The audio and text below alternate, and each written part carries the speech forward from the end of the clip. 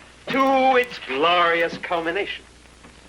So that the end, with enterprise and determination, the world and everything in it will belong to one individual, me, and that'll be the ultimate, the absolute ultimate.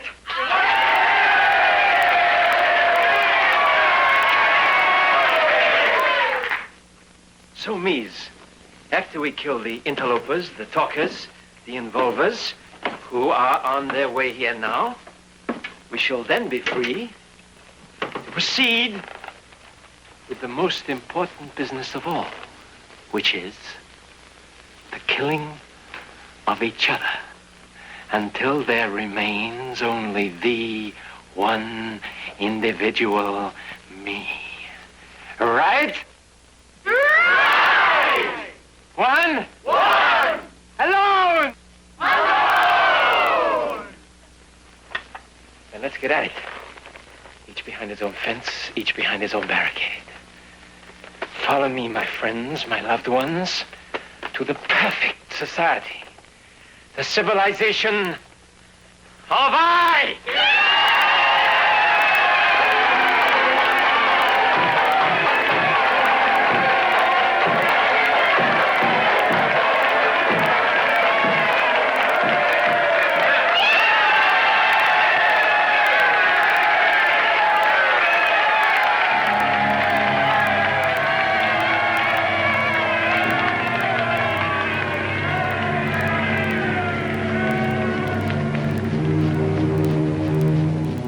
Pictorial enough for you, is it, Mr. Grudge?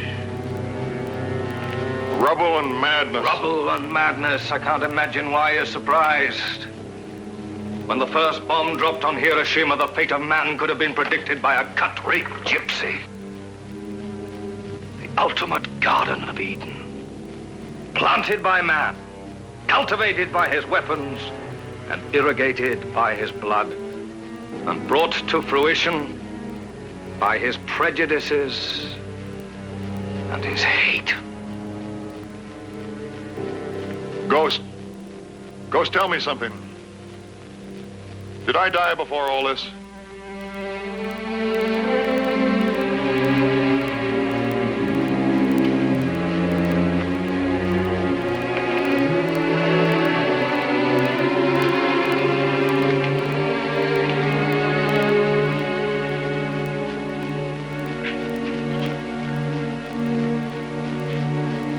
Tell me what happened to me.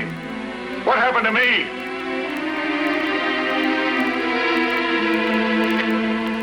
Just answer me one thing. One thing. Is the world that you show me tonight the world as it must be, or as it might be? Tell me. I want to know. Tell me. Tell me. Must it be like this? Must it be like this? Tell me. Tell me. Tell me.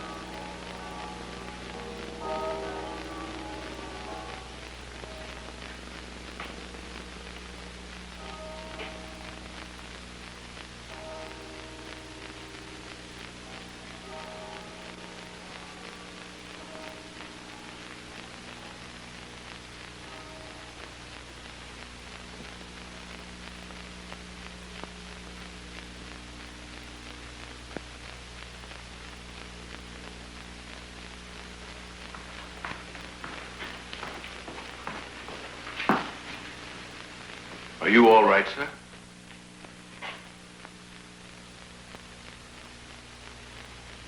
just went up to call you. Your bed hadn't been slept in. Oh, I must have dozed off by the fire in the study. I spent the night down here, Charles. Well, I'll see about your breakfast, sir.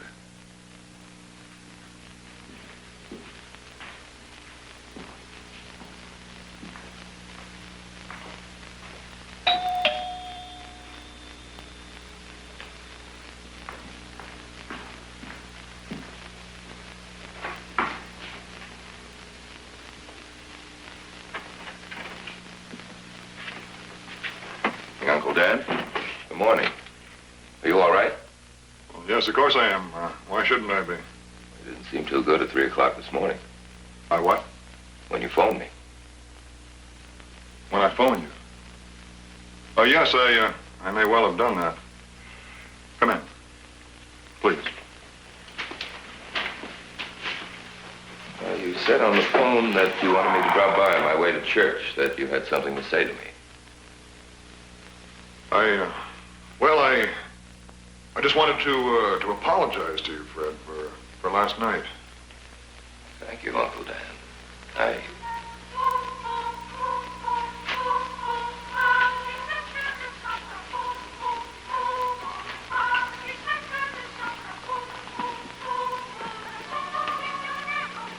That's from New York. United Nations. Children of the delegates singing Christmas carols in their native languages. Of course, that won't stop their fathers from beating each other's brains out tomorrow with words. I've heard those songs. Not here, somewhere else. Recently, too. I'll have Charles turn it off. No. It's a good sound. Kids' voices.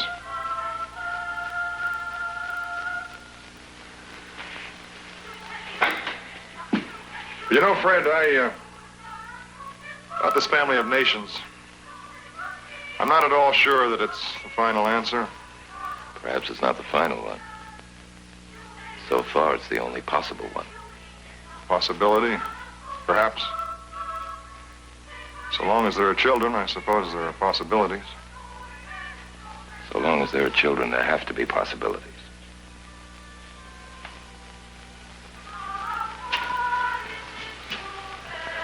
I've been giving things some thought. Some second thoughts. Oh? Any conclusions? No, maybe an observation or two. For instance? For instance, the old one, banal by now. That no man, as the poet says, is an island.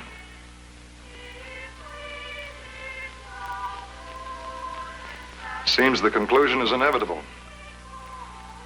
There must be involvement. Every man's death does diminish me. It appears we've run out of the luxury of alternatives, Fred. We find ourselves living in a world in which we either greet the morning or accept the night. So I wish you a Merry Christmas, Fred. And a good morning. Merry Christmas, Uncle.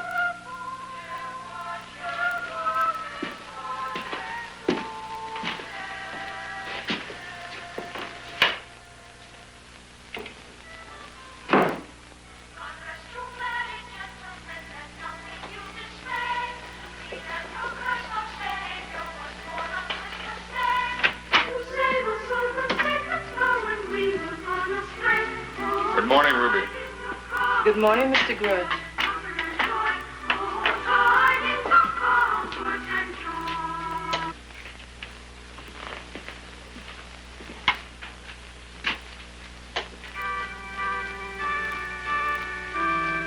I thought I'd have my coffee in here this morning.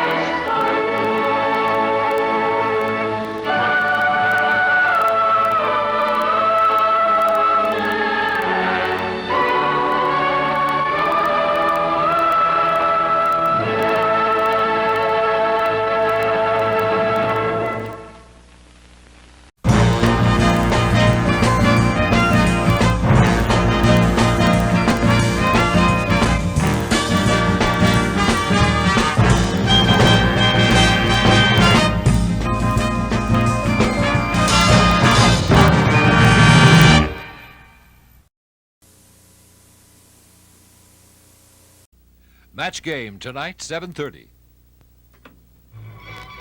From New York's #1 news television station, this is Eyewitness News with Roger Grimsby, Bill Butel, Storm Field with the weather, Bruce King with sports, and the Eyewitness News team. Good evening, I'm Roger Grimsby. Here now the news. Harlem's Sydenham Hospital is still occupied tonight by demonstrators, neighbors who marched on the hospital nearly 24 hours ago to keep the city from shutting Sydenham down. The demonstrators are still there. So is Milton Lewis with this report. Roger, as far as the people up here in Harlem are concerned, Mayor Koch will never close Sydenham as a community hospital. A little less than an hour ago, this is what the assemblage was told from the steps of the hospital. We're holding this hospital. We're going to continue to hold it. And we denounce the actions of the mayor, the unresponsiveness of the mayor, and the bad faith of the Health and Hospitals Corporation. Fresh teams of demonstrators have been showing up throughout the day, coming not only from Harlem, but from all parts of the city.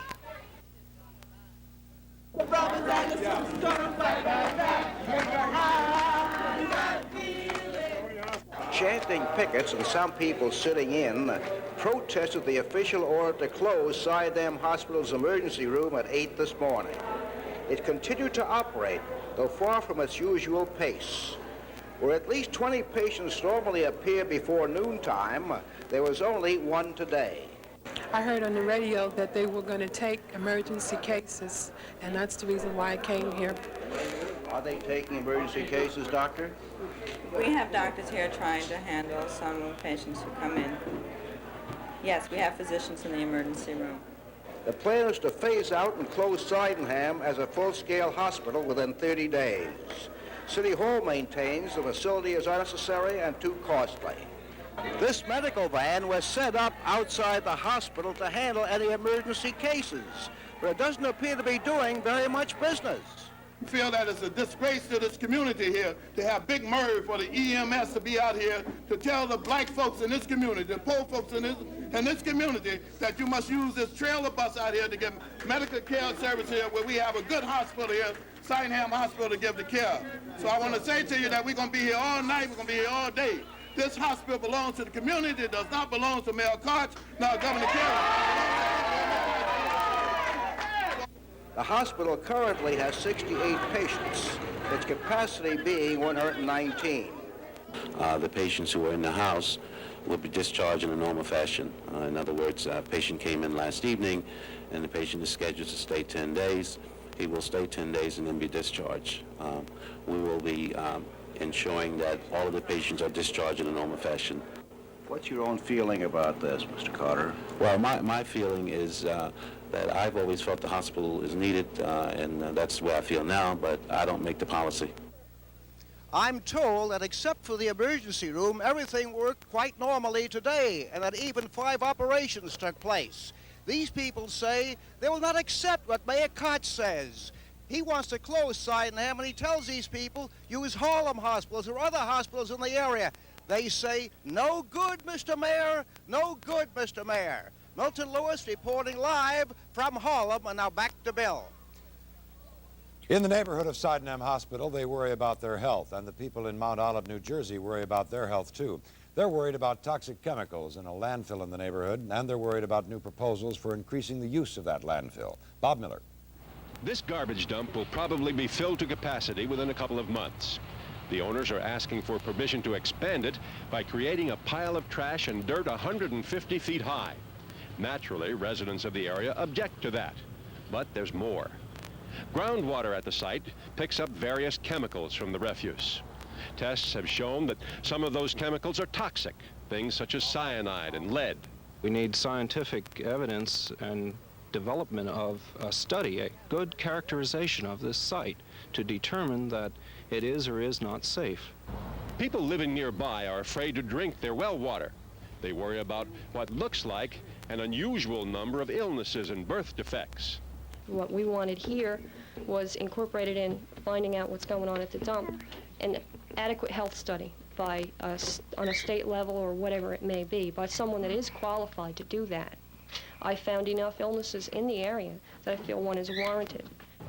Near the landfill is a school, which has its own well for drinking water.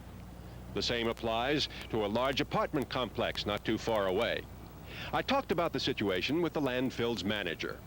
I feel for those people. I can understand the disparity of having a landfill next to your property. However, these landfills are necessary. They're a product of society, and people generate waste. Tomorrow and Thursday at the Mount Olive Upper Elementary School, there will be public hearings on the idea of building a mountain of garbage. It is safe to say that the project has not caught the public fancy.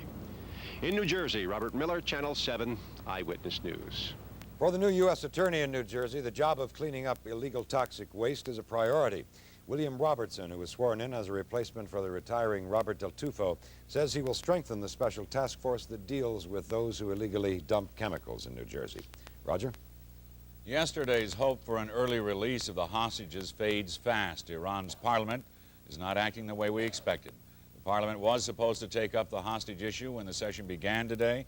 Instead, it voted to form a special committee to handle the crisis now of 318 days. Even President Carter has backed down from his earlier statement of a possible breakthrough on the hostage issue. The president saying now there is no prospect for an early solution. Emergency at Heathrow Airport in London today. A Pan Am national jet heading for Miami. 2 tires blew. The landing gear caught fire because of that. All this during takeoff. The pilot brought his DC-10 to a stop only 400 yards from the end of the runway at Heathrow. And the 234 passengers and crew aboard the plane had to evacuate by emergency chutes. 9 people were hurt, none of them seriously, and the passengers are on another plane headed back to the United States. Raj? Motorcycle stuntman Gary Wells is in critical condition tonight. His attempt to jump over the fountains at Caesar's Palace in Vegas didn't work. Thousands jammed the resort to see Wells jump the same jump that seriously hurt Evel Knievel 13 years ago. Wells said he wanted to make the jump since he was a child. He made his final approach as the cameras rolled.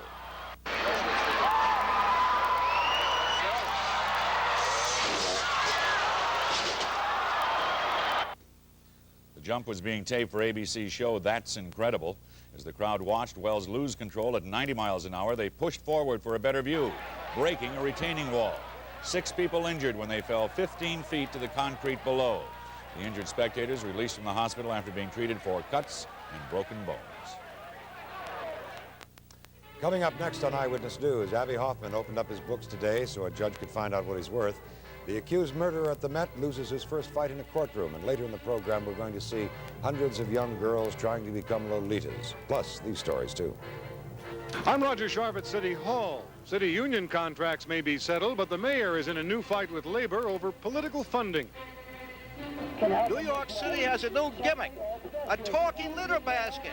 Will it help keep New York City clean? Details coming up. This may surprise you. A sugar-free Velemint has 9 calories, while a cool, refreshing Tic Tac has 1.5 calories. Tic Tac, the 1.5 calorie mint. Why don't you get me some term financing? Hey, why don't I get you some term financing? Why don't you ever come up with something new? Why don't you get me... At United Jersey Bank, we'll come up with innovative solutions to your business problems instead of wooden answers. What I need is better cash management. You know, what you need is better cash management. If your banker's best ideas come from you... Maybe I'm at the wrong bank. The right bank is United. United Jersey Bank. Radio City Music Hall presents Manhattan Showboat. The Daily News calls it an extravaganza, and Newsday a spectacular that nothing in Las Vegas can touch. See Manhattan Showboat at the Music Hall. Beau Bridges, an idealistic intern who dares to question the system in Medical Story. Tomorrow on the 4:30 movie. Abbie Hoffman, the former leader of the Yippies who has been in the news of late, is free on bail tonight after spending last night in the Brooklyn House of Detention. Hoffman, as you'll recall, turned himself in 12 days ago. He was sent to jail last night after his indictment on charges of bail jumping some time ago. Hoffman's family came up with the cash to get him out today, and we get more on that story from our reporter John Slattery. Abbie Hoffman's girlfriend, his brother, his friends file into court for a bail hearing this morning, hoping the judge will be lenient. I think the man suffered enough. 7 years underground is a lot of punishment. Abby Hoffman, who came out of hiding to surrender on a 1973 charge of selling cocaine, was freed on his own recognizance 2 weeks ago, but now that a grand jury has indicted him, he spent last night in jail. Today, it was back into court.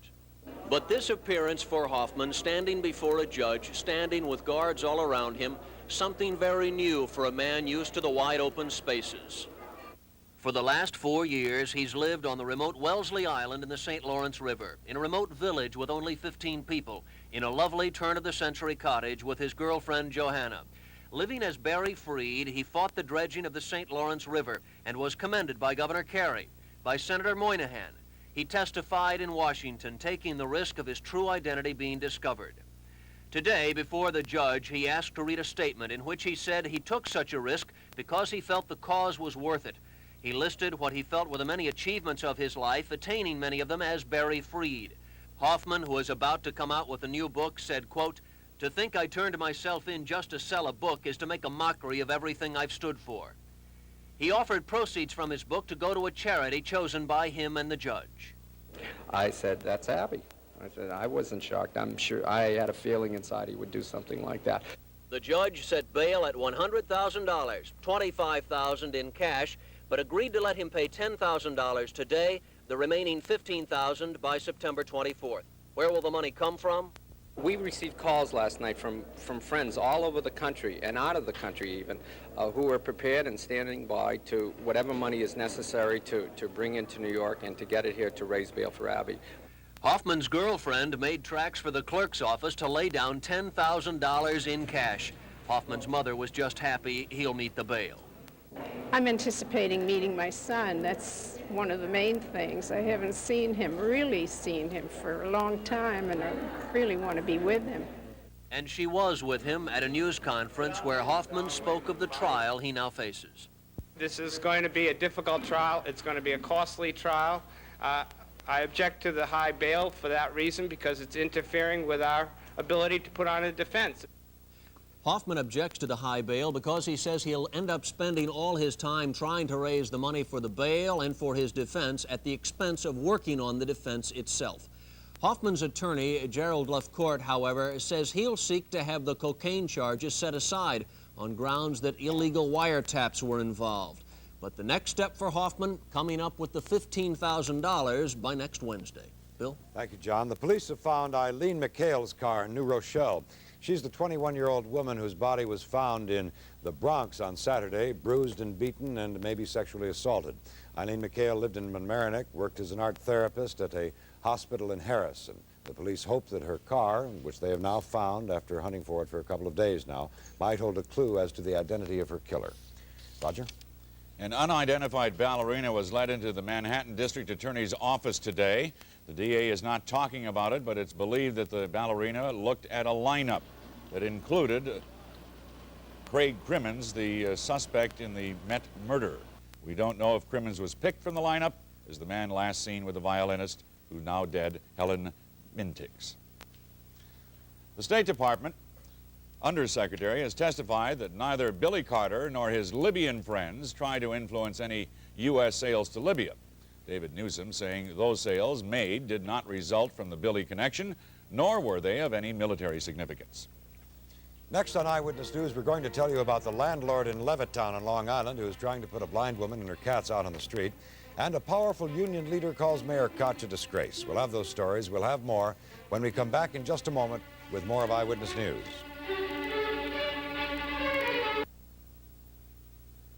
When most everything your dog eats is soft, keeping his teeth clean and white may be hard. Soft, soft, soft, soft, soft, soft, soft, soft.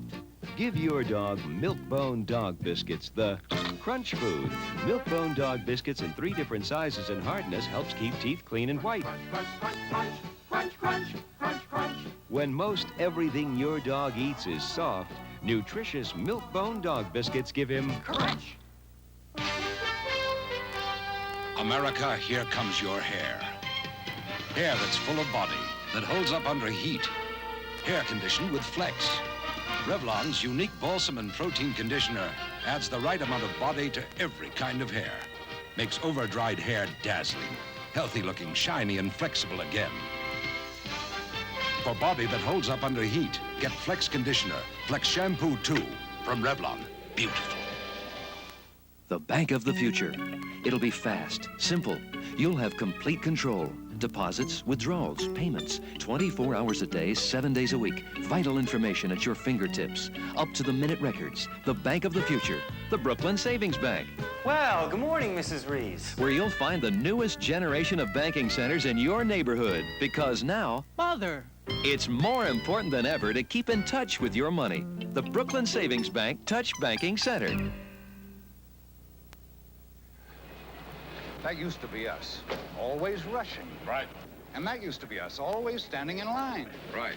On TWA, we got our return trip boarding passes on our flight out, so we go straight to the gate. Right. We even reserved our favorite seats in advance. Right. And nobody can get you through the airport faster than TWA. Right. Since we have our seats together, we can work together. Wrong. You're gonna like us, TWA. There's a blind woman on Long Island who faces eviction tonight. She says her landlord is trying to throw her out of her apartment, but she does not know why that is. Vince Lipari of our bureau on Long Island has a report on this story. This is Annette Gabrielli. She is divorced, 43 years old, and blind. She adds to her supplemental Social Security of $300 a month by assembling pens in her apartment where she has lived for 4 years. But now her landlord wants to evict her. That's all I have left, is these 3 rooms. I have nowhere else I could go. My friends and my family are only over here in Levittown. And I put everything I had into this apartment. I don't know what more I could say. We found Mrs. Gabrielli's 3-room apartment to be well kept. She said she had fixed it up recently by putting wallpaper and cabinets in the kitchen. She had the living room painted and her bedroom carpeted. She claims, though, the landlord is slow in fixing things up, like her stove, a peeling ceiling, the Venetian blinds. She fears her complaints are the real reasons why her landlord wants her out. Mrs. Gabrielli is a desperate woman. She desperately wants to stay in her apartment, so much so that she has made an offer to her landlord that very few tenants would ever make. What was that offer, Mrs. Gabrielli? That I would pay for anything that would break in the following year, and anything that he said I broke last year, which wasn't very much of anything worthwhile. I would pay for any damages at all. We tried talking to the landlord, Robert Fontanetta, by phone.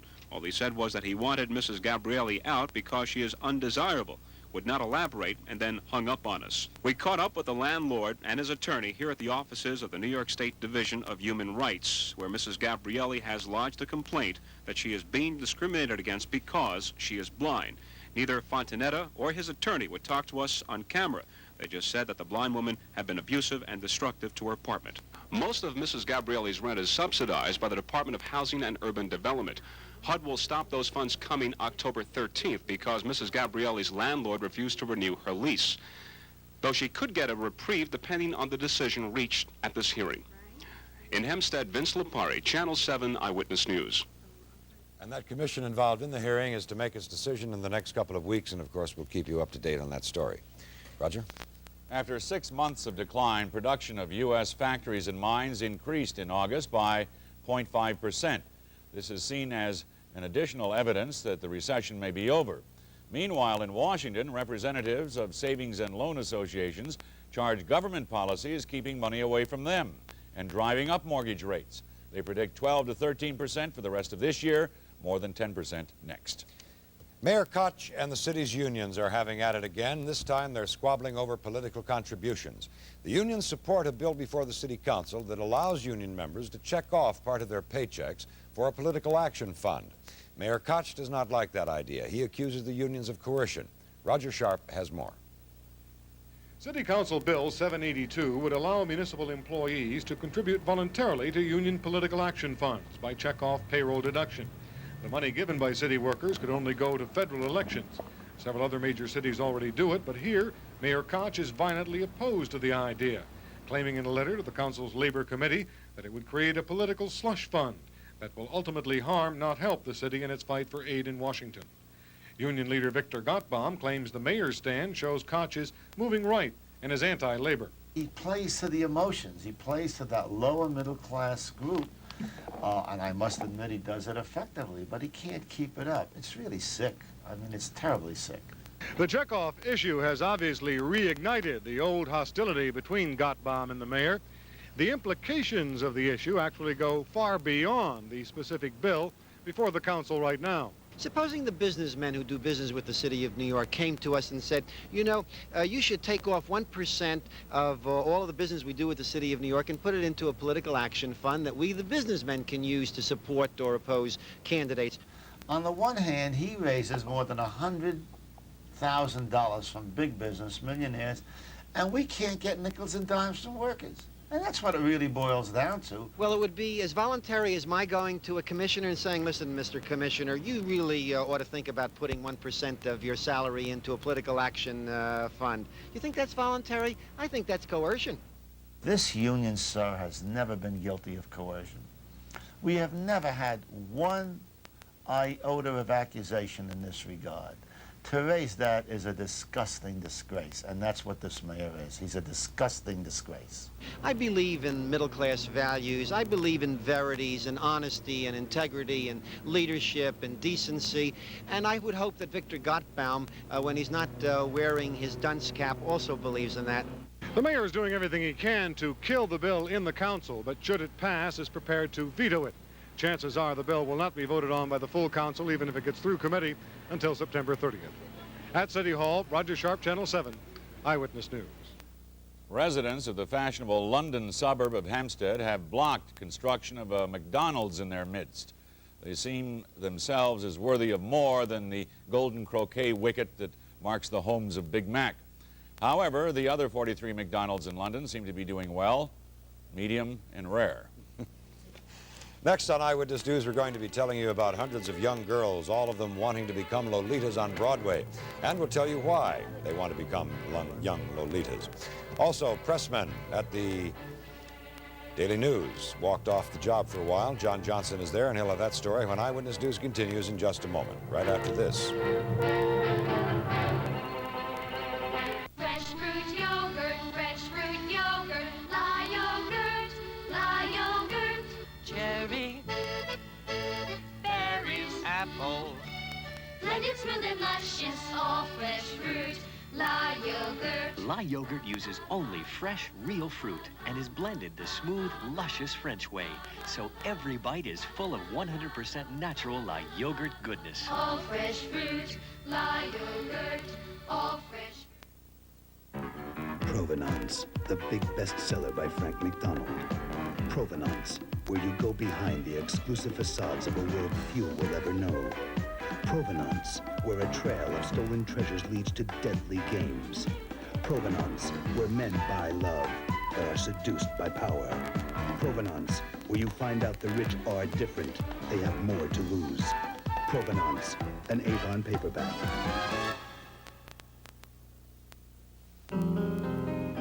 There are some great times waiting for you in Pennsylvania. Come to Pennsylvania and relive some of the good old days.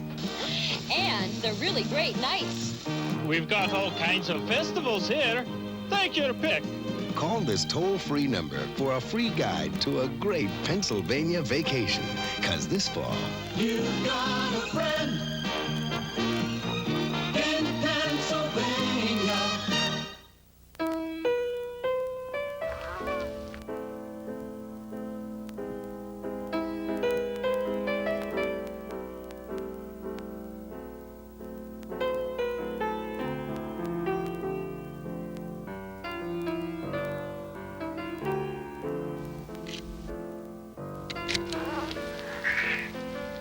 Introducing a sensual new fragrance from France, Naïma by Guerlain. Become a Naïma woman at Bloomingdale's. The presses stopped for a while today at the Daily News. Pressmen shutting the news on the tonight's edition for more than an hour and a half. A labor dispute involved. John Johnson is now at the scene at the News building. He can tell us what happened. Right, Roger. It was actually, the presses here at the Daily News were shut down for about 2 hours when the Pressmen's Union, that's Union number 2, the mailers and the delivery men all pulled what you could call a wildcat walkout or a work stoppage. One way or the other, no papers were printed at the time. The issue was over a cartoon that was printed in tonight's Daily News, the cartoon poking fun at unions. And it goes this way. If Polish unions model themselves after our unions, does that mean they get more coffee breaks, shorter work weeks, feather bedding, lethargy, pension funds, scandals, corruption, and organized crime? Well, the unions didn't like that, so they stopped working. Management sat down and talked with them and told the unions that you are not going to dictate editorial policy. Now, what we're going to try and do, most of the union people here have not been willing to talk with us about it. This is a very unusual kind of work stoppage in the sense that the union is trying to have impact on editorial policy at the newspaper. Okay, were you involved in the work stoppage? No, was it? You weren't? No. Okay, do you sympathize with the other union employees here who walked out because of this cartoon? Well, I really don't have no comment, and I'm not that familiar with what exactly. Does anybody here have any comment, is willing to comment on it? You're a little worried about making a comment? Yeah. Have you been told not to make any comment? No. No, okay. Well, I was told by some of the union people here that they couldn't make any comments because it wouldn't go well on the job, if you know what I mean. Anyway, everything is settled here at the Daily News. This is John Johnson coming to you live. Back to you, Bill. Thank you, John. To a hotel in Manhattan today came 200 girls, 11, 12, and 13 years old, all wanting to play Lolita. Bob Lape reports that both they and their mothers are ready for a little heavy acting. A nymphette is a young girl who can provoke secretly and maybe even without knowing it sometime the most abominable lust in a theoretical grown-up man. Playwright Edward Albee defines a nymphette. You might say a nymphette is a Lolita. And it is Lolita, Vladimir Nabokov's steamy story of a 12-year-old girl's sexual conquest of a 38-year-old man that's brought out these nubile actresses to audition. I like to dance, and I like to sing, and I especially like to act in front of a live audience. Now, if you don't think you see some naked ambition among the young and the older here, remember that this is a school day, and these are school hours. Fiona, you've probably heard that this part is loaded with sex, with a much older man. How can you handle that, even the thought of it, in terms of an actress? Well, that's what an actress is, to act out the play, and that's, if I get it, then I'll just have to be an actress. What about all this sex on stage? Sex nowadays is such an open thing. I think it's good for the kids to see it open. It depends upon the way that it's handled, and I can't understand how they would possibly put a show on Broadway that couldn't be handled in the right way. Theater is made up of suggestion and illusion, so obviously it will be suggestion and illusion. I mean, this is not your usual family-rated Hollywood film. Playwright Albee tells me that the search for the proper nymphette may continue right down to a week before rehearsals begin. That's December 15th. I'm Bob Lape reporting for Channel 7 Eyewitness News in New York.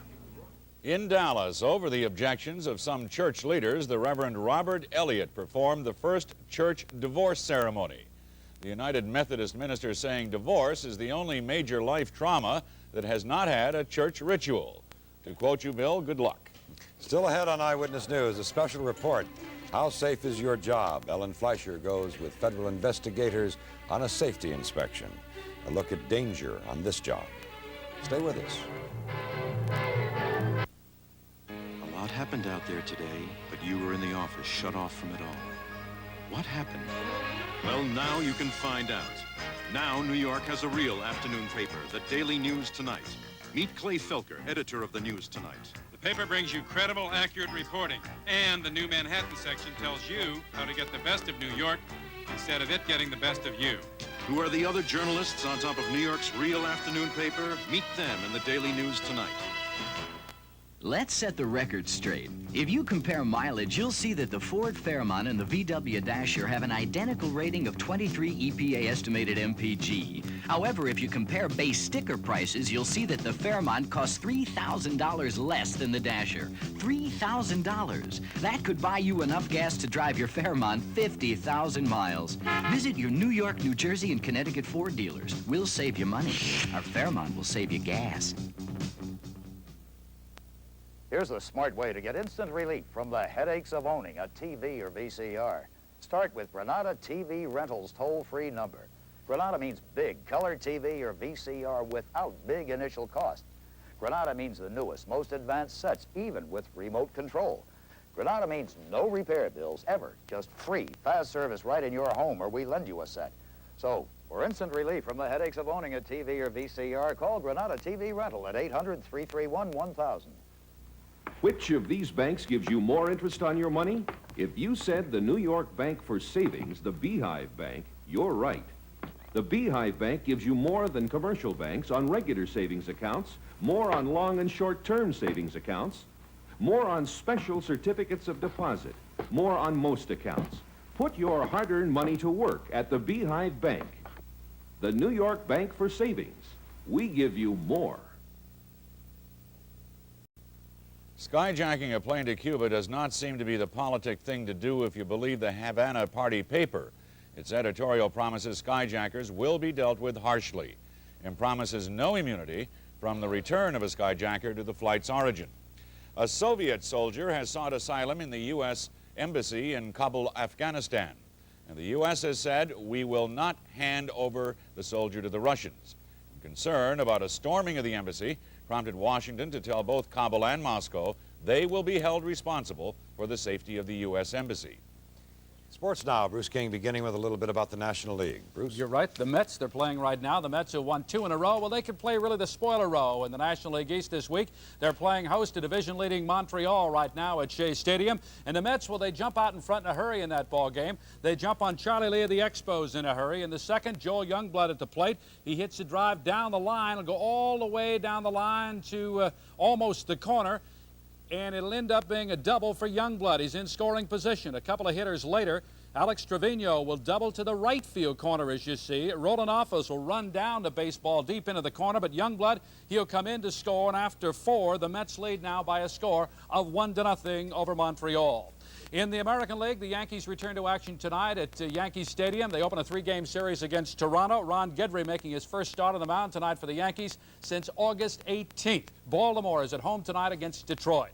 The Freedom sailed to an easy victory today in the first round of the America's Cup race off Newport, Rhode Island. Mike Berry has a profile tonight on the skipper of the Freedom, Dennis Conner, whose boat sailed to a 1-minute, 52-second victory today.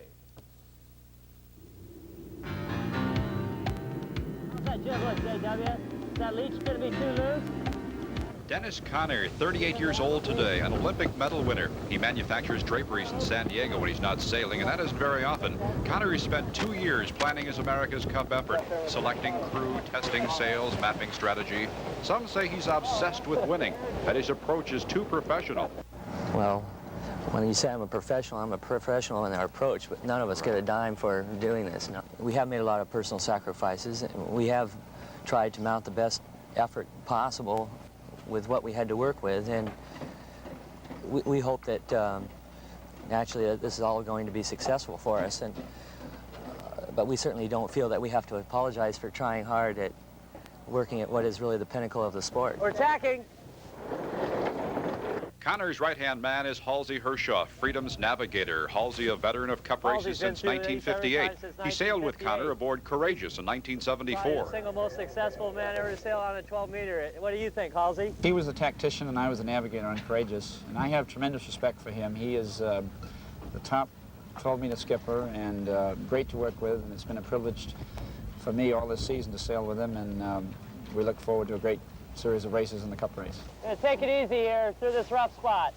Well, the way I like to describe Dennis, I think, in overall terms, is that he's got to be one of the greatest leaders in yachting history. Conner is not only a sailor, he's an author. His book, his philosophy entitled No Excuse to Lose. We don't worry about the fear of losing. We try to spend our energy more on concentrating on things that are under our control, working hard on things that will make us winner rather than worry about losing. Dennis, the United States has never lost in 129 years. Do you feel any added pressure because of that? No. We'll be able to look ourselves in the mirror, win or lose, because we know that we did everything we could within the scope of our effort. Oh, that's going to be great. Could you pass JW a note, ask him if he's ready to come about, give him a sign? Dennis Conner, Freedom skipper, covering all the bases. Winning may not be the only thing, but it sure comes close. This is Mike Barry in Newport, Rhode Island for Eyewitness Sports. Turning to hockey, the Islanders and the Rangers open camp today. The veterans taking physicals. They will skate tomorrow. The Stanley Cup champion Islanders, they have to be thinking back about that exciting moment, just a few months ago when they won the Stanley Cup. And it all occurred right here when Nystrom scored the winning goal in Game 6 against the Flyers. Nassau County Coliseum went wild that night in May.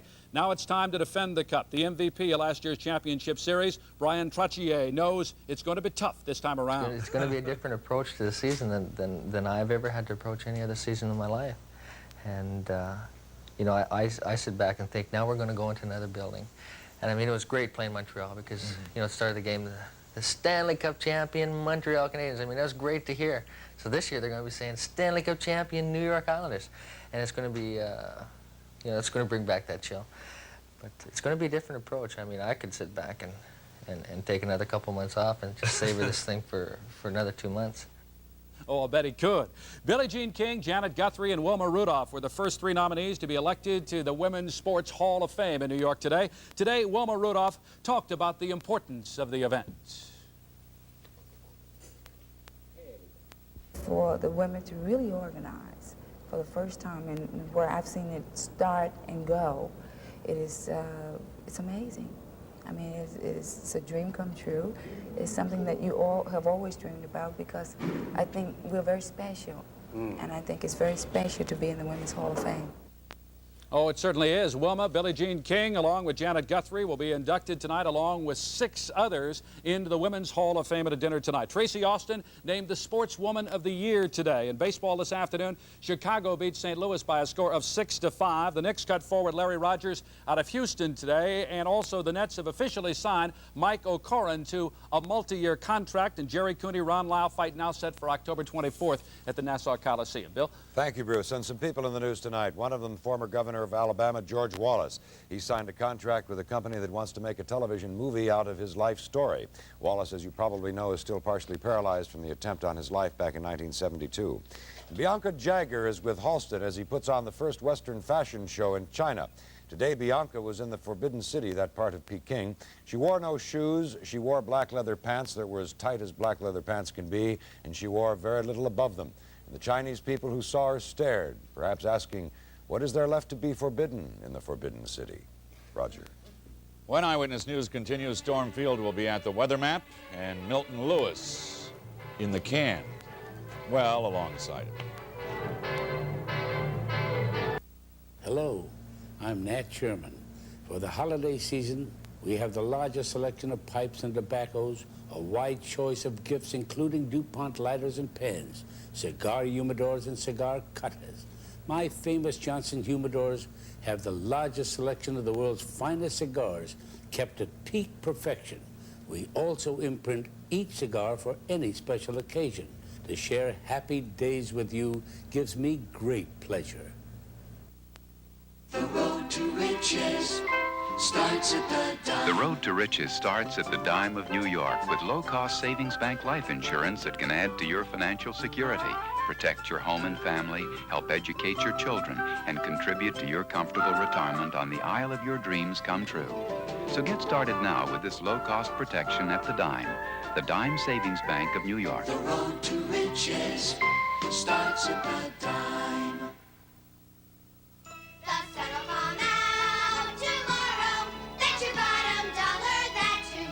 From a dismal orphanage where zany villains plot their mischief to a tour of the world's most exciting city. Annie's got it all.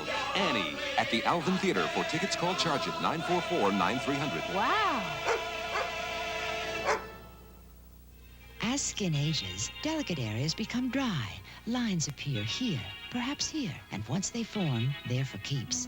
That's why now's the time for Vidal Sassoon Multi-Action Moisturizer. It not only moisturizes, it replenishes the essential skin conditioners you were born with. Your skin feels soft, looks younger longer. It's part of a 3-step skincare plan from Vidal Sassoon. Don't let another day go by without it, because if you don't look good, we don't look good. The people who built the Helmsley Palace on Madison Avenue say it's the most magnificent hotel to open in New York in a century. It opened yesterday, the Palace on Madison did, but it's not the only Palace Hotel in New York, as Vince Lipari tells us now. Palace Hotel, the place that you've been hearing so much about, Manhattan's business district, the hotel that's been advertised in the papers all over town. The Palace Hotel, where people from all over the world have been calling for reservations. Wait a minute. I'm in the middle of the Bowery. Is this really the Palace Hotel? Yes and no. This is the Palace Hotel that people have been reading about and talking about.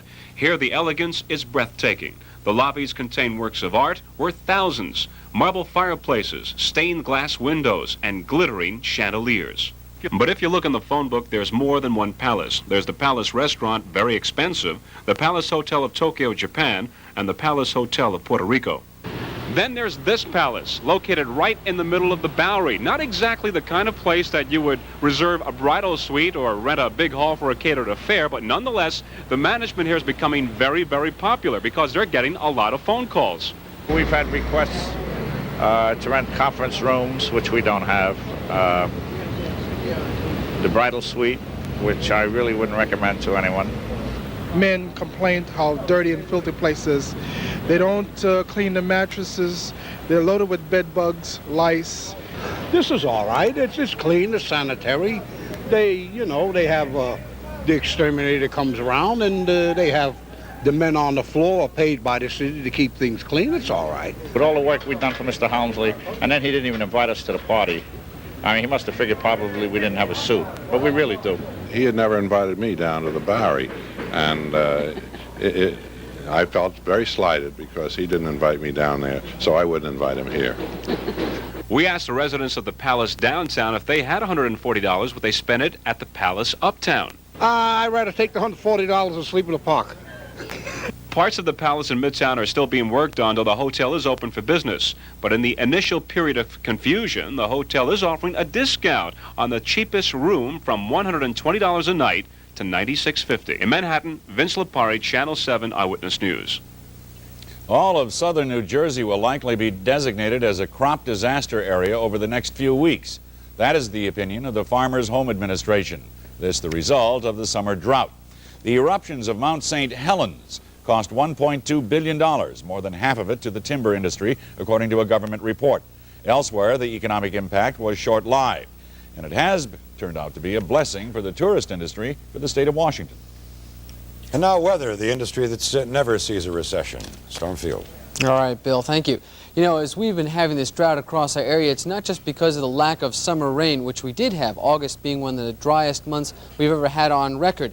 The problem has been also because of the lack of snow during the winter. Not enough of that moisture getting into the ground levels being so low that we do have this problem now. And unless we do get some rain, it's only going to get worse. Last time this happened was back in 1977.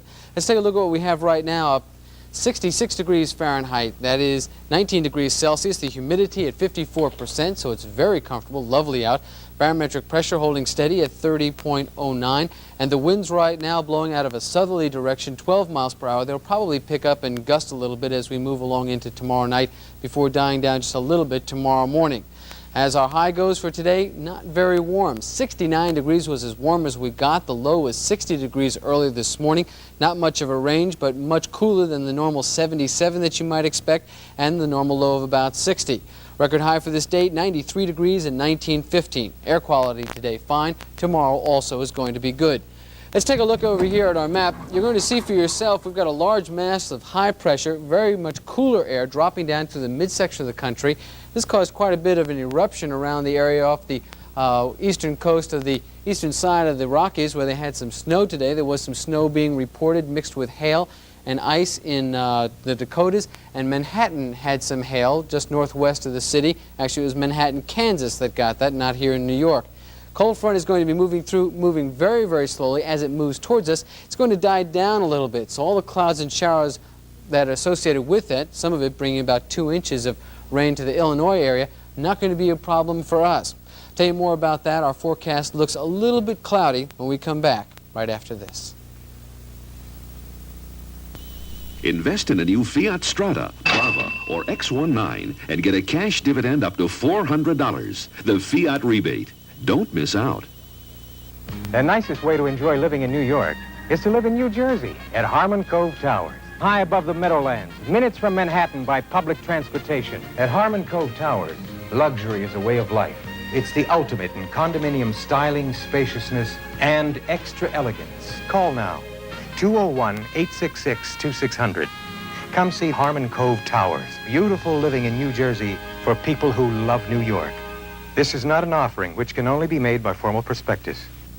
Instead of adding sugar to Aunt Millie's spaghetti sauce, we add lots and lots of extra sweet tomatoes. Now that's 100% natural.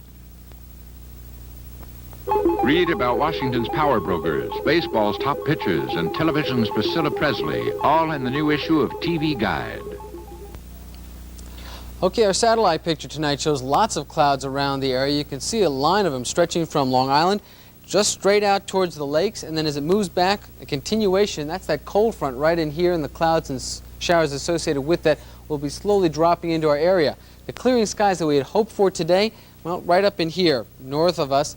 I guess Poughkeepsie had a real nice day, but it wasn't very pleasant for us. Mostly in clouds, a few sunshine particles kind of moving through those clouds early in the morning. Partly cloudy tonight. It's going to be seasonable. Those clouds will keep some of the heat in, so we'll only cool off to about 63 degrees here in town. Then as we move into tomorrow, looks like it's going to be a mostly cloudy day. Mixture, maybe a little sun popping in early in the day. Good chance of showers coming in late in the afternoon and the early part of the evening. 76 degrees will be the high for the day, and that'll be a little bit warmer than it has been. Cloudy and mild tomorrow night with occasional showers passing through, and we need some of that rain.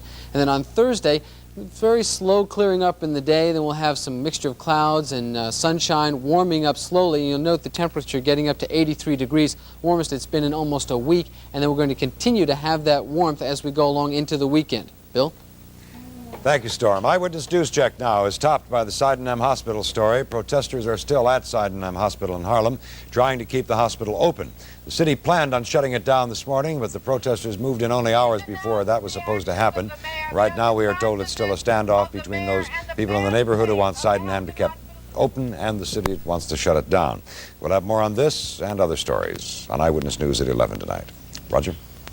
Well, Milton Lewis has done a lot of interviews in his time, but this one tonight is different. This time, he doesn't have to talk up. These people on Fifth Avenue are not watching a three-card Monte game, ogling a new gal or guy, or waiting to buy a so-called bargain from a peddler.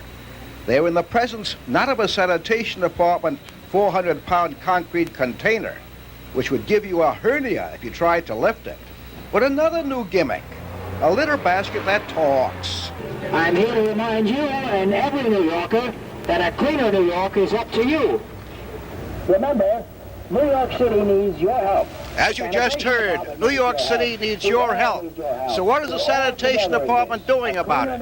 It's having a talking litter basket. This is the first of its kind at Fifth Avenue near 32nd Street. And as you walk along, as you hear the guy, throw your litter in here, help keep New York City clean. Commissioner, do you think this will do the job? Well, what we're hoping it will do is draw attention to the merchants who are participating in the New York Sweeps campaign. What if somebody throws rocks in here? What if they overload you, as many a basket is overloaded? I won't be overloaded because the sanitation department has seen to it that men with trucks will come and empty me before I get too full. People out there. Now listen to this.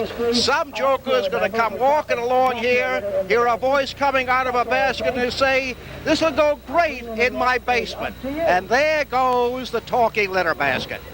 Milton Lewis, Channel 7, Eyewitness News on Fifth Avenue. Hoping your news is good news, I'm Roger Grimsby. It's all right. Next on Channel 7, ABC's World News Tonight. I'm Bill Butel. Thank you very much. Good luck.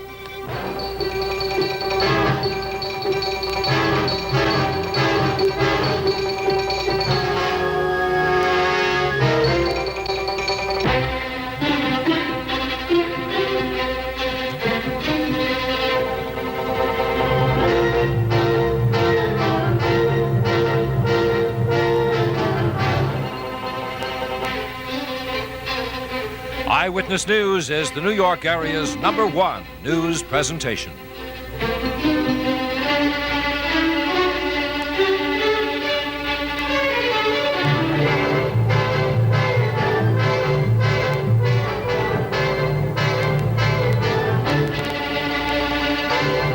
WABC TV was granted a license.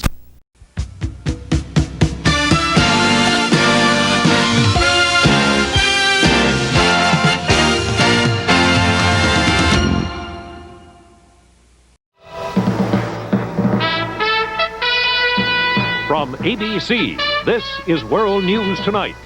With Max Robinson in Chicago, Peter Jennings in Warsaw with the foreign news, and a special report on the crisis in Poland. And from our desk in Washington, Frank Reynolds. Good evening. The price of gasoline and home heating oil is going up again. That became clear today when the OPEC ministers meeting in Indonesia agreed to raise their prices by $2 to $3 a barrel, which means probably another 2 cents a gallon for gasoline and heating oil in this country. The Saudi Arabian oil minister, Sheikh Yamani, said a broad agreement was reached. However, the OPEC ministers are also dealing with disagreements among themselves. We have a report from Mike Lee in Bali. A sunrise on the island of Bali promises a day free of worries and a pace of life geared to the steamy December heat of Indonesia. There's more than coconuts in the palm groves here. Machine gun-mounted armored trucks are parked discreetly out of sight of the heavily guarded compound where OPEC's 13 oil ministers met today. Talk of raising oil prices for the outside world and lowering internal tension over the Persian Gulf War between OPEC members Iraq and Iran. The chief Iranian oil minister, Mohammad Jawad Bakir Tughanian, was unable to attend because he's been captured by Iraqi forces. So angry Iranian oil delegates put the minister's picture in his empty chair. The Iraqis did not take the bait, but stared straight ahead. Once the oil ministers had gotten rid of reporters and cameramen, the real wheeling and dealing began, and they had plenty to talk about and worry about. The cost of oil is going up again, with Saudi Arabia's Sheikh Yamani tonight the first to announce he's raising his price, believed to be a moderate increase. But the OPEC hawks will demand even more for their crude. And OPEC itself will try to soak up enough of the tranquility of this island to hold itself together at a time when power politics and a desert war are drawing the cartel in two directions. Mike Lee, ABC News, at the OPEC meeting in Bali. In the war between Iran and Iraq, the senior military commander said today his forces would continue to hit oil installations in Iraq. The chief of staff for Iran said this was retaliation for Iraqi attacks on economic targets in Iran. The Gulf War is now in its 85th day. The hostages have just spent their 408th day in captivity.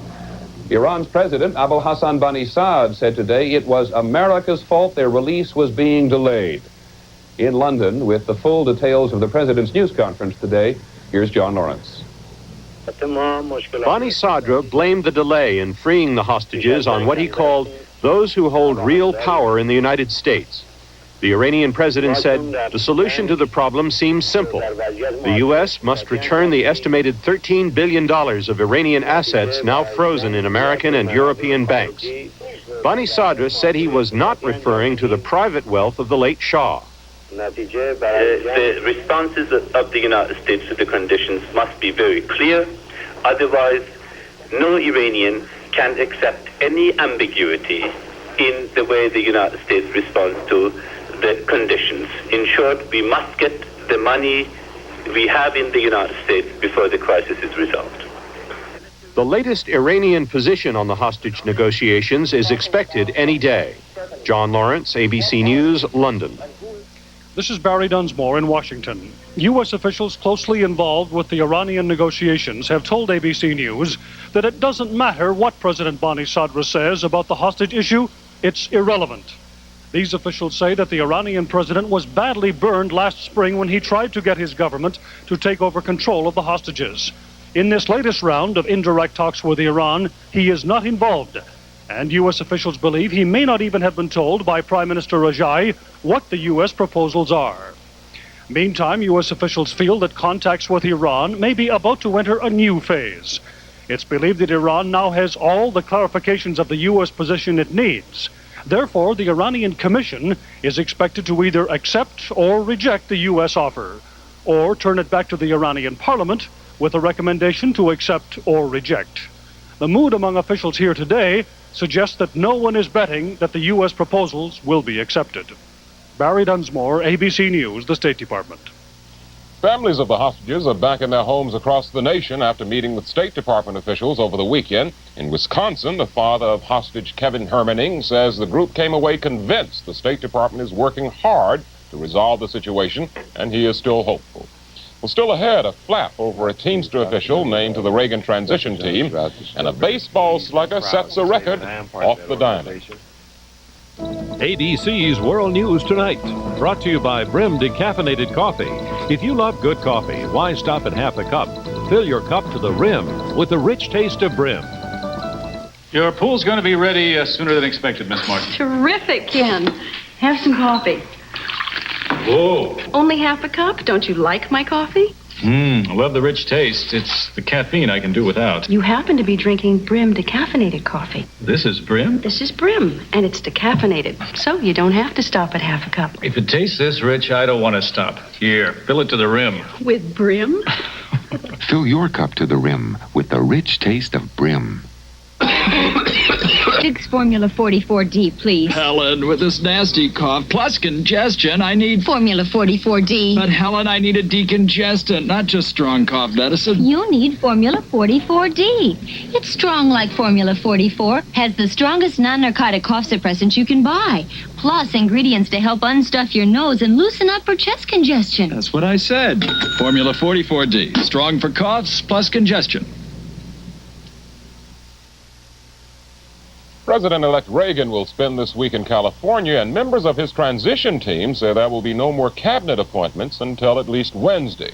But there was some controversy today about a transition team official. He's a Teamster vice president from Cleveland who's been named to Reagan's Economic Affairs Group. Charles Gibson has details. They announced it with a press release this morning. Jackie Presser, a Teamsters vice president, to be a senior advisor to the Economic Affairs Group of the Reagan transition. And as shown by the transition's own chart, that means Presser will be an advisor in the transition at the Labor Department. Problem is, Presser, for more than 2 years, has been a named defendant in a civil suit brought by Labor, charging the Teamsters Central State Pension Fund with a breach of fiduciary trust, charged with making tens of millions of dollars in questionable loans to Las Vegas establishments and underworld figures. As a result of that suit, Presser was forced to resign as a trustee of the Teamsters Fund. Presser himself has reputed underworld connections. In a San Francisco trial this year, this man, James the Weasel Fratiano, said that in a conversation, Presser, quote, told me himself that I don't do nothing unless Blackie tells me. Fratiano did not name Blackie except to say he was the boss of Cleveland's La Cosa Nostra, the Mafia. Presser has denied Mafia connections. And indeed, Presser, who made $270,000 as the 15th vice president of the Teamsters last year, has never been convicted of a crime. But what is his reputation? There's been a history of investigations, of sometimes murders, of criminal activity, which it certainly seems that there's a pattern that Presser is heavily involved in it. Transition officials say Presser will serve only as an advisor to the Economic Affairs Group as a sounding board for ideas about labor, adding he won't actually set foot in the Labor Department. You must understand, said one spokesman, he comes from the Teamsters, the first union that endorsed us. Charles Gibson, ABC News, Washington. 2 former high-ranking FBI officials today were fined but not sent to prison for ordering illegal break-ins nearly 10 years ago. Each could have been sentenced to jail for 10 years and could have been fined $10,000. But the judge decided on a lesser penalty for both. Here's the story from Mike Von Fremd. Mark Felt, one-time second in command, was fined $5,000. Edward Miller, one-time chief of intelligence, $3,500. Both found guilty of illegally approving what the FBI calls black bag jobs, break-ins. Felt bristled at the suggestion that it was a light sentence. But remember that I'm now a convicted felon, and I've got to live with that for I don't know how long. So I don't regard it as a light sentence. I regard it as a very serious blemish on my career. It was after demonstrations like these in the late 60s that the FBI began a hunt for members of the militant Weather Underground. Felt and Miller approved some 9 break-ins without the approval of the courts, the president, or the attorney general. But throughout the trial, the men claimed they were acting for the good of the country, and Miller says he's proud of the way he served the FBI. It was proud when we were in it, and it's still proud. And I don't think that there will be any lasting effect on the FBI. The Society of Former FBI Agents raised more than $1 million to defend Miller and Felt, and both men say they will ask the society for more money to appeal. Mike Von Fremd, ABC News, Washington.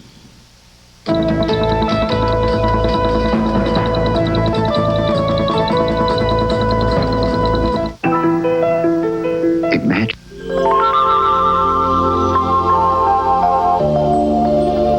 I am made of blue sky and golden light, and I will feel this way forever. Share the fantasy. Chanel number 5. Available at Marshall Fields. Centuries, women have impatiently waited for the men they loved to return from the sea. At Christmas time, there's no better way to express that love than a gift of Old Spice. Old Spice, fresh, clean, masculine, sensual. A wonderful gift for a man, a wonderful way to please a woman. This Christmas, give Old Spice to someone you love. Robes and sleepers and robes, all on sale at Sears for just $14.99. Snuggly sleepers with matching feet or cuddly robes with hoods. That's neat. Just $14.99. Save $5. Colors galore at such a low price, you're sure to want more. Great for gifts they'll remember. Now through the 20th of December. Robes and sleepers and robes, all on sale at Sears. Just $14.99. Sears, where America shops for gifts of value. The State Department said today the United States detected no change during the weekend in the Soviet military deployment around Poland. However, this promises to be yet another tension-filled week in Poland. And for the story, we go back to Warsaw and Peter Jennings. Peter? Here in Poland at the beginning of another week, attention is still focused on three things: food, domestic politics, and the pressure to minimize reform from elsewhere in the Soviet bloc. In Moscow today, the Soviet press said it saw no threat from political and economic reform. It did see danger in what it called Western support for anti-communists here. Well, today in Warsaw, a Western visitor who was more than welcome. The American industrialist Armand Hammer came to do business. Here's ABC's John McKenzie. Armand Hammer is the first American to meet Poland's new Communist Party leader.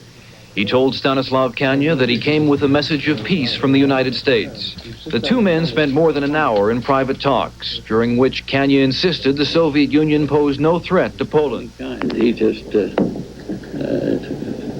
stated unequivocally the Russians did not, had not, were not intending to invade Poland. He thinks this whole situation has been blown all out of proportion. The 82-year-old chairman of Occidental Petroleum is here primarily to sell Poland an array of agricultural products. Kania told him most of this country's resources are now going into agriculture, and that Poland hoped the United States would help by providing much-needed credits. Poland's leader told Hammer he had heard great things about President-elect Reagan and was optimistic about future good relations between Poland and the United States. John McKenzie, ABC News, Warsaw.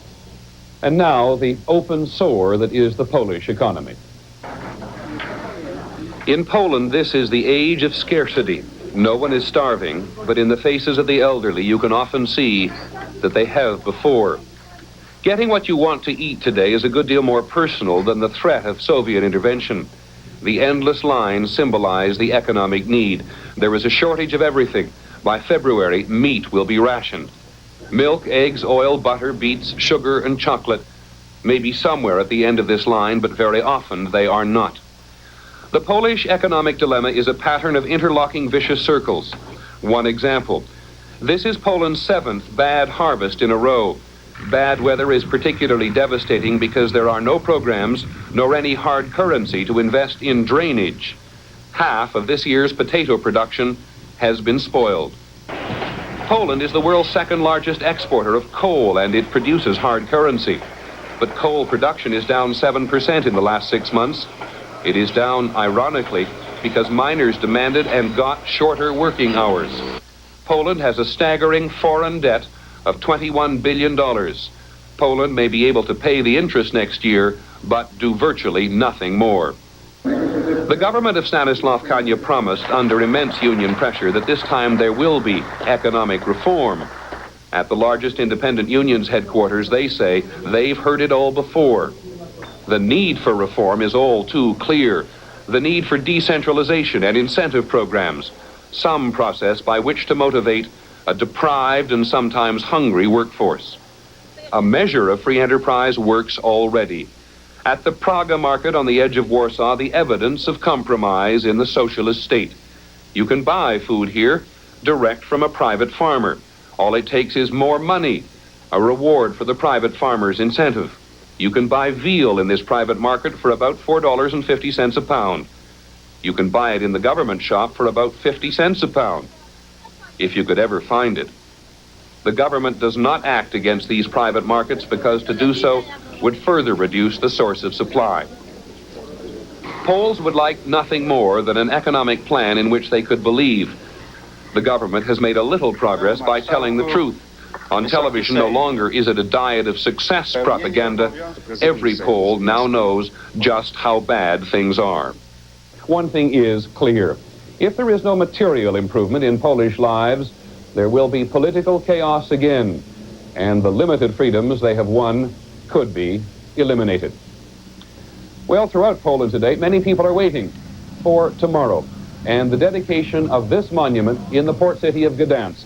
It commemorates workers killed during the food riots in 1970. It will be a day charged with emotion. The Communist Party paper has appealed for calm, and the vast majority of Poles would like it to be a time for healing old wounds, not opening new ones. Max? Well, in economic news in this nation, Chrysler will meet with the UAW tomorrow and is expected to ask the union to accept the wage freeze. This as Chrysler tries to cut costs before asking the federal government for more loan guarantees. Meanwhile, Chrysler's sales were up about 2.5% during the first 10 days of the month, but that's still far short of what the company needs to stay afloat. Overall, sales for the big three fell 7%.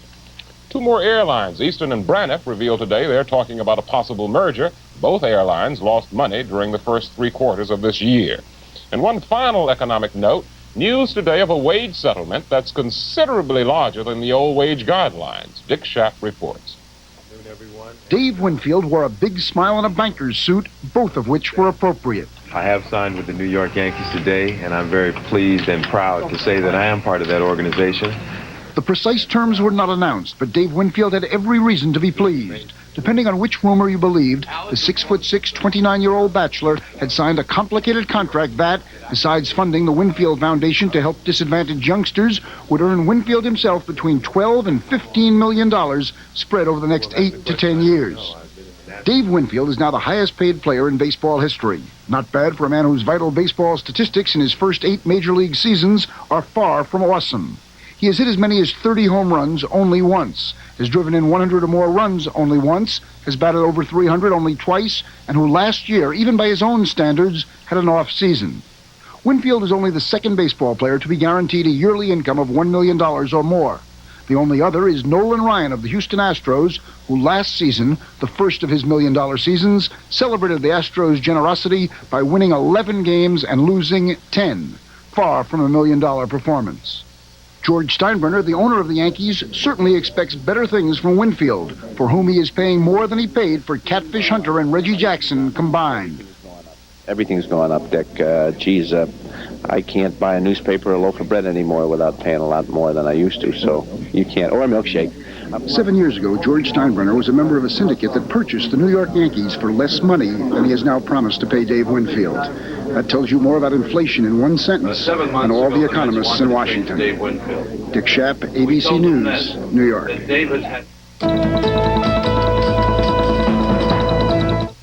How are we coming, dear? Just fine. Darn these hands. Your minor arthritis pain is acting up. What this pain needs is Bayer Aspirin, 100% pure pain reliever, 100% pure aspirin. And remember, for arthritis pain, doctors recommend aspirin 4-to-1 over any other non-prescription medication. Honey, you look terrific. 4 hours of relief. Bayer Aspirin, 100% pure pain reliever for arthritis pain. This front-wheel drive Plymouth Reliant K Coupe has America's highest 6-passenger mileage, priced at $58.80, with this rich, custom-pleated interior. Equip Reliant the way you want. Automatic transmission, power steering, deluxe wheel covers, white walls, AM radio. Choose the ones you want or take them all for only $65.95. 4-door, $100 additional at your Chrysler Plymouth dealer. Now Chrysler fights high interest rates with 6% off all new 81 cars. Get $325 to $1,000 direct. For most people, their home is their biggest investment, but it's only worth as much as a buyer is able to pay. And lately, many people have discovered it's hard to find a qualified buyer, mainly because there's a shortage of mortgage money. That's why at Savings and Loans, we're introducing a variety of new mortgages designed to increase the supply of mortgage money. Because we want to make sure your biggest investment will always be your best investment. Hello. I was a dedicated blade shaver till my wife bought me this Remington microscreen shaver because it would shave as close as a blade or your money back. The first microscreen is so thin it shaves incredibly close. The second, even closer. And Remington's American-made. It costs less. Norelco's imported. It costs much more. I was so impressed, I bought the company. The Remington microscreen shaves as close as a blade, or I'll give you your money back. And the Lady Remington, the perfect gift, also with a money-back guarantee. Here in Washington today, both the House and Senate tried to send the 96th Congress on its way to history. But the end of this lame duck session of Congress has been marked by something less than a spirit of goodwill between both houses. Here is a report from Capitol Hill correspondent Catherine Mackin. The congressional pay raise, that's what has things in a mess here. The House members want it and voted for it. The Senate, some of them want it, but almost none of them are willing to vote for it. Held hostage is a huge federal spending bill that must be passed before midnight tonight, or much of the government grinds to a halt. So as the two sides met today for the third day, each side stonewalled the other. The House refusing to give the Senate a bunch of juicy amendments the Senate wants for the folks back home, harbor dredging, courthouses, and the like. The Senate refusing to budge on a pay raise. Said Stennis of Mississippi, talk of a pay raise was blowing like a hot wind when he was home over the weekend. Proxmire of Wisconsin said 100 people stopped him at a Green Bay football game to talk about it. It is generally felt that this is no time to put ourselves a pay raise when interest rates are 20%, when inflation is double-digit, and when we are trying to contain that inflation. The pay raise is dead. It's just a question of what the version of the continuing resolution will be. We must pass one before midnight tonight. As efforts for compromise continued through the day and into the evening, the talk was Congress will pass a stripped-down spending bill. No special interest amendments, no congressional pay raise. It seems that spite, stonewalling, and ill will between the two houses of Congress could bring forth something that almost never happens around here. Some savings for taxpayers. Catherine Mackin, ABC News, the Capitol. The Supreme Court had good news today for all federal judges, including themselves. The court ruled that Congress and the President had no right to withhold 2 of the 4 pay raises granted over the past few years. That means most federal judges will receive an increase of at least $7,000 a year, plus approximately $8,000 in back pay. Peter? In other news overseas, 23 more men have begun a hunger strike in Northern Ireland. They joined 7 other IRA prisoners who've been fasting for 50 days in an attempt to get political prisoner status. The British government refuses to grant it, saying it would give political respectability to terrorism. The original 7, now in a prison hospital, are said to be in serious condition. In Italy today, effects of the earthquake linger on. In Naples, a building which had been damaged by the recent quake collapsed. It had been used as an old people's home. 8 elderly women and a social worker were killed.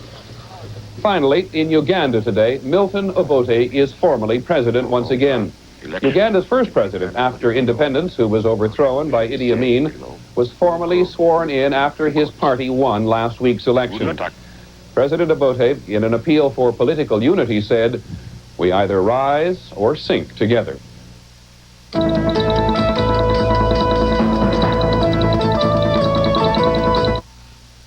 Sometimes when you're really loaded down, opening your umbrella can be a problem. But not with Totes one-hand automatic. Just push the button, Totes opens automatically, just like that. Look again. Push the button, it's open. And it's big enough to shelter 2. Beautiful designer colors and prints. Totes is windproof, built to last, and it folds fast, small enough to fit in your handbag. The Totes one-hand, push-button automatic. A great gift. a man's slacks fit him too close for comfort, if he just can't stand to sit, then he needs Levi's Action Slacks, perhaps the most comfortable slacks a man can wear. The waistband and fabric stretch to give you more room when you need it. Comfortable? Comfortable. I could sit through a double feature now. Levi's Action Slacks from Levi's Sportswear, where quality never goes out of style. Hello, I am Napoleon Bonaparte. It's been like this all winter. Eat and run, eat and run. Look, a new cannon. When I finally get 5 minutes to eat, what do I eat? Wet snow and cold beans. It's enough to give even an emperor an upset stomach. Upset stomach? Pepto-Bismol. It coats, soothes, relieves. I hope the food is better at Waterloo. Well, Ronald Reagan relaxed today at his ranch near Santa Barbara in the state capitals across the nation. Like here in Indianapolis, members of the Electoral College formally elected Reagan President of the United States. There were no last-minute switches in loyalty as they cast their votes. The final tally was the one predetermined in the general election November 4th. Reagan, 489 electoral votes. President Carter, 49. Frank? Ever since the day after the November election, the major story in this town has been the transition from the Carter to the Reagan administration. But there has also been news of a sort involving the problems of transition from one first family to the next. More on that from White House correspondent Sam Donaldson. The Carters and the Reagans began patching up campaign hard feelings late last month. But in the last few days, a large rip has developed in the patch. On Friday, reporter Helen Thomas quoted sources as saying Nancy Reagan couldn't understand why the Carters don't move out of the White House early to make room for the Reagan decorator to get started on redoing the family quarters. White House sources were furious. Mrs. Reagan's press secretary, Robin Orr, said Nancy Reagan had not suggested the Carters move out early, only that when the Reagans' time is up, they might move out early as a favor to their successor's decorator. On Saturday, Robin Orr resigned as Mrs. Reagan's press secretary, and the Reagans went back to the White House with their decorator, but only to look, not touch. Well, you can't move in until the 20th. Then today, an interview given by the Reagans' 22-year-old son, Ron, surfaced, in which he said he will not shake hands with President Carter because he is quoted as saying, Carter would have sold his mother to get reelected. He has the morals of a snake. Today, as she showed off the White House Christmas tree, Rosalind Carter said she had received a telephone call from Nancy Reagan.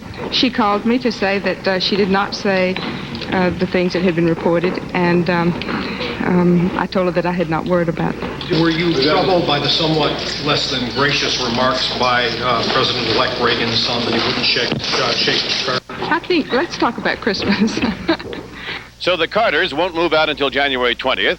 Nancy Reagan is looking for a new press secretary for herself and perhaps for the Reagan son, Ron. And here at the White House, where they're doing nothing but talking about Christmas, not a creature is stirring. Certainly no one's interior decorator. Sam Donaldson, ABC News, the White House. Thank you, Sam. Once again, tonight's top story. The OPEC ministers reportedly have agreed to a $2 to $3 a barrel increase in the price of their crude oil. That should mean another 2 cents a gallon increase in this country. That's our report for now on World News Tonight. For ABC News, good night.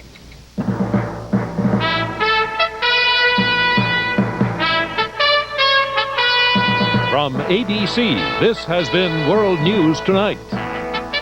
Hi all, this is Kermit the Frog, and I'm here to tell you the story about Emmett Otter's Jug Band Christmas. Monday at 8, 7 Central, a special holiday treat for the whole family when Jim Henson's Marvelous Muppets bring Christmas to Frogtown Hollow in Emmett Otter's Jug Band Christmas. Tonight.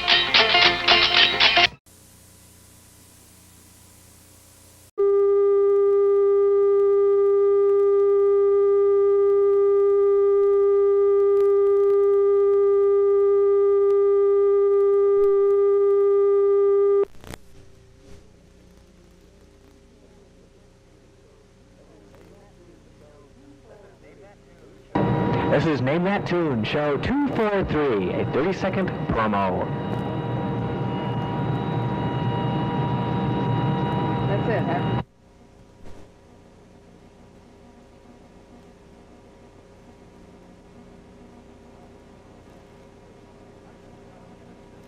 Hi, this is Tom Kennedy. This week on Name That Tune, watch these two contestants trying to qualify for $100,000 in cash. Come on up there, prize. Couldn't make it on the prize. Ready to make it 500, or is it 2? It's 5. So for $500, listen and name that tune.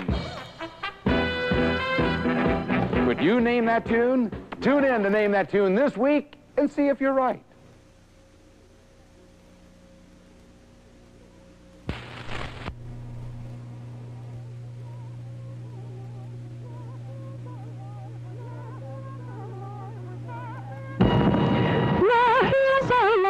Name that tune, show 243.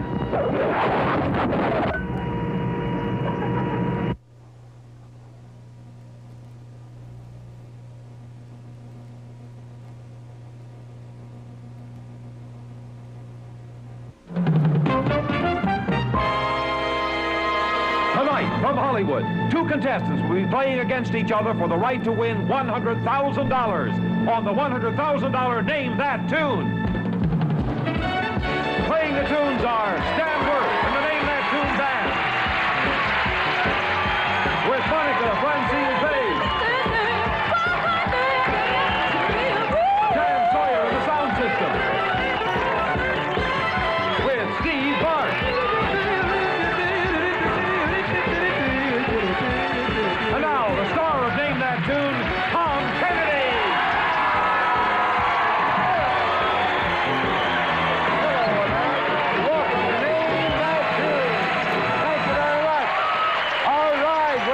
John or Harlan, who is our first player tonight? Hey, Tom, meet Ken Swigert. He's a barber from Paradise, Pennsylvania. And Ken's opponent is Sylvia Bass, a secretary and ace roller skater from right here in Los Angeles, California. That's good. This is Sylvia and this is Ken, and they're here to win $100,000. I can't blame them for that. Well, whichever one of you wins tonight will return to compete in our $100,000 playoffs. More about that a little bit later on. Right now, let's get started. I say let's get started with Melody Roulette. Look at that. If it ends up right there, that means you would not only win $1,000, but also these prizes. Yes, you could win from Akai. Active Video, this lightweight, handsome home video unit with VHS format, boasts a host of features that bring you the added dimension of portability. Akai for the best thing next to your TV. And also from Akai, it's a compact, lightweight color video camera. It features a 6-to-1 zoom lens, a built-in microphone, and electronic viewfinder for instant playback. Akai, known the world over for fine home entertainment products. Or your choice of the all-new Lowry piano, the Florentine, with a grand piano top, brass accents, and lead-weighted keys in the light pecan cabinet. Or the Lowry Festival, with a famous Magic Genie for one-finger chords and the exclusive track-3 rhythm for 18 unique tempos. Lowry, one of America's largest-selling home organs. And the winner of this round will receive 10 points, so let's do it. Great Melody Roulette. All righty, let's get it off to a good start. Come on up there, prize. Couldn't make it on the prize. Ready to make it 500, or is it 2? It's 5. So for $500, listen and name that tune. Name that tune. Whatever Lola wants, Lola gets. That's it. And whatever Sylvia wants, Sylvia gets. Sylvia gets $500. That's a $100 bill. 1, a 2, a 3, a 4, and a 5. $500. That's how we play the game. Remember, it's the best out of 5. We're going to let you catch your breath. We'll be right back. That's all there is to it. Let's go.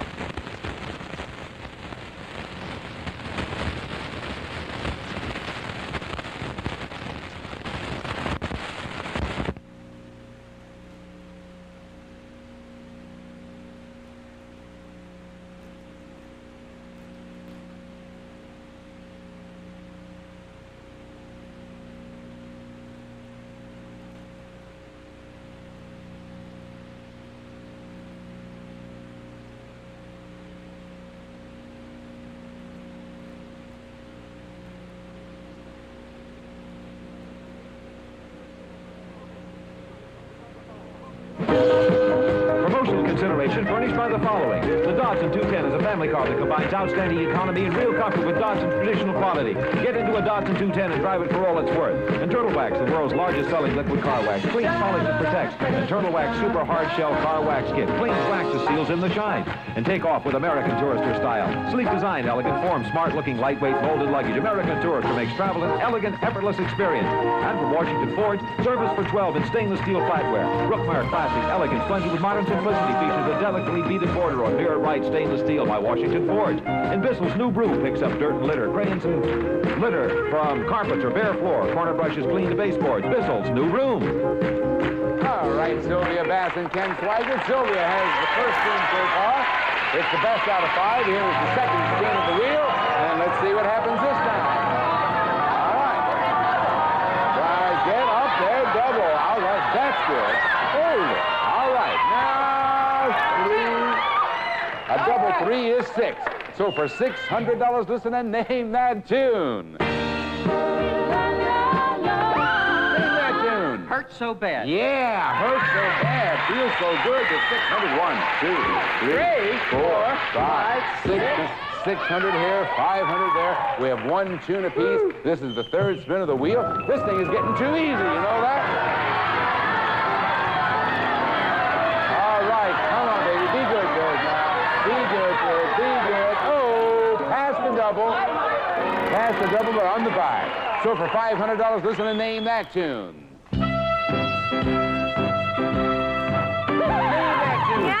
That's it. The end gives you 5 big ones. 1, 2, 3, 4, $500. And you just leave them messed up like that. You don't even bother to stack them up. Look at that. I'll do that. All of that money. All right. It's 2 for Sylvia, 1 for Ken. Hey, what? I didn't say put it in your pocket. You put it out there where I can see it. I don't want it to fall off. No, you can do whatever. All right. It's 2 for Sylvia, 1 for Ken. Here we go with the next spin of the wheel. All right.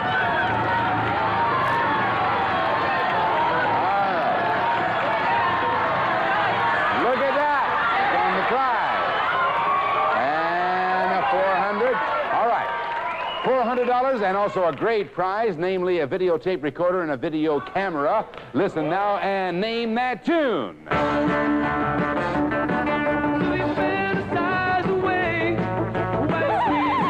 Good girls don't. That's right. Good girls don't. By the knack, you get $400. 1, 2, 3, $400. You also won the videotape recorder, and you won the video camera. And not only that, but you won the round, and you get the first 10 points. Congratulations.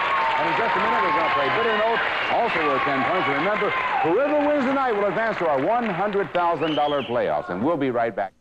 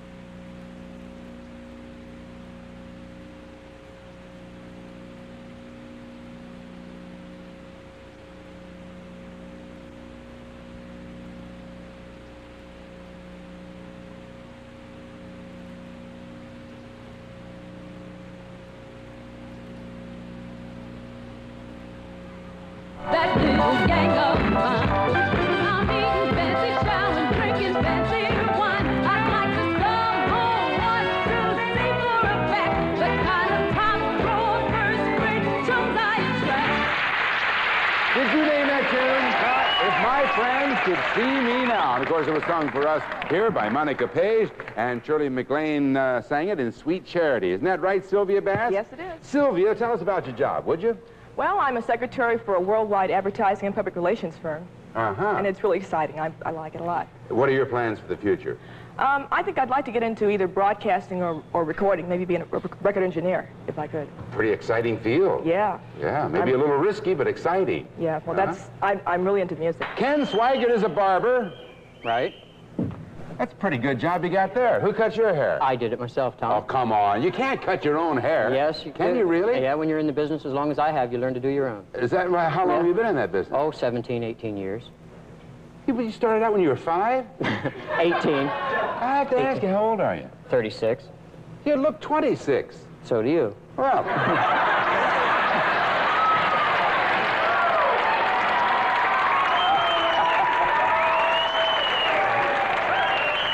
I would if that other kind of formula, if it worked at all, I would. But it doesn't work worth a darn. Where are you from? A little town in Pennsylvania called Paradise. Is that right? Right in the middle of the Pennsylvania Dutch country there. Yeah. Someone told me that your mother is in competition with you. Is that correct? She's my nearest competitor. She has the closest barbershop to me, right? The score so far is 10 for Sylvia and none for Ken because we only played one round. But now it's time to play Bit a Note. This round is also worth 10 points. And Ken, you could tie things up. You know who this man is? Hey, Steve Marsh. That's Steve Marsh. That's who it is. Thank you, Steve. Thank you, son. Very kind of you to drop in like that. Thank you. Next time you're in the neighborhood, drop on back. I'll do that. And Ken will give you a haircut. Okay. All right, listen, I'll read you guys a clue now from these 6 clues. That means he'll never be back. And then I want you to bid against each other as to how few notes it will take you to name that tune. And the first to score 3 wins 10 points and some great prizes, okay? Now, Sylvia, since you won the last round, which of these 6 clues would you like? Oh, let's go with number 4. Number 4, she says. Listen carefully now, both of you. An early 60s Oscar winner, this tune became the theme song for one of show business's most popular singers. All right, Sylvia, start the bidding. And I can name that tune in 6 notes. Sylvia, I think I can name that tune in 1 note. Name that tune. All right, here's the repeat of your clue. An early 60s Oscar winner, this tune became the theme song from one of show business's most popular singers. Here is your 1 note. Name it. Moon River. You got it. And to the hill part of the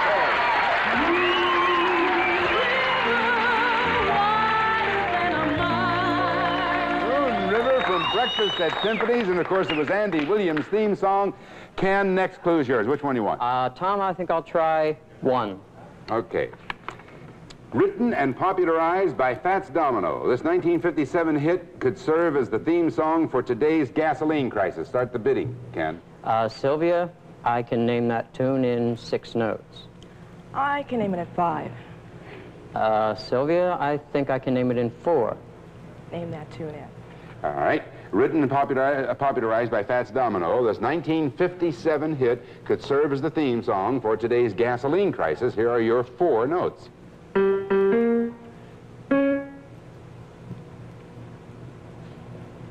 Valley of Tears? That is not it, and that means, Sylvia, you get it. What is it? Walking to New Orleans? Well, that's not it, but you get it automatically. Could we hear it, Steve March? I'm walking, yes indeed, and I'm talking about you and me, and I'm hoping that you'll come back to me. And of course, you're talking about lyrics, I'm talking about the title. I'm Walking was it. 1 for Sylvia so far, 1 for Ken. Sylvia, next clue is yours. How about 6? 6. You got it. When folks hear this theme from a currently popular TV show, they know some bizarre things are likely to happen. Start the bidding, Sylvia. I can name that tune in 5 notes. Sylvia, I can name that tune in 4 notes. I can name it in 3 notes. Name the tune, Sylvia. All right, when folks hear this theme from a currently popular TV show, they know some bizarre things are likely to happen. Here are your 3 notes.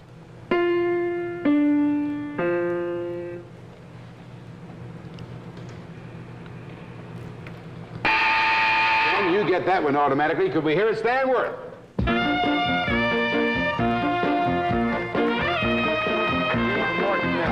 Yeah, the theme from Mork and Mindy. All right, 2 for Ken, 1 for Sylvia. Ken, there are 3 clues left. Which one do you want? Number 5. Number 5, all right. If you get it, Ken, you win the round. Sylvia, if you get it, then we'll go to another tune. Sammy Davis Jr. was sincere when he sang this cynically satirical salute to the town he loves in the film Pepe? Ken, go. Sylvia, I can name that tune in 7 notes. I can name it at 6 notes. 4. Name that tune. All right. Sammy Davis Jr. was sincere when he sang this cynically satirical salute to the town he loves in the film Pepe. Here are your 4 notes. Hooray for Hollywood? You got it. Come here, Sam Work.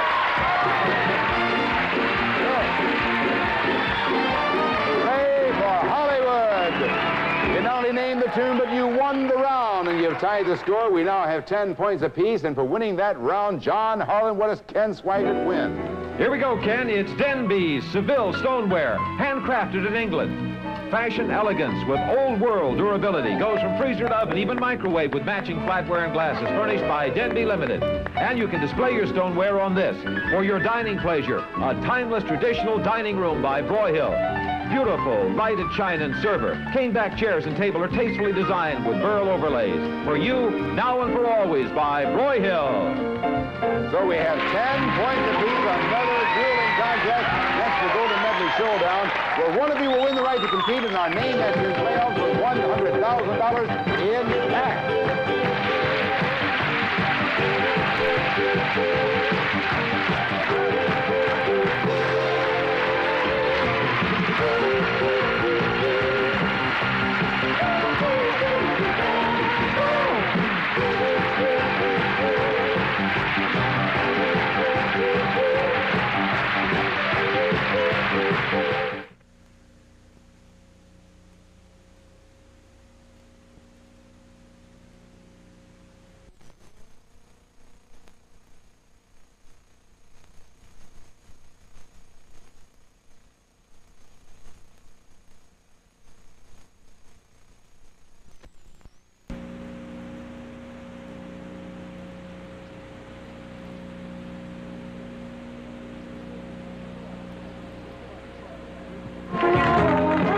Each of our contestants will receive the new electronic Name That Tune game.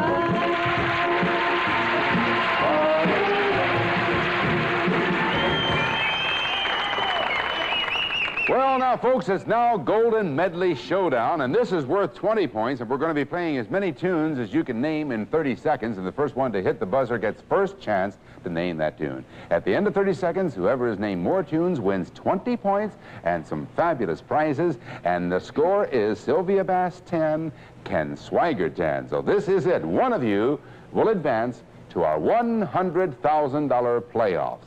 Good luck to you both. There are 30 seconds on the clock, so listen now and name that tune. And it's you, Ken. Can't name it. Spinning wheel. Spinning wheel is it. Sylvia's got it. All right, 29 seconds on the clock. Listen now and name that tune. Her name was Lola. It is Sylvia. At the Copa. At the Copa is correct, or Copacabana. Either one. 2 for Sylvia, none for Ken. 28 seconds on the clock. Listen and name that tune. It's Ken. In the good old summertime. That's right. That's it on the board. Now 2 to 1 with 26 seconds on the clock. Listen and name that tune. All right, Sylvia. Everybody Loves a Lover. Yes, you got it. 3 to 1. Sylvia's favorite. 26 seconds on the clock. Listen and name that tune. All right, Ken. Get me to the church on time. You got it, my fair lady. Ken now has 2 tunes, and Sylvia has 3, and we have 24 seconds on the clock. Listen and name that tune. All right, Sylvia. Claire. Claire is it, right. Gilbert O'Sullivan tune. 4 for Sylvia, 2 for Ken. Listen and name that tune. A Horse with No Name. Right again. Horse with No Name. 5 for Sylvia, 2 for Ken. There are only 3 tunes separating them with 20 seconds on the clock. Listen and name that tune. I cried a tear. All right, Ken. You needed me. Yes, sir, you got it. You needed me. Anne Murray had a big one on that. Now 5 to 3, Sylvia's favor. 19 seconds on the clock. Listen and name that tune. Sylvia. Everything's Coming Up Roses. That's it. Everything's Coming Up Roses from Gypsy. 6-3. 3 tunes separating the players with 18 seconds on the clock. Listen and name that tune. I remember all Sylvia. Mandy. Mandy is right. The Barry Manilow tune. There are now 4 tunes separating them with 17 seconds on the clock. Listen and name that tune. All right, Sylvia. You're nobody's sweetheart now? Yes, that's it. Nobody's sweetheart. You had to reach back for that one, didn't you? Let's see. 5 tunes separating the players. It's 8 for Sylvia, 3 for Ken, 14 seconds on the clock. Listen and name that tune. Lord doesn't ever bring me pretty flowers. Lord never. Ken? Jim? Jim is it. Yes. There's another one you had to reach back for. Back to the Jimmy Dorsey days. All right, now it's 4-8 with Sylvia in the lead. 9 seconds on the clock. Listen and name that tune. La la la la la la la. It's the only one you want. 5 seconds has expired. That was the Steely Dan hit. Ricky, don't lose. That number was it, but the 5 seconds had expired. So it's still 8 for Sylvia, 4 for Ken. 4 seconds on the clock. Listen and name that tune. Sylvia. I've got you under my skin. You're right. 9-4. 1 second on the clock. Listen and name that tune. Time is up. And Sylvia, you're on your way to the $100,000 playoff.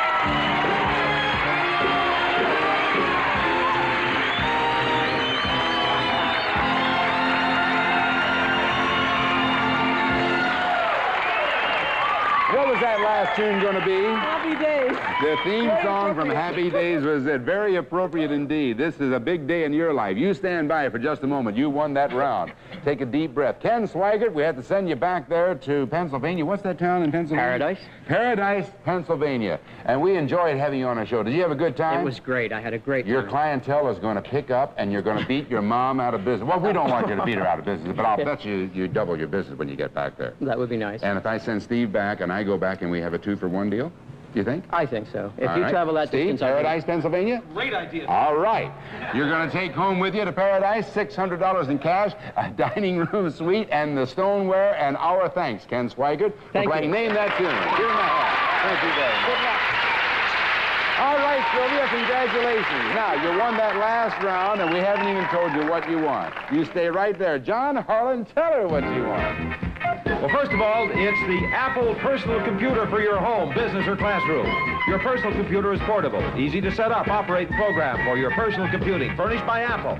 And Sylvia, for your kitchen, a family-size frost-free refrigerator from White Westinghouse, 18 cubic foot capacity with glide-out rollers and adjustable cantilevered shelf. Plus, a self-cleaning electric range with a digital timing center and exclusive no-turn speed broiling system. And a deluxe convertible dishwasher with energy saver control that saves on electricity. Solid cherry cutting board, all furnished by White Westinghouse. And Sylvia, listen to this. Take off with American Tourister style. Sleek design, elegant form, smart-looking, lightweight, molded luggage with wheels and T-bar handles and larger cases. American Tourister makes travel an elegant, effortless experience. And you can use your luggage on your trip, Sylvia, to Tahiti. For 7 days, we'll get carried away to Tahiti with Club Universe. And that means glorious beaches, beautiful hotels, plus sun and fun-filled days. Relaxing, tropical evening. It's a rejuvenating experience. All brought to you by Club Universe. Doesn't that sound like paradise? Have you ever been there? No, I never have. I wanted to travel and see the world before I turned 30, so now it's like I'm on my way. Before you turn 30? How old are you? 28. 28? Well, you've got 2 years to go. You're on your way to Tahiti now, and then you want to get to Europe, don't you? Yeah, hopefully. Well, this isn't over with yet, you know. I mean, by that, you're going to go on to our playoffs. But so far tonight, you knew that now, but so far tonight, you won. Let's see. What is that 600? Is that hers, too? That 600 over there? No, it's not. You got, oh, look at that. You got 1,400. What am I talking about? 600. $1,400. The videotape recorder, the video camera, the kitchen appliances, the computer, the luggage, and the trip to Tahiti. And that's a grand total of $7,600. And now, here's what I was talking about. You'll be coming back to enter our playoffs. Now, If you win in the playoffs, then you'll go on to the final competition for $100,000 in cash. That's $10,000 a year for 10 years. Could you use it? Oh, I sure could. Go to Europe, you think? I'll definitely do that. Take my parents, too, for their 35th anniversary whenever it comes up. Well, you're a good player, and we wish you the very best of luck. And now, who else will be going to our playoffs for $100,000? Well, you'll find out next week, right here on Name That Tune. We'll see you then. Some of our contestants will receive Meet the Car Lovers from Polyglide Coat. All you'll ever need to restore, protect, and preserve your car for years. Polyglide Coat at new car dealers and leading retailers. Or a 22-piece Master Mechanics multi-drive socket set from True Value Hardware stores. You'll find value and personal service from over 5,000 locations. Or the Proctor Silex Meal Maker 2 toaster oven with continuous clean. Cleans automatically while cooking, bakes, broils, and oven toast. The Proctor Silex Meal Maker 2 toaster oven. Or when you work all day, it's the nights that count. Funky dresses for night. Fancy dresses by Funky. Or Hamilton Beaches timed automatic 2 to 10. Trip coffee maker. Set unique auto brew timer. Have perfect coffee waiting anytime. Hamilton Beach Scoville.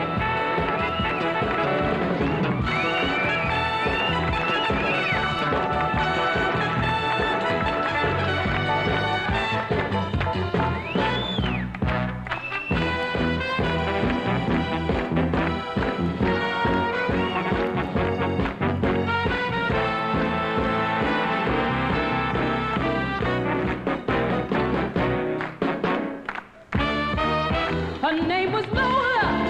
She was a showgirl with yellow feathers in her hair and a dress cut down to there. She would merengue and do the cha-cha. And while she tried to be a star, Tony always picked it off across the crowd store. They worked from 8 to 4. They were young and they had each other. Who could ask for more?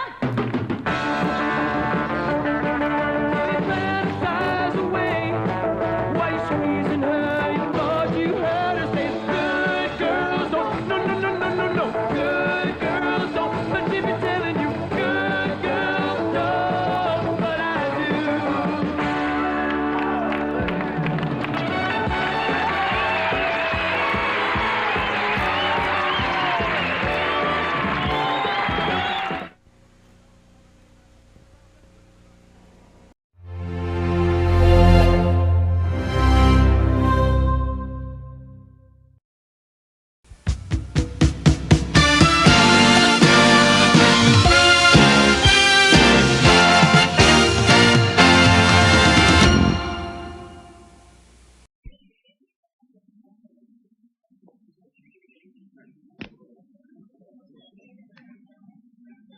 Ready! Ready! Set! Hot 1! Hot 2! Hot 3! Hot 4! Sir, would you hike the ball already? All right, no problem, Mike, no problem. Would you hike the ball? Would you hike it?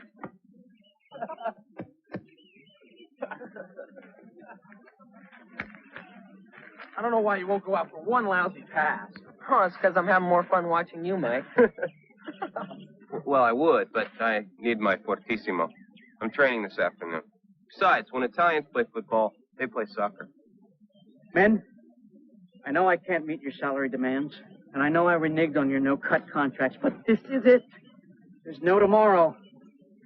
All right, Coach, they're ready. Hike it, Cyril. Okay, okay. Bravo! Bravo! Thank you, thank you, thank you. Would you go out for the pass already? Oh, yeah. He can't throw it that far. Watch.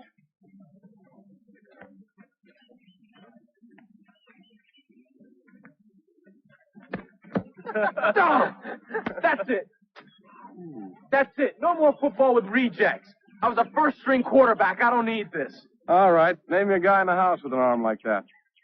Yeah, but he's a cutter. Doesn't matter. It's an open tournament. No one will know. Steve, no cutter would ever play on a frat team. Oh, no?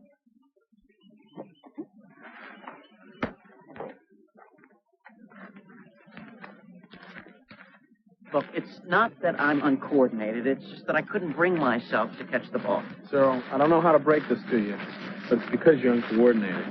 Hey, quiet. These guys don't think I could be a contender. You got any offers in your house yet, Mooch? No, but this real estate agent is supposed to come and take a look. Great. Yeah, my dad could use the money. So come on, let's go get something to eat, huh? I got a train, Mike. What? Yeah, I can't go either. I got to stick around the house and wait for some real estate agent to come over. So, see ya. See you tonight at the movies. Yeah. Go on, Mooch. Poor guy. His father moves to Chicago and expects him to unload that old place. So come on, Cyril. Well, actually, I thought I'd go over to the college and look at the job board. The college job board? Great. I'll go eat by myself.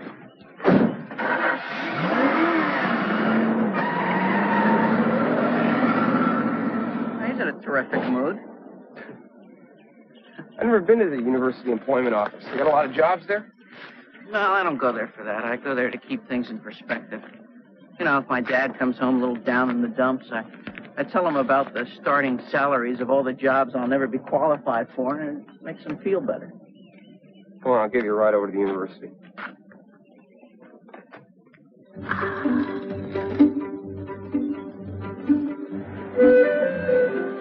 Just think, Davy, my boy, this university could have been yours. Ivy-covered buildings, essays on Shakespeare, beautiful co-eds and tight-fitting sweaters. I mean, you were accepted here. Don't you ever think about going? See you at the movies tonight, Cyril.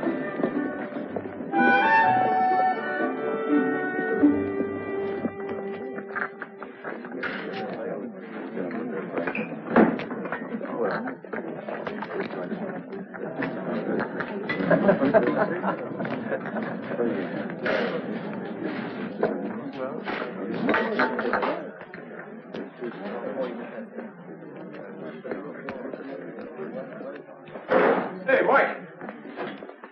How you doing? When did you start calling me by name? Since I saw you throw 4 touchdown passes against Washington High last year. Yeah? You were there, huh? Hi, Steve. Liza. What a surprise. Have a seat. Do you know Mike? No. No. Nice to meet you, Mike. Yeah. I'm going to your game today. Oh, no. Don't bother. We're probably going to get knocked out of the first round of our school's tournament. I'm telling you, we just can't find a decent quarterback. Who's your quarterback? Me? Be a different story if we had Mike here calling signals for us. Yeah. I'd love to see him play. Well, even if you lose, I'll be out there cheering for you. Hope I see you again, Mike. Yeah.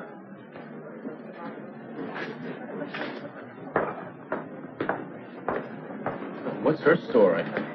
She is nuts about football players.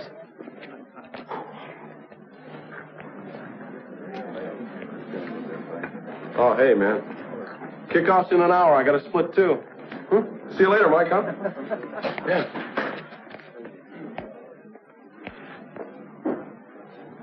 Hey, Steve. Wait a minute.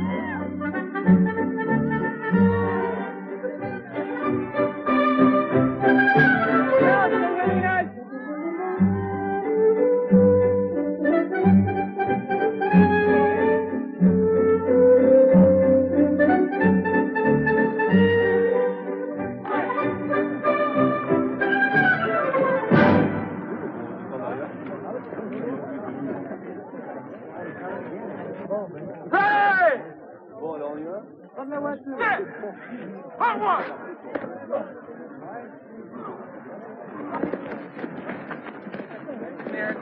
Whoa, yes! Woo! Yes! Woo-hoo! Mike! Yeah! Oh, yeah! That's it! All right! Yeah! Woo!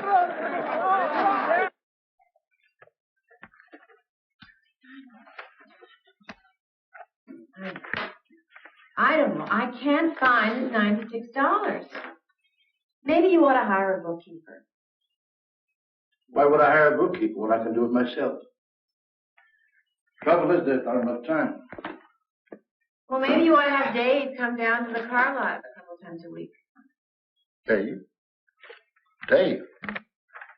Why would I want Dave to work at the car lot? Why? Well, he is your son, you know. You keep telling me that, Evelyn. If he's my son, why is he so lazy? He's not lazy. He's just confused. Confused about what? About being lazy? All through high school, he said he wanted to go to college. Then he graduated, and he doesn't want to go to college. Well, that's what I mean. He's just confused. He's not confused. I'm confused. How can $96.34 vanish into thin air? Oh, I don't know. Let's look at this debit line again. Hey, Paisan! Yeah, you. Oh, Mr. Cinzano. Hey, what's the matter with you? Move the bicicletta, huh? Are you Italiano? No, I'm from New York. What's your excuse? Look, you and your rig are blocking the road here, pal. Oh, I'm sorry. I was just watching the football game there. Just what Indiana needs. More fraternity boys. No. Wait, I'm... Take care of yourself, Paisan.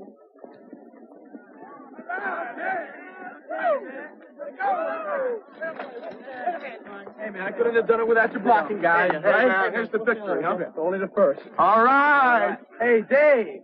Hey, man, I'm playing ball again. Yeah, so I noticed. They practically begged me to join the team. Mike, I can't believe it. You're terrific. Oh, what? You're terrific. I still can't believe this. What are you doing? I mean, you're out here on this campus playing with these... Hey, look, Dave, I got to go over to the frat house to work on tomorrow's game plan. I'll see you, okay? What time are we leaving for the movies tonight? Well, maybe I should just meet you there, okay? Hey, Mark! Hey, how about a little...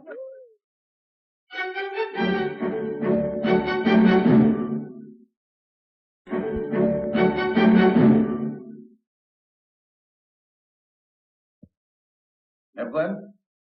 Evelyn, I think I found it. Oh, I'm so glad, dear.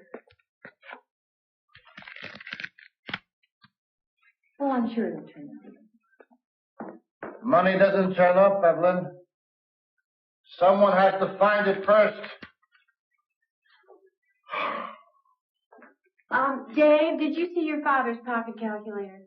Sorry, Mom. Oh, gee. First he can't find his money, now he can't find his pocket calculator. What? Oh, nothing. Doesn't matter. What is that? Did you get a letter? Oh, this is a letter from the university.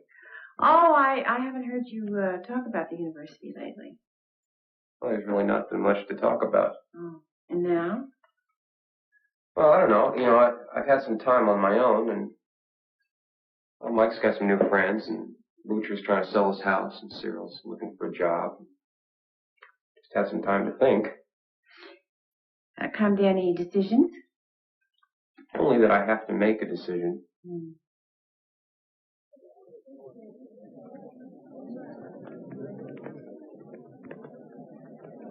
And I rushed over to the psychology department. They need 500 guinea pigs. I don't know. Don't worry, they're not going to dissect us. Even if they do, it's $10 an hour. No, I can't go anyway. Actually, I was thinking of going over to the university myself tomorrow. It's a class I want to sit in on. They let you do that? Yeah, it's called auditing. The name of the course is Personality and Social Structure. It sounds real interesting. Hey guys. Hi. How you doing? Okay. Can we butt in? Sure. Yeah. How is the real estate agent? Oh, she thinks she can sell the house. Great. No, because The roof's leaking and the boiler's out. He'll sell it. Where's Mike? I don't know. Why don't you guys go in and save us some seats and we'll meet you in there? Save him? Yeah. Okay. I'll wait out here with you. Oh, here he is now.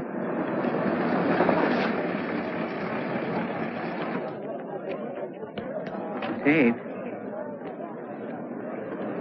He's with a co-ed. Mike scored a co-ed. Let's go inside, Cyril. Do I have to? Come on. Cyril.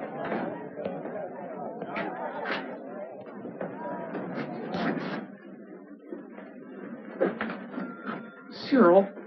Dave, I gotta talk to him. I mean, he's with a co-ed. And co-eds tend to know other co-eds who know even more co-eds. I mean, all these co-eds are connected. You meet one, you meet them all.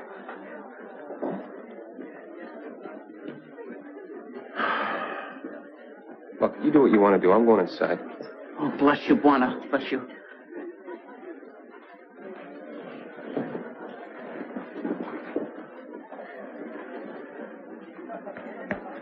Come on, Mike. Would you relax? 2 buttered popcorns and a couple of colas. Now, what do you want to know? What do you think? Give me a break. All right. How'd you get her to go out with you? I didn't get her to go out with me. She wanted to go out with me. Well, what'd you say to her? I said hi. Hi, huh? Must have been the way you said it. Oh, what do you want to know? I want to know why you stood us up, Mike. They wanted to go to the movies. You would have done the same thing. I don't think so. Came to see if you need some help. No, everything's under control. $2, please. Oh, Liza, I'd like you to meet a couple of old friends. This is Dave, and this is... Hi. Cyril. She's incredible. She's okay. Okay. Hey, look, I'm playing football tomorrow at 4 o'clock. Come and watch. I'll introduce you to some of the guys. Guys? Who wants to meet the guys?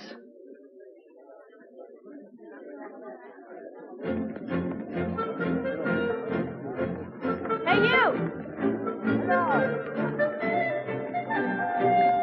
Hey, Paisan, I'm talking to you. Oh, you, yeah. You don't look like you know where you're going, Paisan. I'm going to class. Which one? Oh, yeah, I hear that's a great class. Professor Manchester's class. Yeah? I've never seen you in that class before. Ah, but then I keep forgetting that frat jocks don't come to class very often. And when they do, they forget to bring a pen or a notepad.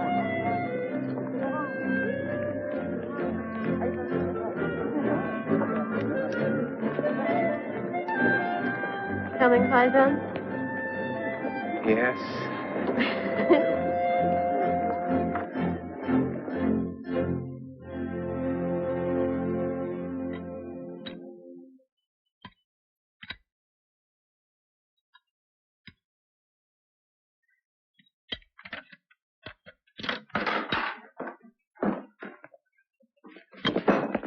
Hi. Are you all ready for Mr. and Mrs. Seifert? I swept up last night.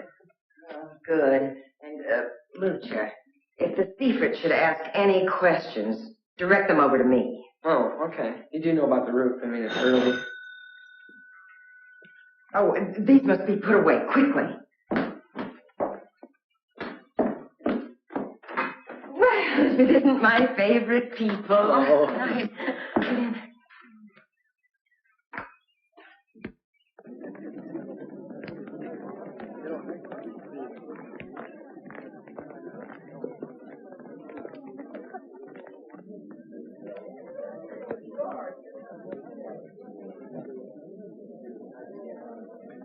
Can I ask you a question? Paulina Borstein, and it depends how well I know the guy. No, about college. Oh, well, what about it? Boring waste of time. Then what are you doing here? I have to be here. See, I happen to be brilliant. I really am. I have a 159 IQ. 162 with my shoes on. I speak 4 languages fluently, 5 in a pinch, and my best friend in high school was a petri dish. Anyway, my parents, Mr. and Mrs. PhDs, thought that I had a moral obligation to cultivate my nasty little mind. In fact, it's my body that needs harvesting.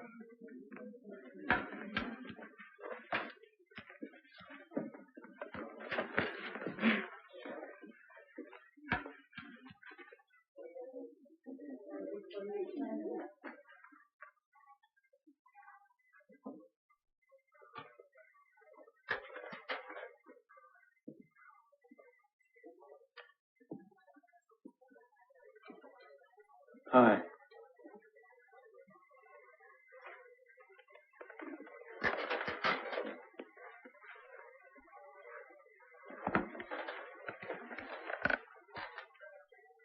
Time is running out on the American dream, my young friends, and your generation had better lower its expectations and hope. Pray that your country won't go bankrupt by the year 1999.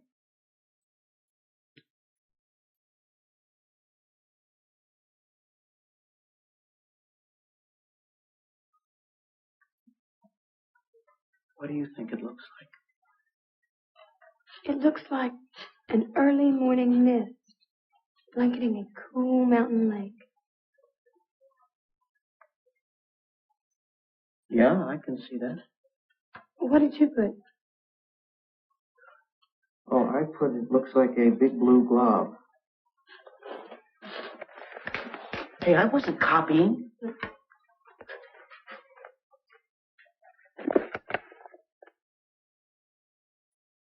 Yes, time is running out on the American dream. But at least you seem to be children of privilege. But what about the children of, let us say, the Bloomington quarry workers? What is it you call them? Cutters. Those kids have the idea that there's still time to get a piece of the pie. Nobody's told them that the pie's been cut into, doled out, heavily taxed. Nobody's bothered to tell them that time is running out on the American dream. Ready, set, blue X, hot one, hot two, hot three.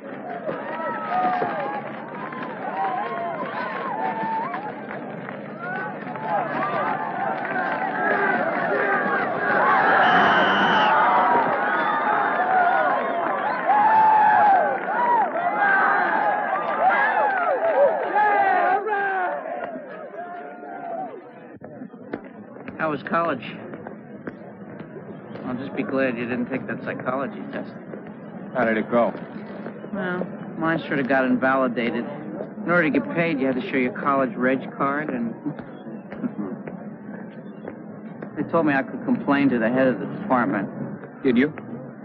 I don't think it would do any good, do you? No.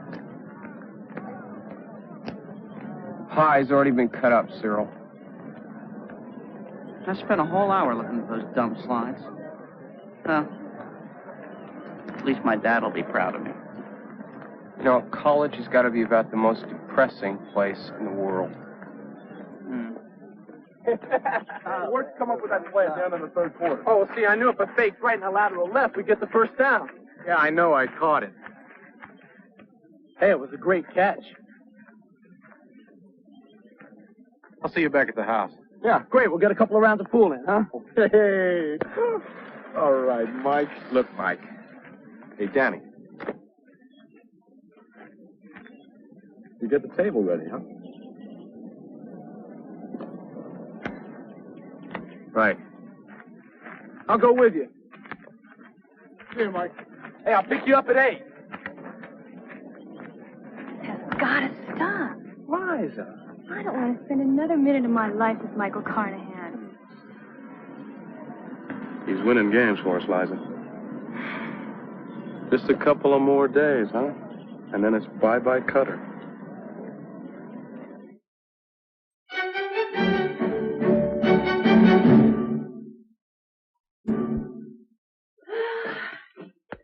I'm worried about Dave. What's with the muffins? Are they natural? You know I hate natural. He hasn't been himself for the last 3 days. He doesn't smile, he doesn't talk, he doesn't even ride his bike very much. He doesn't sing along with the damn operas.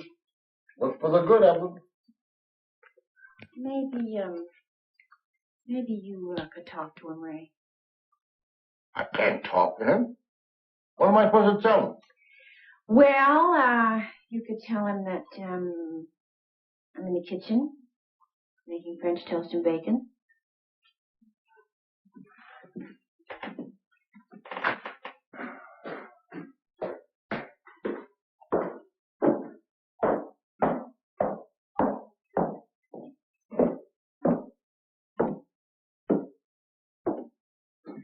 Are you still in bed? Your breakfast will get cold. Come on. Papa, what do you think of the American dream?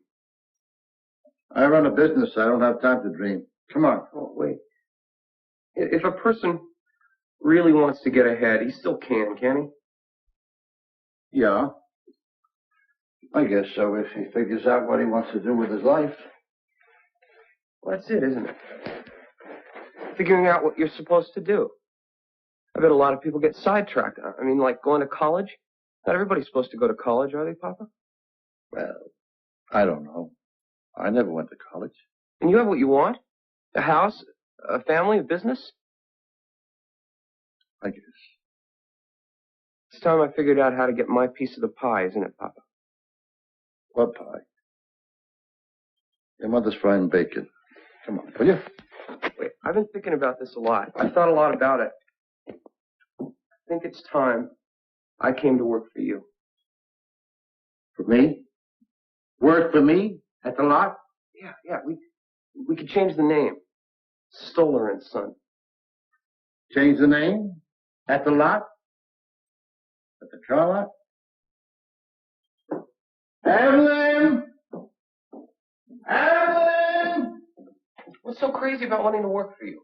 I mean, you built your business up from nothing. I just want to help it grow and get my piece of the pie. There he goes talking about pies again. Working for your father is a very big decision, Dave. I know.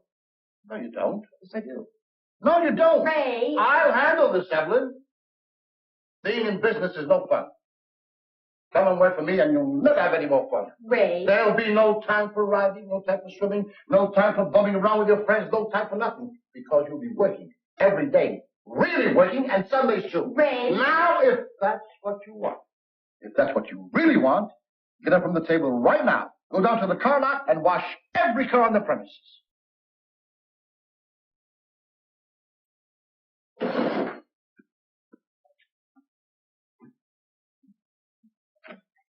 You could have said something, Evelyn.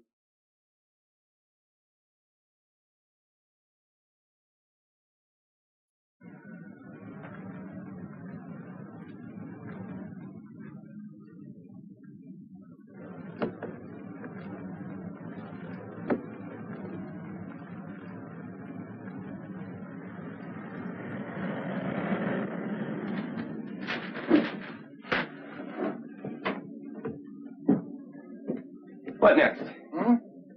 Oh, all right, Dave. Go ahead, Dave. That's all right. Prove my concentration. Now, what if I was just about to discover what happened to my $96.34 that's been driving me crazy? It's all right. What is it? The cars are clean. Clean, huh? You call that clean? I want my cars immaculate. You hear? Immaculate. Give me that Chevy. Will you please get out of my way? Please?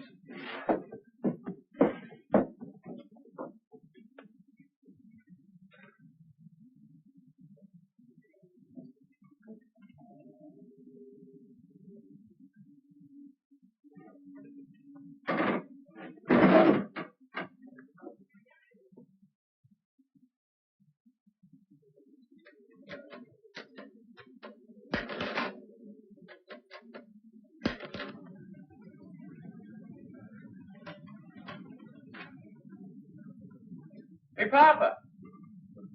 Papa! What is it? Can't you see I'm busy? Well, it's your balance sheet.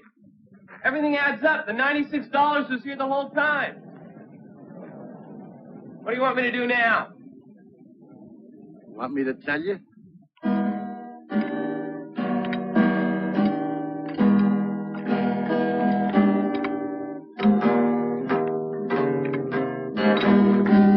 What's that you're playing? The Michael Carnahan Blues. You remember him, Michael Carnahan? He's kind of a tall guy, rides in a car. Can't believe that guy.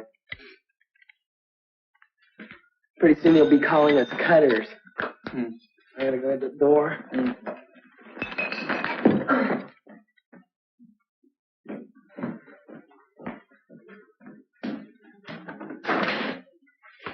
Oh, hi. Hi. Sorry to bother you, but could we come in? Guess. Where's Miss Douglas? Well, we decided to come by and take another look for ourselves. And ask a few questions. Ask a few questions? Yeah, Mrs. Douglas told us about the new roof. The new roof? Yeah, how new is it? The roof? Well, it's kind of, Oh, honey, you ought to ask him about the boiler, too. Yeah. Oh, we love the house, though. Well, the boiler's kind of like the roof. She did tell you about the floor in the basement. What basement? I think we better start from the roof and work our way down.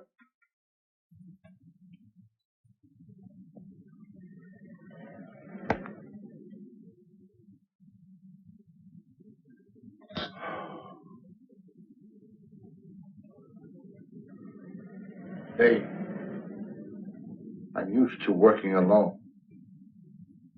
You want me to go outside, Pop? I want you to take the rest of the afternoon off. Please. Please? But this is where I'm supposed to be. This is my piece of the pie. Will you stop with this pie business already? This is not your piece of the pie. This is your nothing. You want a piece of the pie?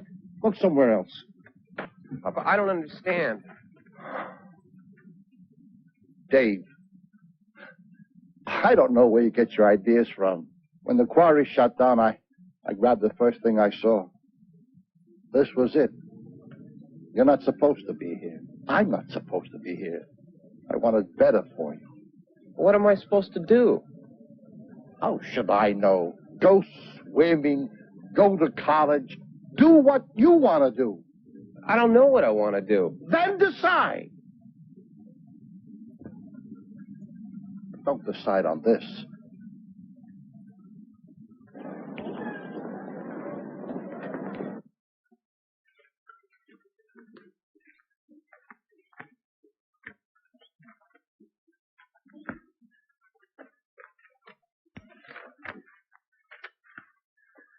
Excuse me.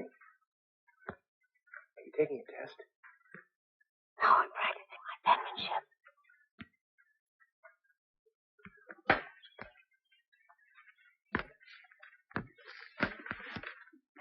Young man, where are you going? I was just on my way out. Finished with your exam that quickly? No. What's your name, young man? Dave Stoller? Here's your midterm exam, Mr. Stoller. Good luck. Sir. Take your seat, Mr. Stoller. I'm not Mr. Stoller, take your seat. Sir, I'm only Midterm, Mr. Stoller. Okay.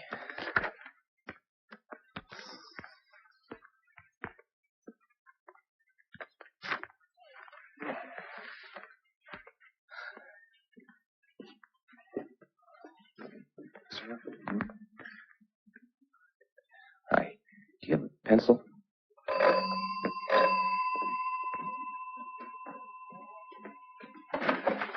Huh? You don't want to sell this house, do you? Well, yeah, I do. You told them about the roof, the boiler, the floor. Well, they asked me. They were ready to sign the papers. You could have been in escrow. Look. You don't want to sell this house, do you? Yes, I want to sell this house.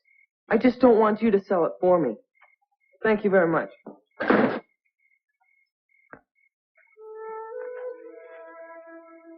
Turned out to be a nice night.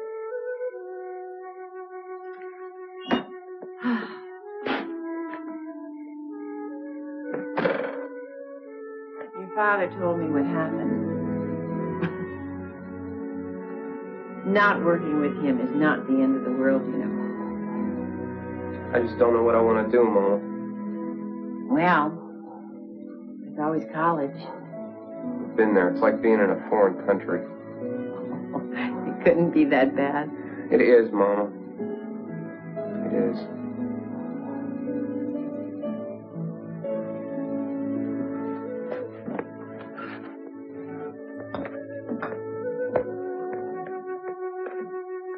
Steve says Omega New's going to win the final game today, and I'll be glad when it's over because Mike is driving me crazy.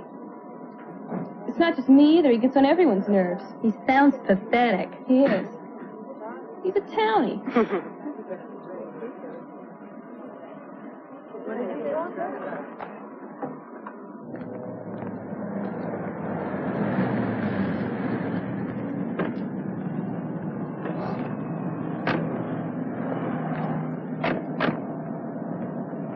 Where's the victory celebration going to be? Hey, let's first win the championship, then we can talk about partying. Sure. Well, look, I thought on the first few downs we'd set up a short... Mike! Hey, Moocher, long time no see. Yeah, I got to talk to you. Come on with me, in private. I just talked to Nancy on the phone. So? These guys are playing you for a chump. Oh, unbelievable. I get tight with a new circle of friends. I'm telling you Mike. that... You coming? Yeah. Hey, I know just what you're doing. I think it stinks. Do you think I'm just going to sit around for it? Why don't you buzz off, Shorty? Come on! Hey, come on! Here we go! I got it! Let me go! Hey, boy! Got it! Hey, break it! It wasn't him! Hey, it wasn't him! A run started it! All right, get out of here, all of you! Get out! Come on! All right, Boots? Hey, Mike! Coming? Fine, Mike. Just fine.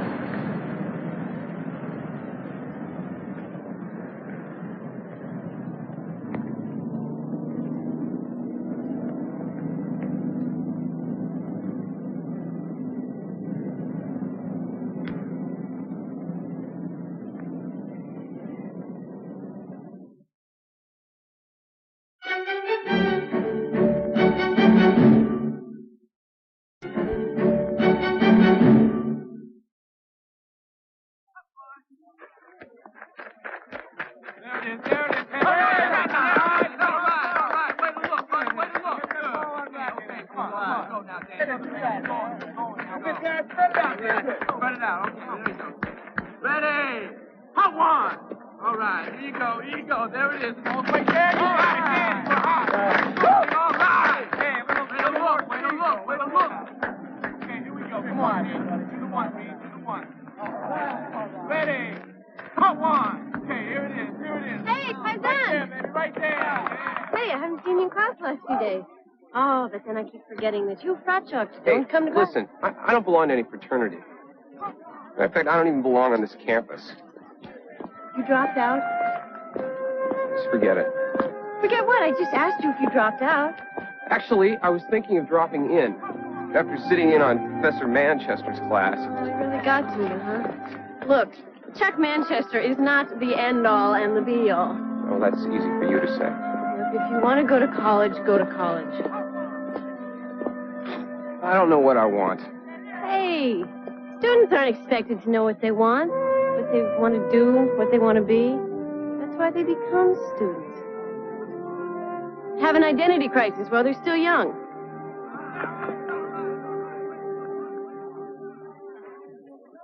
You know what you want to be, don't you? Yes, but I'm exceptional. What? Doctor, lawyer? Let's just drop it, okay? No. I would like to know what you would like to be.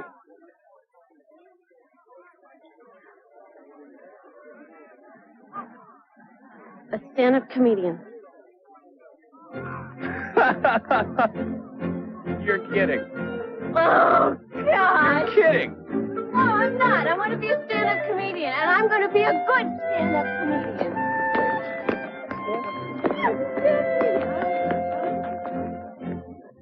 Nancy. You sure you're all right? Mm-hmm. Bet it stings, doesn't it? Yeah, it stings a little bit. It's okay. not okay. Butcher, I'm going to go to the football game. Do not go to the football game. I'm going there, and I'm going to tell Nancy. Mike those frat guys are using me. Would you just please... I'm going, Butcher. Nancy? Goodbye. Nancy!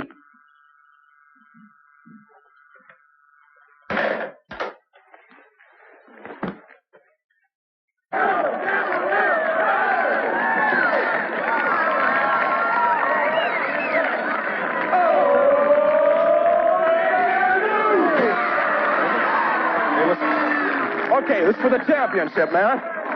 If you're on, we win. If you're off, we lose. Do it for Liza.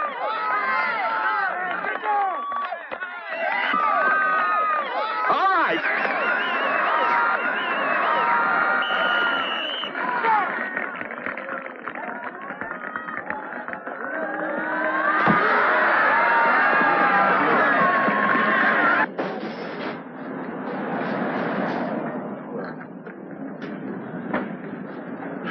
Hamburgers ready, Joe? Coming right up, Professor Manchester. Okay. Right up.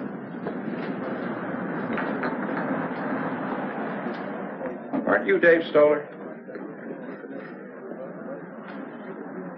Yes, sir. I read your test. I don't know what to tell you. See, you can't get credit unless you straighten things out with the registrar's office. According to the computer, you're not even enrolled in the class. Well, I think I should tell you that I'm... Got your burgers, fries, ketchup, and relish.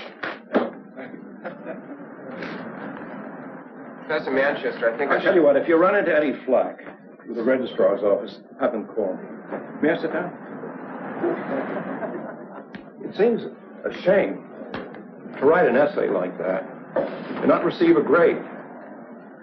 You graded my paper? Yeah, it comes with a job. You have a nice, refreshing point of view. Because it would have been better if you'd read some of the assignments. But you supported your ideas, and you saw through all that cynical garbage about the end of the American dream. I like that.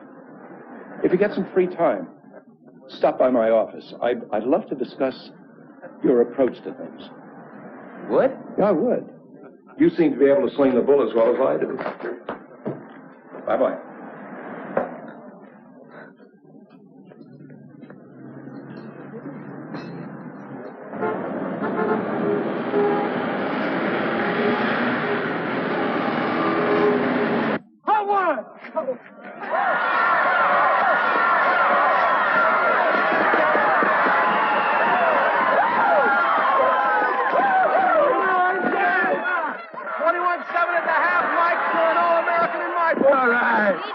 Oh, thanks.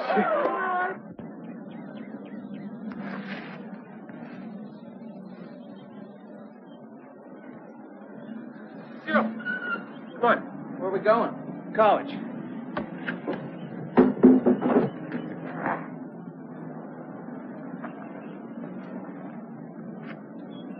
College, James.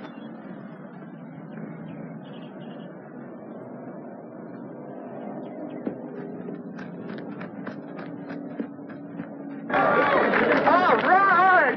One quarter left, man. We're cruising. Right.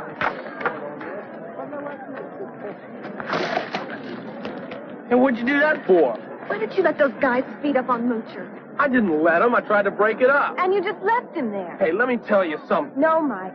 Let me tell you something. Something I heard at the beauty parlor. Dave, I really appreciate this. Cyril? Honest, I do. Cyril, listen to me. It doesn't matter that you don't have a reg card or that you don't go to college. You spend an hour of your time taking their test, and they owe you $10. Could we settle maybe for $3.50? Why are you scared to stand up for your rights? They're not any better than us. Or any different from us.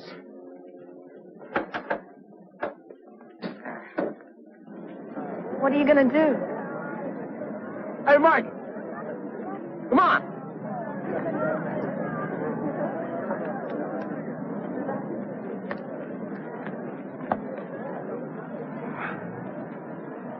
All right, listen up, guys. It's last quarter. We got a big lead. All we got to do is sit on it, right? Right. Whatever you say. All right. 88, double zipper on 2. Ready? Hey!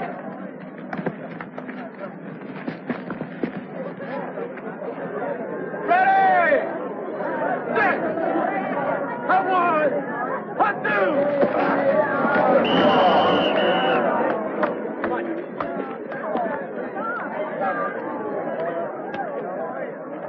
Feels pretty good, doesn't it?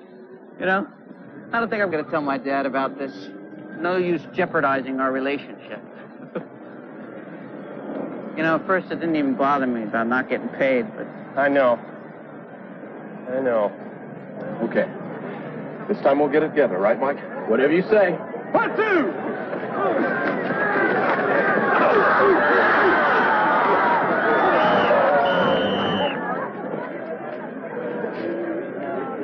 Okay. No more passing plays. You'll just hand the ball off to me and I'll run it, okay? Whatever you say.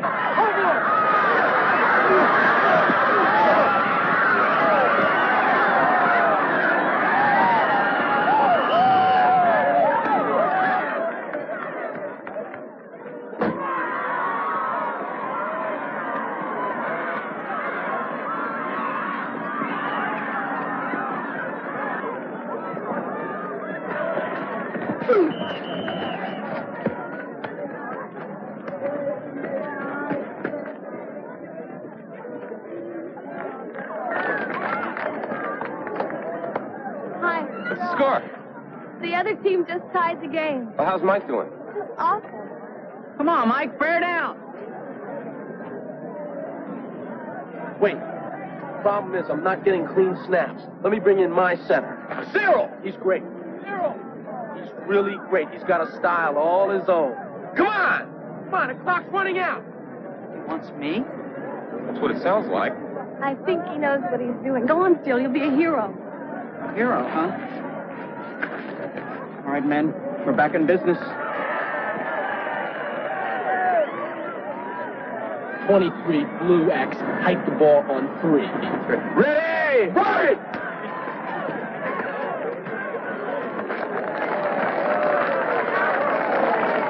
Ready! Set! Hot 1! Hot 2! Hot 3!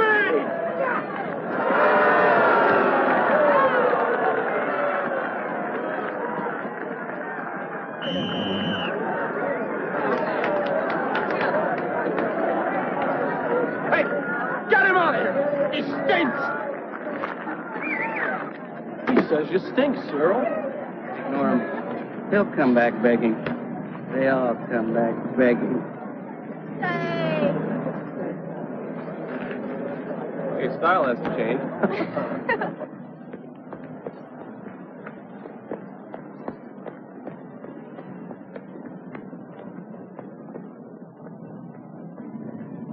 Hey, time's running out, man. It's 4th down.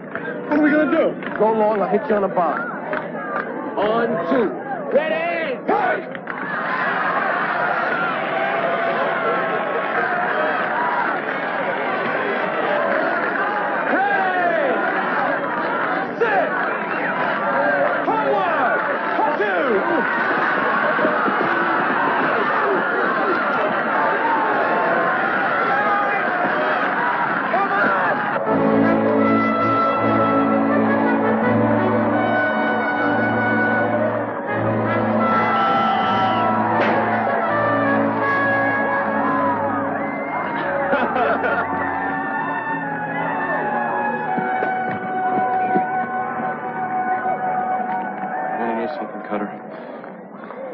You've got no class. Yeah, I know. But I was born that way. You? You're a self-made man.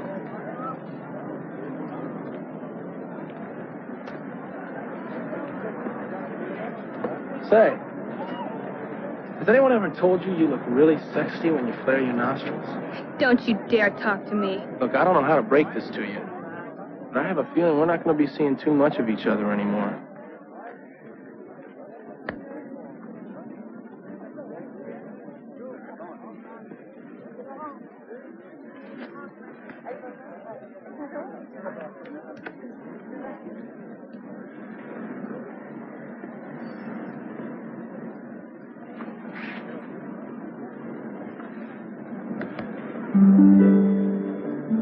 Just want to be the quarterback, you know?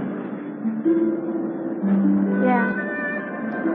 Well, you really ought to tell him.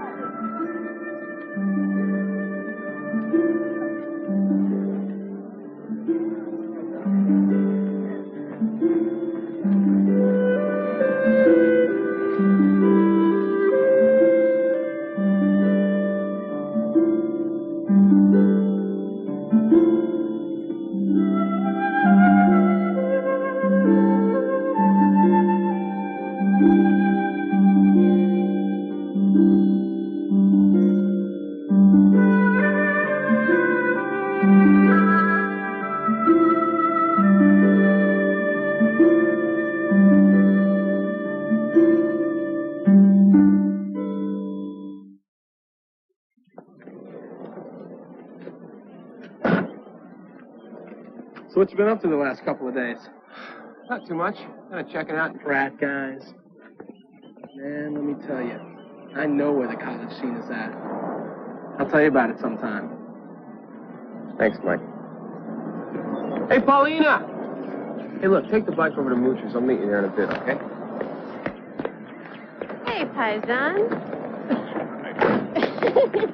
Man, can you believe that guy? Runs out on his friends because of some girl? Despicable.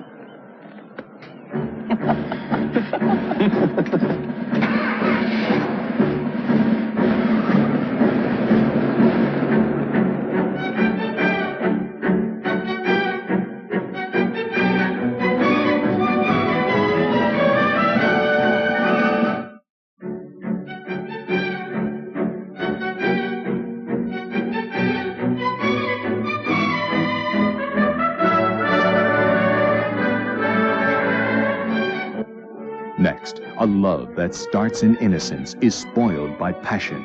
An ambitious orphan challenges his destiny when desire for a young heiress doesn't end with adulthood. Diana, next.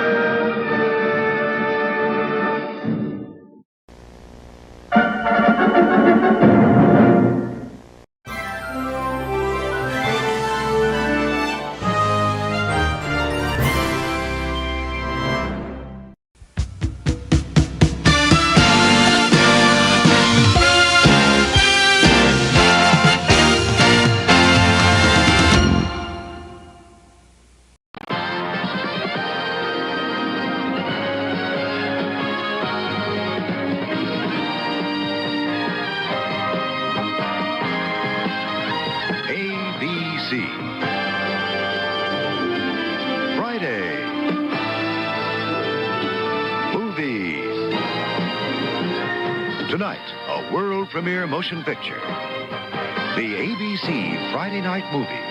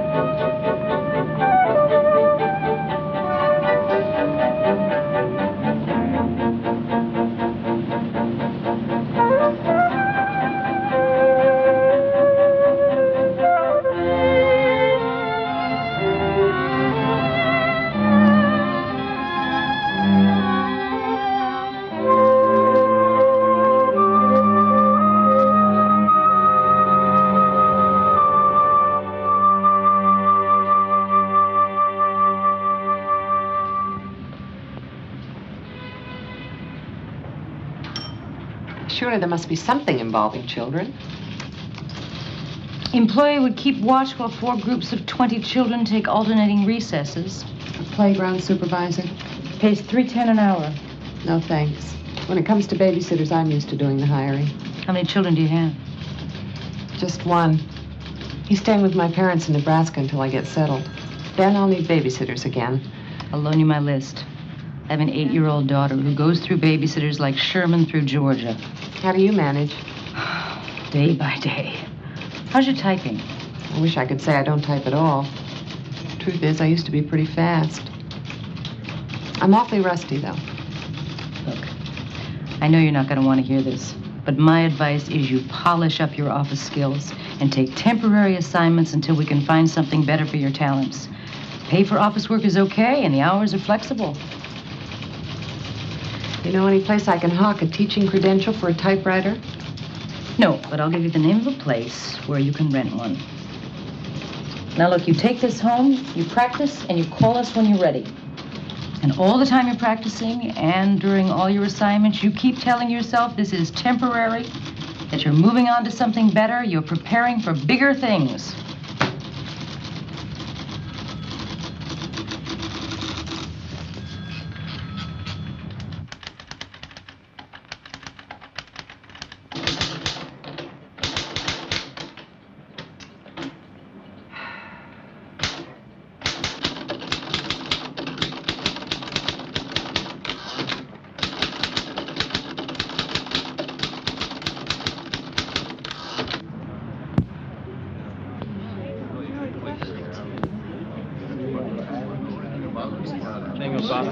Supposed to be a host.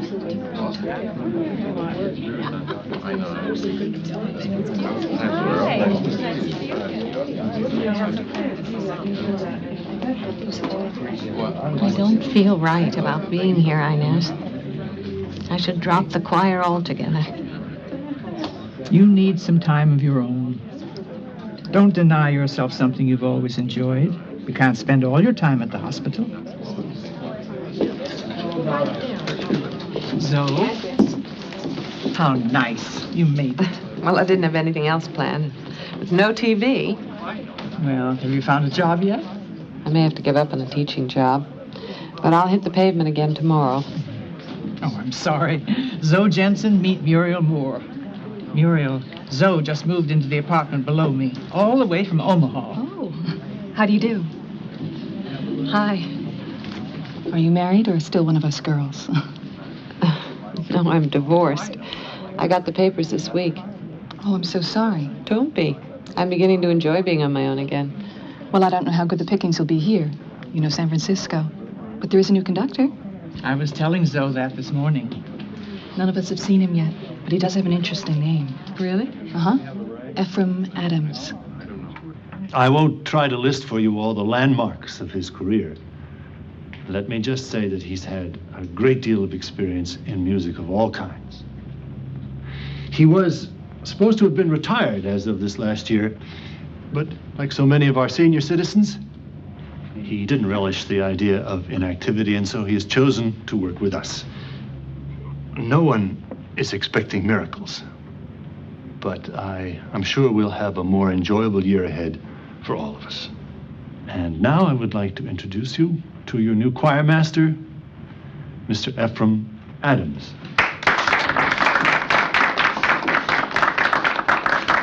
Thank you, Reverend Lowe. Ladies and gentlemen of the choir, I don't want to take up valuable time tonight with a lengthy speech, but I do feel an obligation to put our relationship on as frank a basis as possible.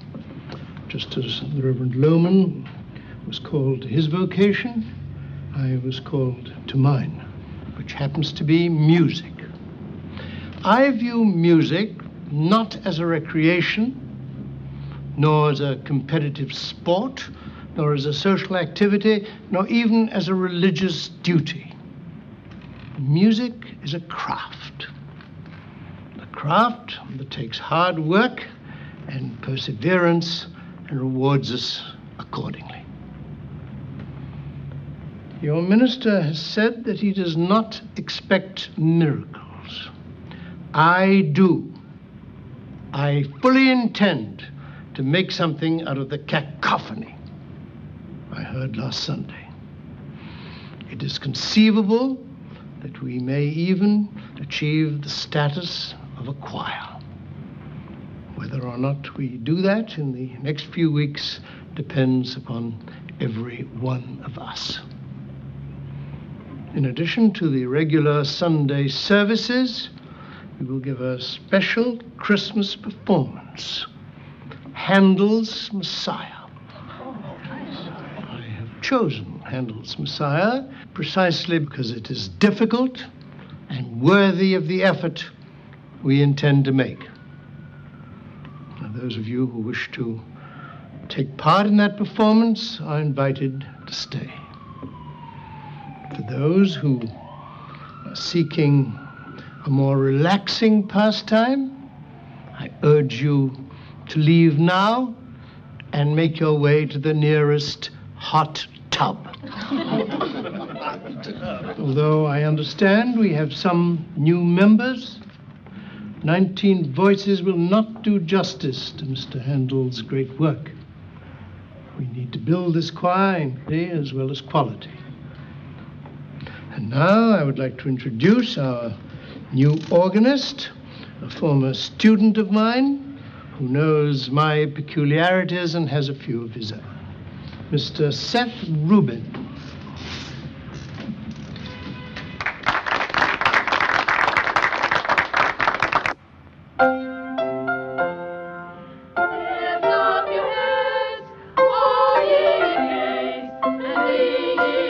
Open your mouths. Open the sound. Open.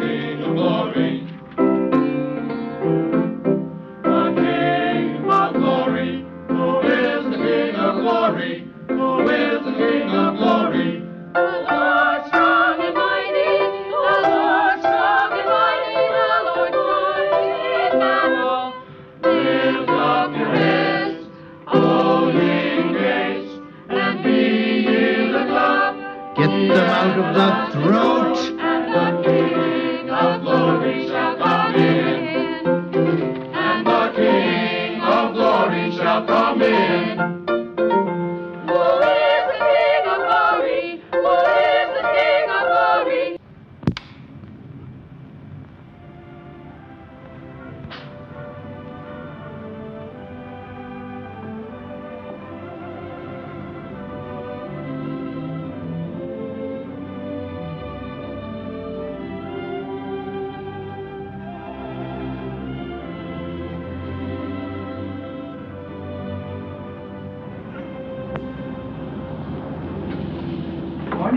Morning. From your boy? Yes, I guess he made this at school. He must be awfully sweet. He is. I'm going to bring him out here as soon as I can afford to. Did you get to meet everyone last night? Well, not everyone. I meant to introduce you to Henry. Who? Henry Quist. He's Danish, like you. And a bachelor. Inez, I am not Muriel Moore. Now, dear. Nobody said you were.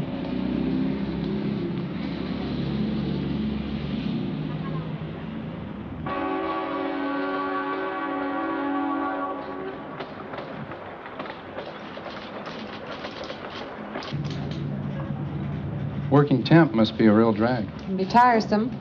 How about an early lunch? Would that pick you up? I brought a sandwich. Thanks anyway. See you in an hour.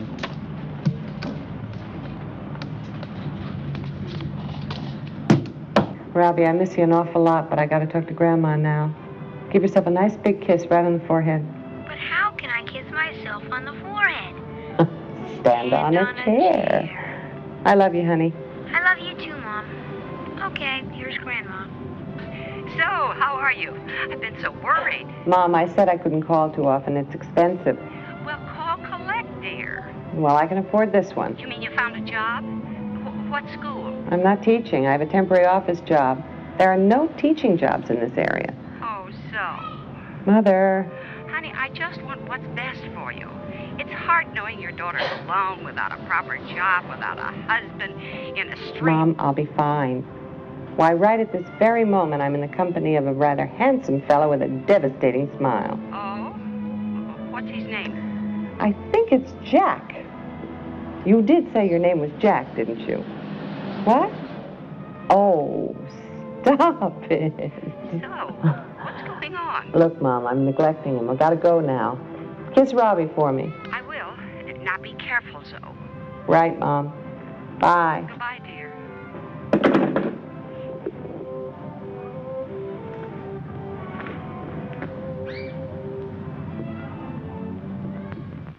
Angeline Burns. You remember, I phoned you on Monday about my experience. Well, a long time ago, I used to sing with this choir, but it became so, so discouraging. So I decided to look for something more challenging for me. A light opera, a civic light opera, and concerts here and there with friends and so forth. But I've heard such wonderful things about your work that I decided to come back and give it another try. Well, that is very kind of you, and I hope you won't be disappointed. So we're about to begin, so if you want to hang your coat up and take a seat, I'll be with you in a moment.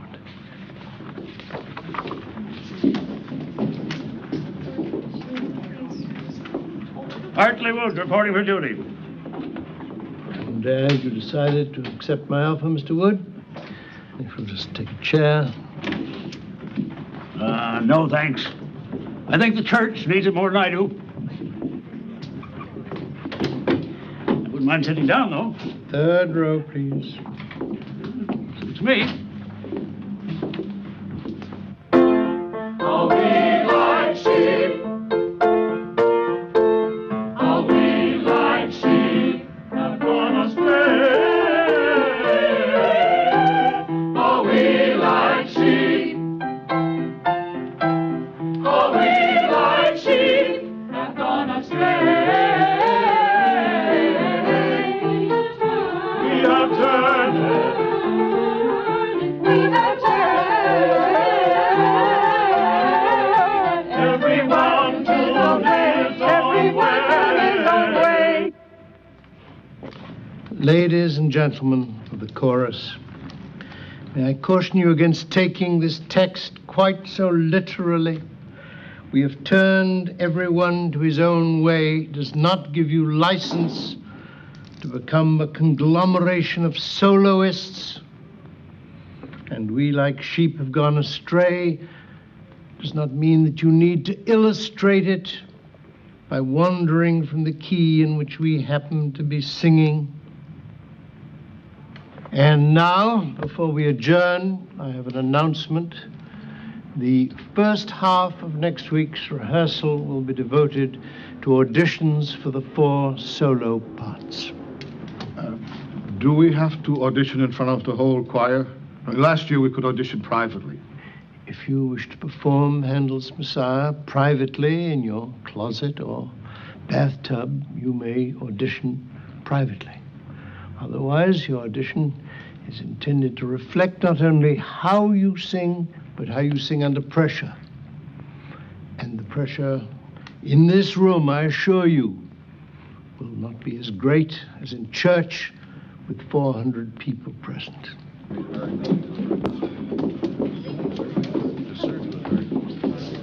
She really has a beautiful voice. Did you hear her do that last piece? Can't help but hear her. I can hear you only because I sit so close to you, but your voice is really lovely. Maisie, you should try out too. It doesn't hurt. No, I don't think so. Inez Pfeiffer. I was surprised to see you here after all these years. I love the choir. Doesn't seem like a long time to me. Well, I think it's wonderful the way you keep going in spite of everything.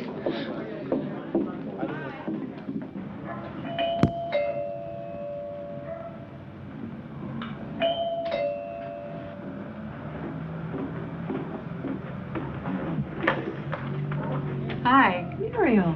Doing anything? Well, I was just painting. Oh, what a cute apartment. Oh, only temporary until I can afford something bigger. Oh, but it has possibilities. It really does. I just love to help people decorate places. Well, I don't want to spend too much money on this place. Oh, it doesn't have to cost very much. I go to garage sales and I find just precious things for nothing.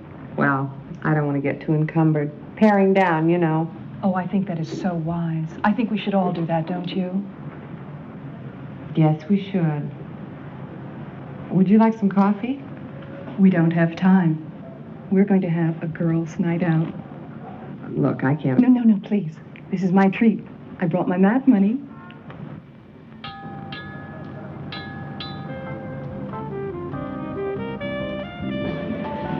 think that man is watching us.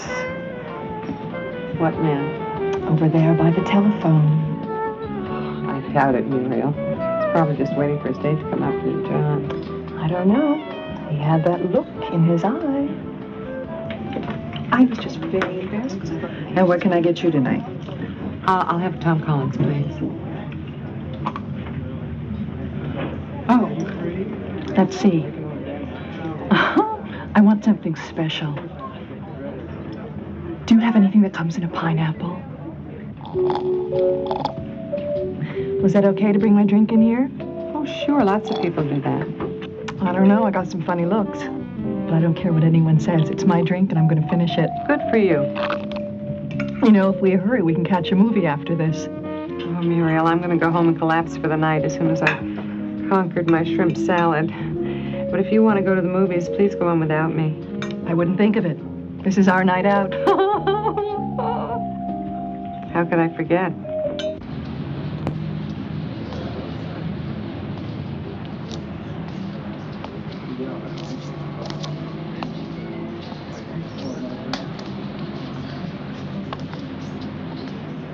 Nice morning. Yeah, it is. Is everything all right, Wendell? You seemed preoccupied during the service. Why, was I off key? No, you are always on key. It drives me crazy. Can't you goof up once in a while like the rest of us? No, I can't.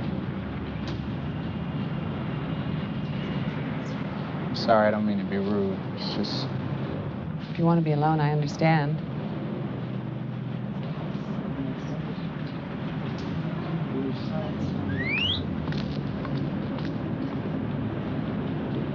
Lord, Dance, it's Sunday already. Yeah, and the Oreos come out to play. Just keep walking, man. Ooh, you hear that, man? This dude must be bad. Bad?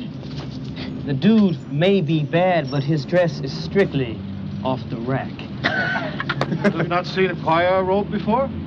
Hey, this dude got the same tailor, but he talked kind of funny. No, see, he the organ grinder. This here's the monkey.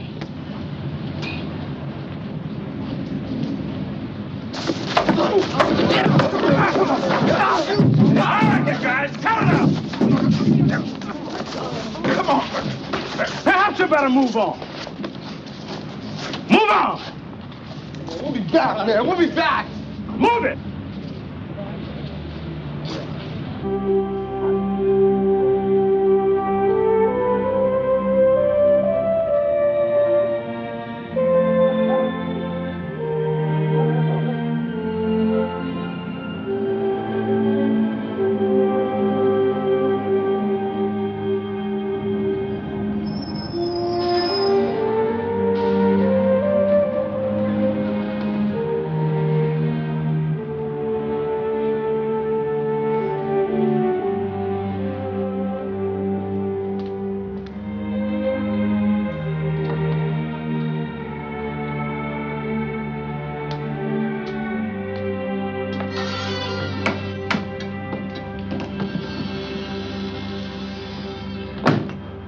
What you doing up? Studying. I have exams this week. What is that you drinking? Coffee, Granny, just coffee.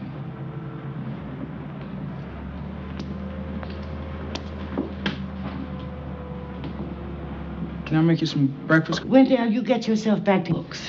I take care of the kitchen. You take care of the kitchen, you take care of the cleaning, the money making. All I do is study. Well, that's the hardest work of all. So what you carrying on about?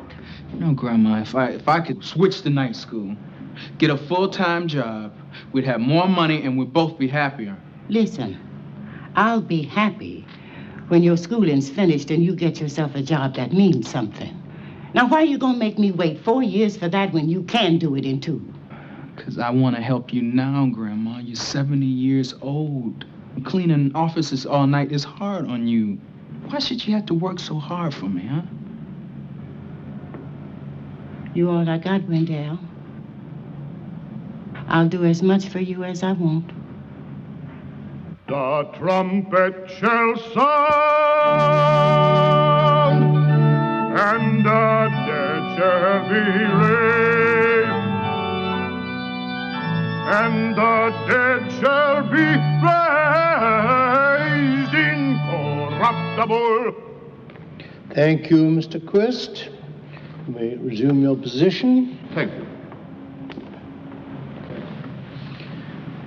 Any other candidates for bass solo?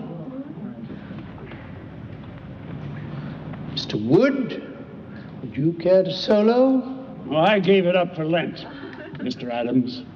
I think we are well past Lent for this year. And I'm well past singing solos. I'm not past everything, however.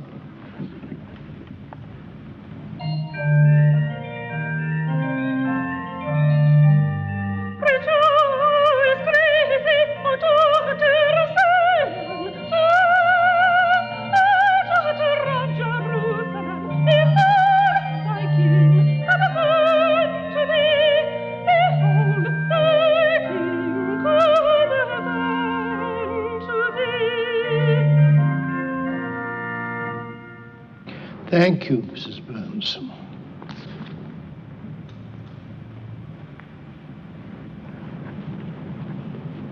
Any other soprano solo candidates?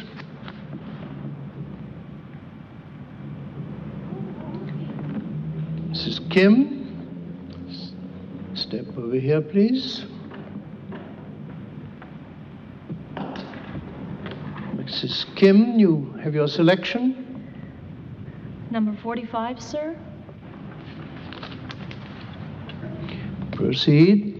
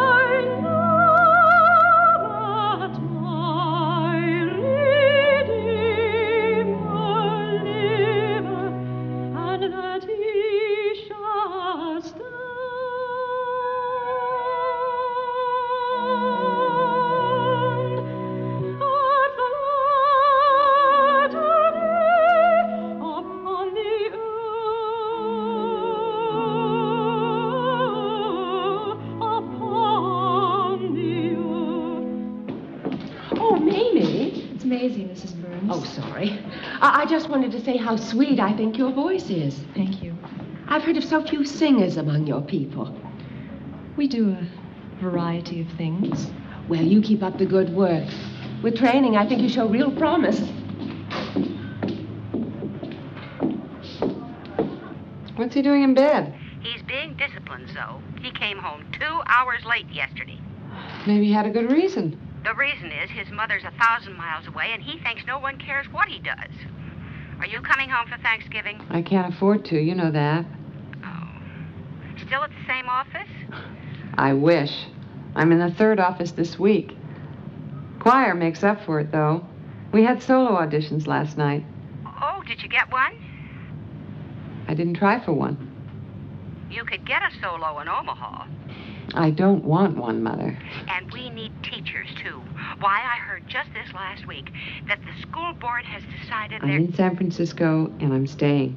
It's time you accepted that. Well, I can't accept it. There you are all by yourself, without a decent job, without a husband, without a proper place to live. I don't know, so I just don't know. Are you listening?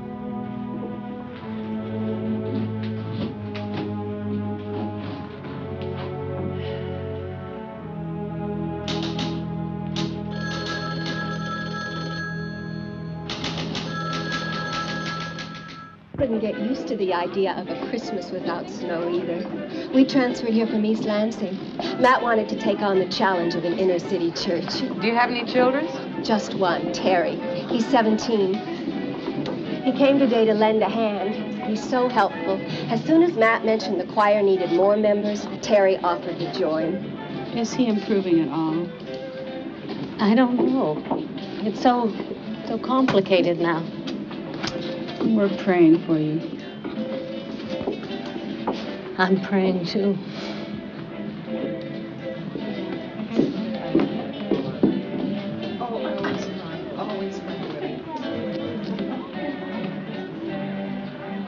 Muriel just acquired another piece for her hope chest. Good heavens. What was it this time? A fork, I think. Just have to get a husband for that woman. I don't think the church can withstand her being single much longer. All right, people. We want to get some pictures of the bride and my handsome new son-in-law. Jerome has his new camera. Okay. Now, let's see. First of all, I want to get Reverend Loman and his lovely family up here with Jackie and Bob. Oh, Reverend Loman, please. Alice, you come over and get here with your cousin. Now, let's see. Where's Terry? Terry? Oh, Terry, come on. Come on. Yeah, get up here. Jackie, scrunch in closer to Bob. You just married him, after all.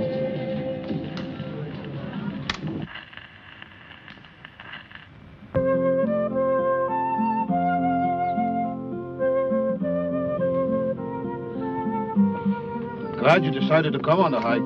The Danes got to stick together. Is it uphill or downhill? A little of both. I only go on downhill hikes. Oh. Then maybe I could Henry. find... I was just kidding.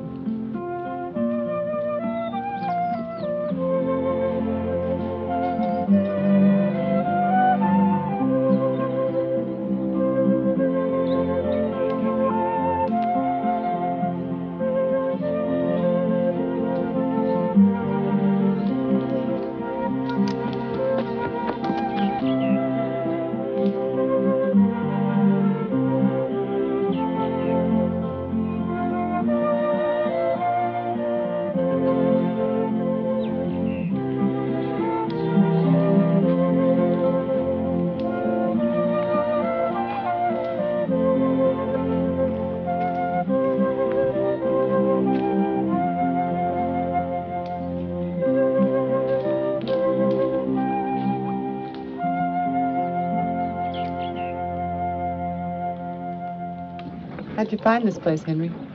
Oh, friends. We started by a German hiking club. My grandmother was German. The only one among all those Danes. And you still don't like the sauerkraut? Not when I have 5 miles to climb. Uphill.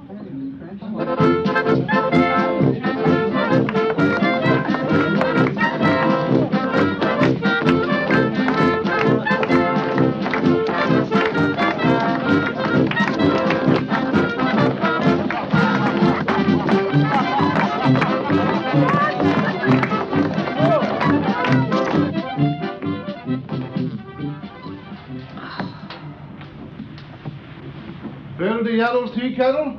Yeah. The coffee stuff's on the counter next to the stove. I see it. How do the feet feel now? I don't know. Dead dogs don't talk. What? It's an old Nebraska saying. Dead dogs don't talk. Oh. Well, you should have told me about that sooner, you know. I mean, I always carry the first aid kit in case of blisters. Now, here. Off with a sock. All right, I can do it. I'm sorry, so. I didn't mean... Wow, these sweat socks sure earned their name today.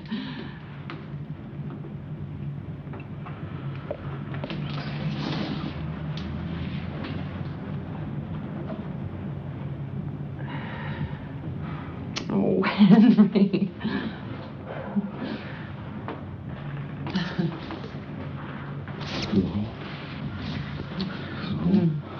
Henry, this just doesn't seem to be working out too well. Can I just be alone now, please?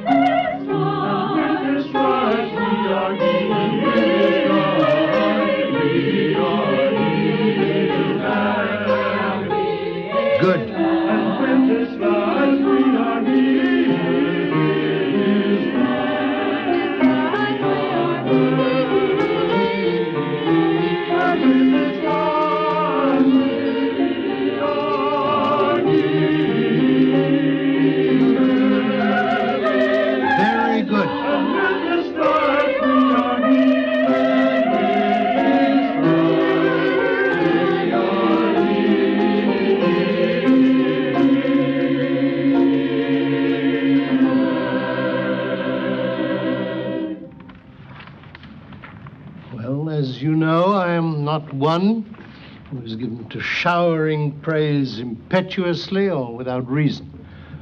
Nevertheless, that was a distinct improvement. We shall return to that part of the score later. Before we go on to the next section, there are some announcements to be made. It is never easy to choose one person over another, especially when the factors of talent and experience can be so vastly different. Nevertheless, music and life require such choices. The bass soloist for the Messiah will be Mr. Garner. The alto solos are the responsibility of Miss Maguire. Tenor solos sung by Mr. Jefferson, and the soprano solos by Mrs. Kim. Are there any questions? Very well. If you will please turn to section 28 in your score, Mr. Rubin will give us a starting chord. He trusted in God that he would deliver him. Let him deliver him if he delight in him. He trusted in God that he would deliver him. Let him deliver him if he delight in him. If he delight in him, let him deliver him. Let him delight in him if he delight in him.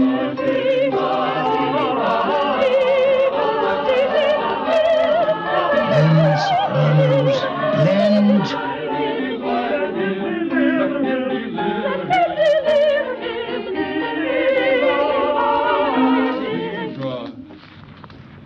Mrs. Burns, there is no solo in this section. There are no solos for anyone. I'm not sure, Mr. Adams, you'd know a soloist if you heard one. I know an ego when I hear one. You have a very impressive voice, Mrs. Burns. There's no denying that. But it is what I think of as an operatic voice, one not easily suited to music sung by a group. A group of amateurs who can't even sing on key.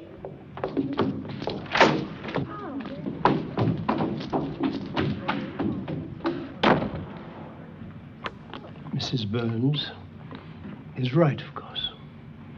You are amateurs. Unlike certain pseudo-professionals like myself who insist on slave wages. Your voluntary and steadfast attendance at these rehearsals fully qualifies you for any definition of the word amateur. But what Mrs. Burns and many others are wrong about is the meaning of the word, which has to do with motivation, not quality. Now, you remember amo, amas, amat, the Latin verb to love. The meaning of amateur is he or she who does a thing for the love of it. There is no higher reason for singing than the love of doing it. And in that respect, you do indeed qualify as amateurs, and I salute you for it. Now, shall we get on?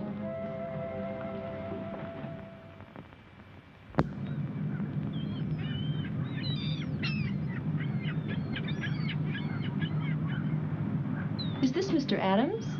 Yep. Taken before the war. How did you two meet? Longshoreman strike, 1934. Which side was he on? Smack in the middle. He was reporting it for a newspaper. Ephraim saved my life during that strike. How? Well, he sort of distracted a goon who was trying to finish me off with a baseball bat. And you didn't invite him today? Oh, I quit inviting him any place years ago. He's a loner. I think he likes it that way. Hey, watch your step, Mary. Okay. Just right on here. Welcome aboard, Mrs. Curtis. I'm Hartley Wood, the captain of this rig. Pleased to meet you, I'm sure. Here, let me give you a hand. How you doing, Harlan? There you go.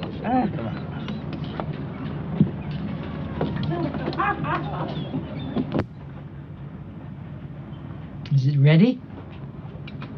If it gets any more ready, it'll fall apart. Can we eat? Not until we're all here. Well, can we let it sit for a bit then? Good. Just don't let it get too cool. Oh, there's still plenty of heat in this old carcass. No way to talk about yourself, Hartley. Yeah. Hey, everybody, Henry's here. Now we can eat, huh? Hello, Henry. Happy Thanksgiving. The same to you, so. I'm glad you're here. Okay, everybody. Find your places.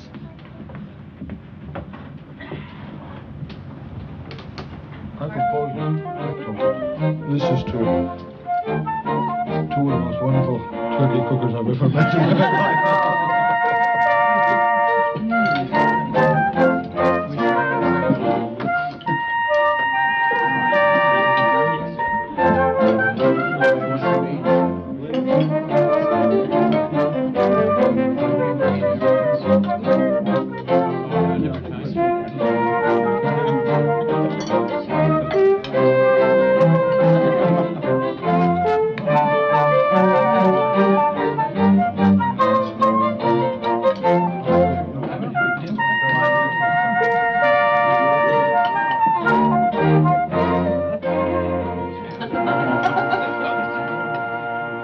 Mrs. Curtis, how can we get you to join the choir? Wendell tells us you have a wonderful voice. Oh, did that boy say that? Well, I always did like to sing in church, but I work nights. Besides, where I growed up, we didn't read the music, you know. You folks read your music, don't you? Well, some of them do. Some of us just make a stab at it. What denomination you belong to, Mr. Wood? I belong to the Church of Beautiful Women. I am a recent convert. Now, teach us some songs that we don't have to read. Well, I don't know. Maybe there's some hymns we both know. Then we can teach them to these heathens. What a fellowship, what a joy divine, leaning on the everlasting arms. What a blessedness, what a peace is mine, leaning on the everlasting arms.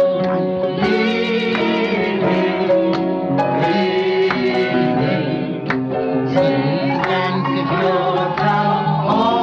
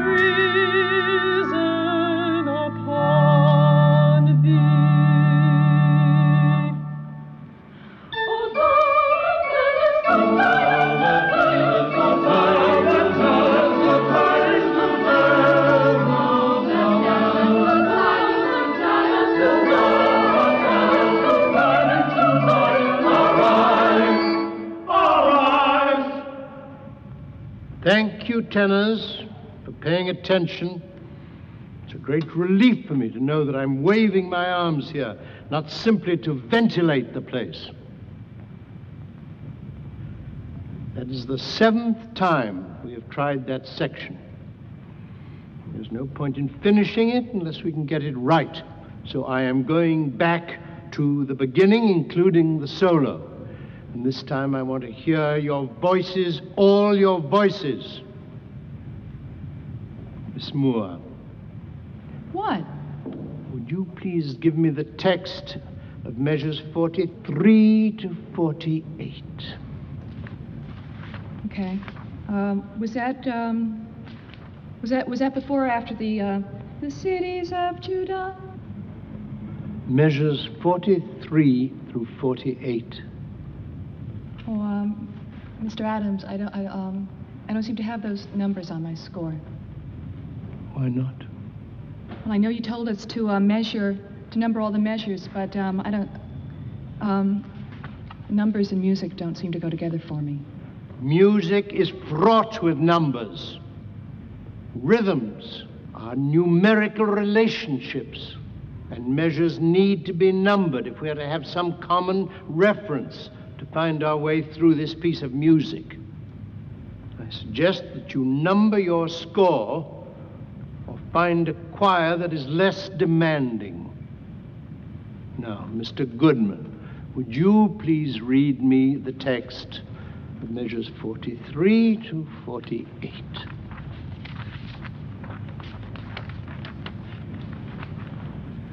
Lift up thy voices with strength. Lift them up. Be not afraid. Again, please. Lift up thy voice with strength. Lift it up. Be not afraid. Be not afraid! Now, all of you, not just Miss Moore and Mr. Goodman, lift up thy voices with strength.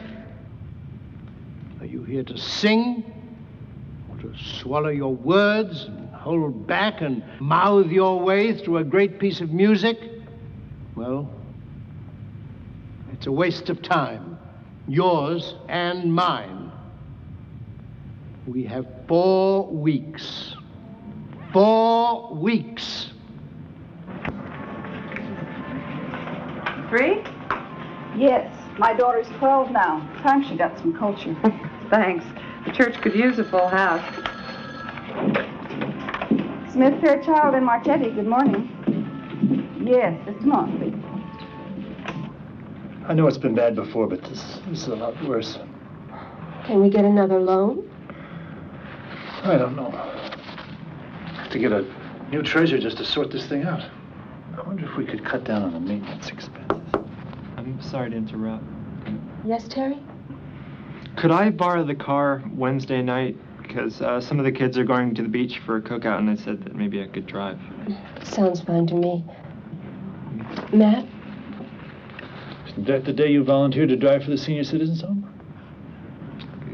Yeah, Well, Matt, maybe... No, well, never mind. I'll just tell him some other time. Sure. We'll help you plan it. You know, one thing we could use is some more fundraising.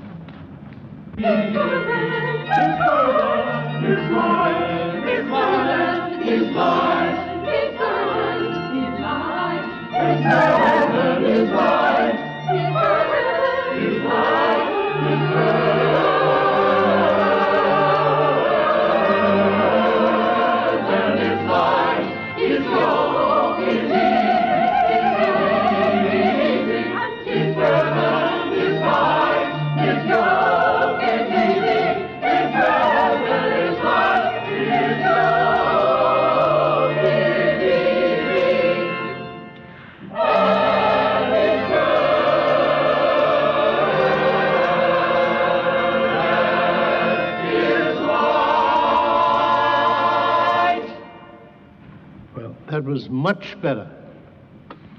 Next week, we'll go on to part 2 and hope the improvement continues. In the meantime, I want you all to work on your vocal exercises. So, thank you very much. See you next week at our usual time.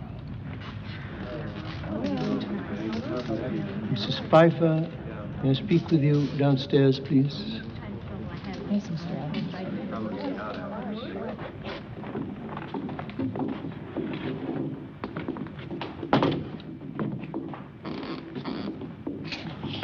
Thank you for coming down. I want to thank you also for that jar of marmalade. I did not think it appropriate to mention it in front of the entire choir, but I did appreciate it. I gave them to several people. The recipe makes a big batch. What did you want to talk about? Well, I wanted to discuss several things. You've been a member of this choir for a long time, so I think you understand what this choir means to the church, and I hope you understand what I'm trying to do here. Yes, I understand all of that. Good. I think you also understand that in any group endeavor, the ultimate consideration has to be what is best for the group and for the goals of that group. You want me to drop out of the choir, don't you? Mr. Adams, I'm 72 years old. I know my voice is not what it was when I was 20. I just wanted to sing as long as I could, as long as it was acceptable. If it's not, that's your decision. You have every right to make that decision. It is my responsibility to make that decision, and it's not easy. I know. And I appreciate how you're changing this choir. I really do. And I don't want to stand in the way of that. But I can't stop coming here. Giving up all this would be like dying. What can we do?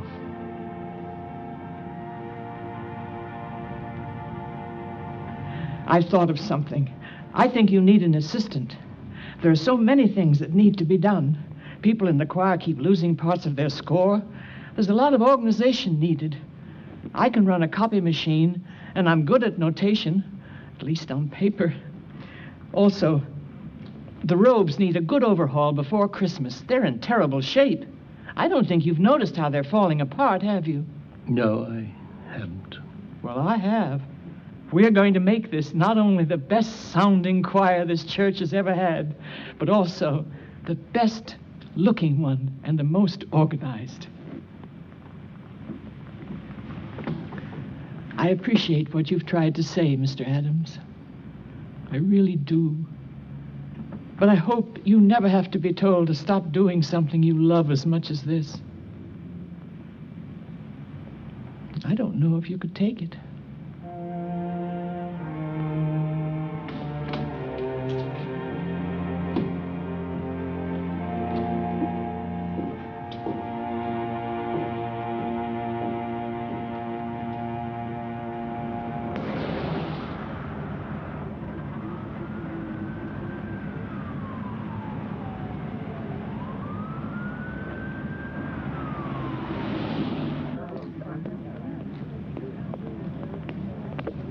Dr. Gordon, call 32, please.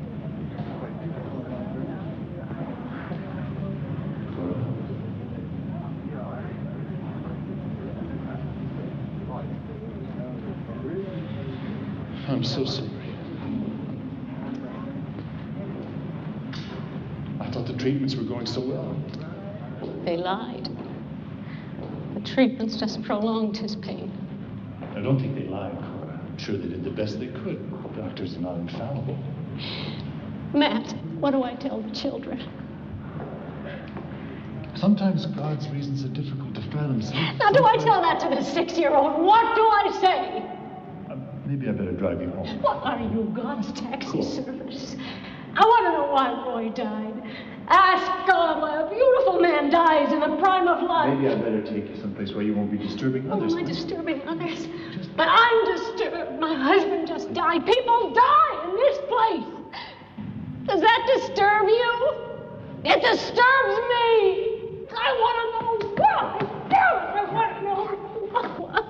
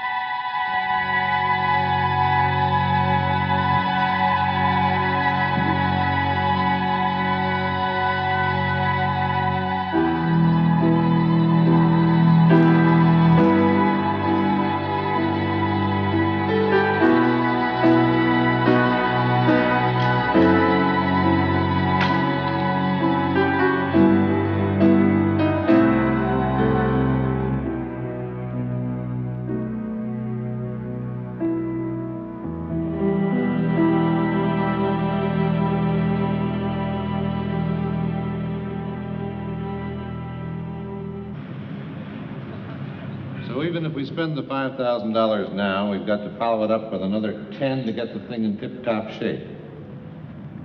I'm just wondering, gentlemen, if this may not be the best time to write off this organ and use the insurance money to make a better investment. Such as? An electronic organ. I own a piece of an ice skating rink, and we just put in one there for $6,000. Sounds great. $6,000. Complete. Complete. Now, we may need a bigger model here, but for $12,000 to $15,000, you can get the top of the line. And maintenance is nothing. It's all solid state. Ephraim? Seth, what do you think about that? I think that to write off this noble instrument is criminal. You'd be surprised by what they can do with electronics these days. I know what an electronic organ can do, and I know what it cannot do. At least this side of your heavenly gates, Reverend Loman, there is no substitute for the sound of a pipe organ. Seth, are you totally opposed to this as well? No, not totally. I mean, I have heard some very... but they're not quite the same. If we could get this organ repaired... Gentlemen, I did not finish my report. The problem is not only money, it is time. There are only 3 companies who do this kind of work, and none of them can get to it before February. What about an out-of-town company? It's the worst time of year. Every church who can afford it schedules a servicing before Christmas. On the electronic, we can get a free trial demo, no obligation for 2 months. Looks like we have very few choices. Very few.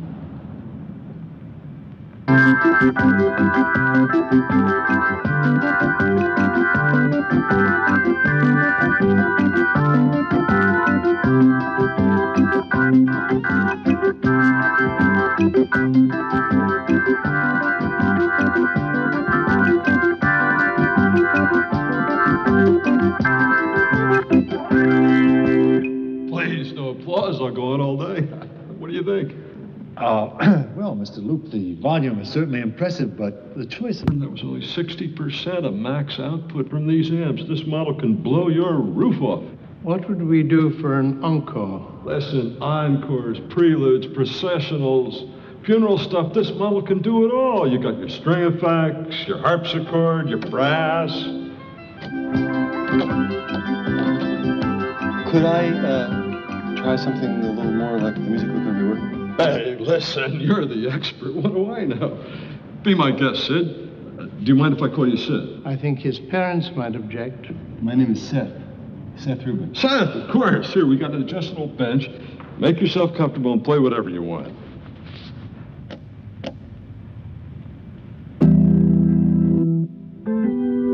Oh, that's really nice.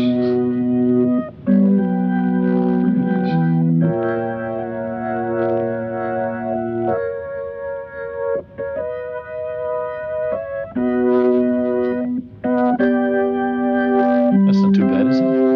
It's a good imitation of a great sound.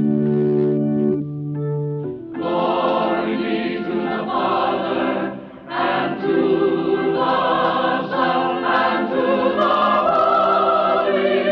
Holy Ghost, as it was in the beginning, is now, and ever shall be, world without end. Amen. Amen.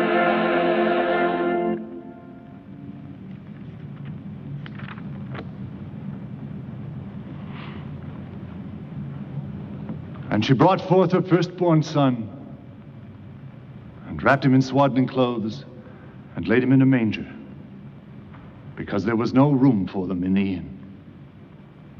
The Bible tells us the child was born in utmost simplicity. Shouldn't we at least reflect that simplicity in our celebrations? The birth of Christ required no complicated attendance. Why then should our celebrations of that birth be attended by such rabid commercialism? Is it really necessary? 3 out of 9 at Turk and Jones. Is it really necessary in an age when 1/4 of the world's population goes to bed hungry to consume the meaningless, disposable products of a civilization steeped in gluttony? Dispatch. Can we do that after lunch? I had a feeling it was going to be one of those days. Matt, that was one of your better sermons, I must say. Really? Well, if it's going to be that entertaining every Sunday, maybe we should just keep the damn thing. Who could that be?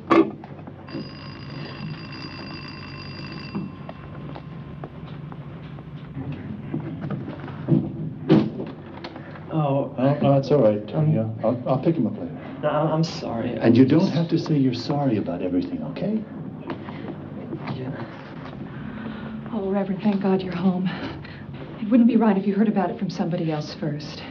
Heard what? Well, I've been thinking it over in my head a million times, and after the fight, well, I felt he must be capable of anything. I know I'm right.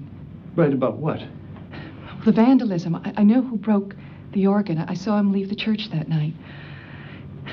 It was Wendell Curtis. Well, you know, Muriel, you could be mistaken. I mean, perhaps if somebody just talked to Wendell. No, the police are questioning him right now. The police?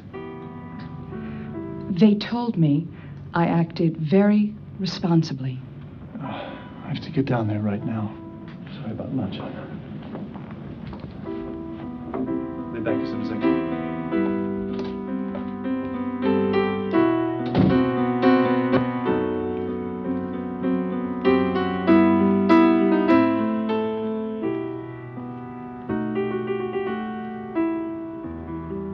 I got here as soon as I could.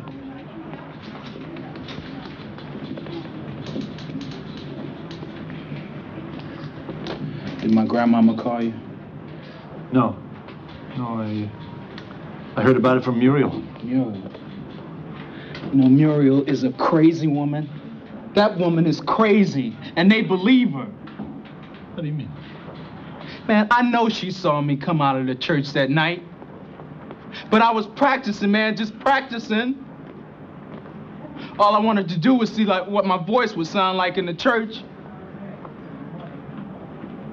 Yeah. I ain't break nothing. I swear to God, I ain't break nothing. Wendell, it's gonna be all right. If you're innocent, like you say you are, then you got nothing to worry about. Would he talk to you? Not much. Do you still want to press charges against him or not? I don't even know if he's guilty. That's what jury trials are for. He told me he didn't do it. Hey, they don't get off. What's the good of pressing charges? Have it your own way. Excuse me, are you in charge? That's right. What can I do for you? I gotta confess something. Terry! Was it like a blackout? I mean, did you know what you were doing? No, it wasn't a blackout. I remember everything. I mean, how it looked and what I did and how it felt. Did it feel good? What do you mean, did it feel good? I mean, whatever you were angry about, did it feel good to get it out? I don't know. Yeah, I was just walking behind the altar, and I saw this vase of flowers, and I felt like knocking it over, so I knocked it over. And then I saw something else, and I hit that. I just kept going, you know.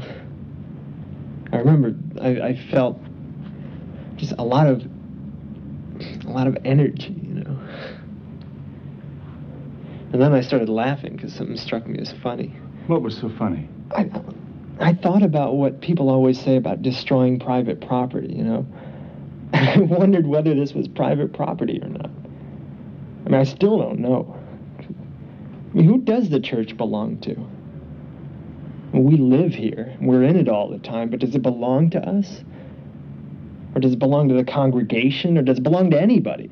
Of course it belongs to us. Not like a car or a bank account. My God, Terry, this is our life's work. This church means more to me than anything in the world, and to your mother.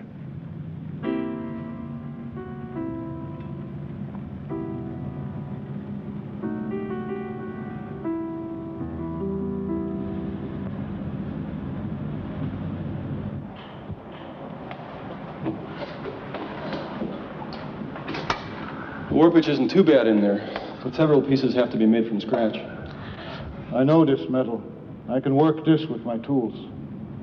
It might look easy, Henry, but it's going to take very precise tolerances. In Denmark, I was apprenticed to a silversmith. But it's going to take more than one person. Well, you got me. All we need now is a woodworker. Maisie Kim's husband works in a cabinet shop. If he can join us, we might be able to get it back together by Christmas. It would be a wonderful surprise for Ephraim. My lips are glued.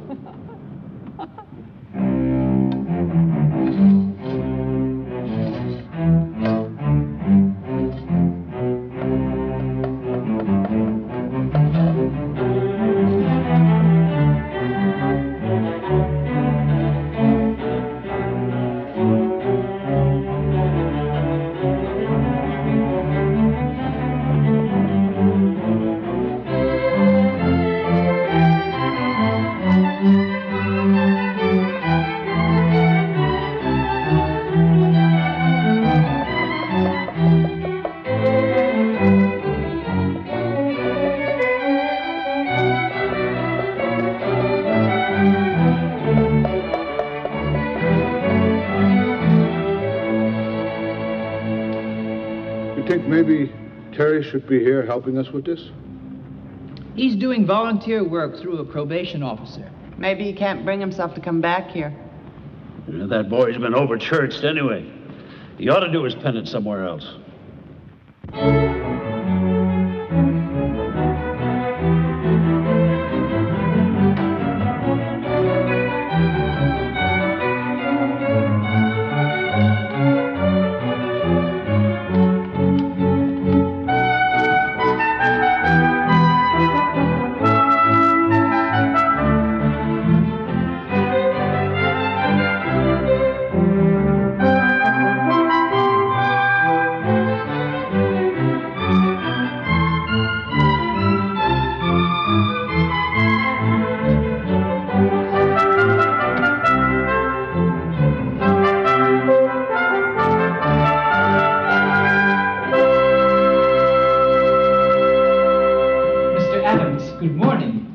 thank you for coming early. Any Sunday morning on which I must forego my second cup of tea and my Times crossword is not a good morning. It's the electronic organ.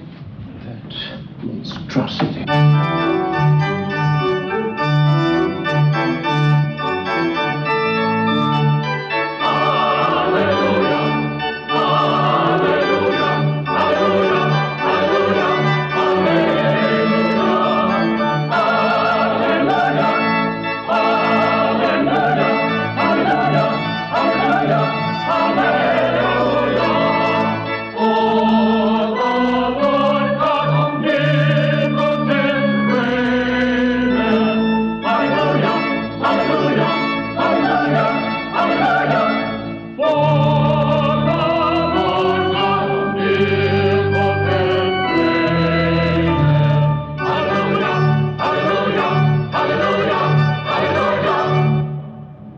Just getting used to the police calls.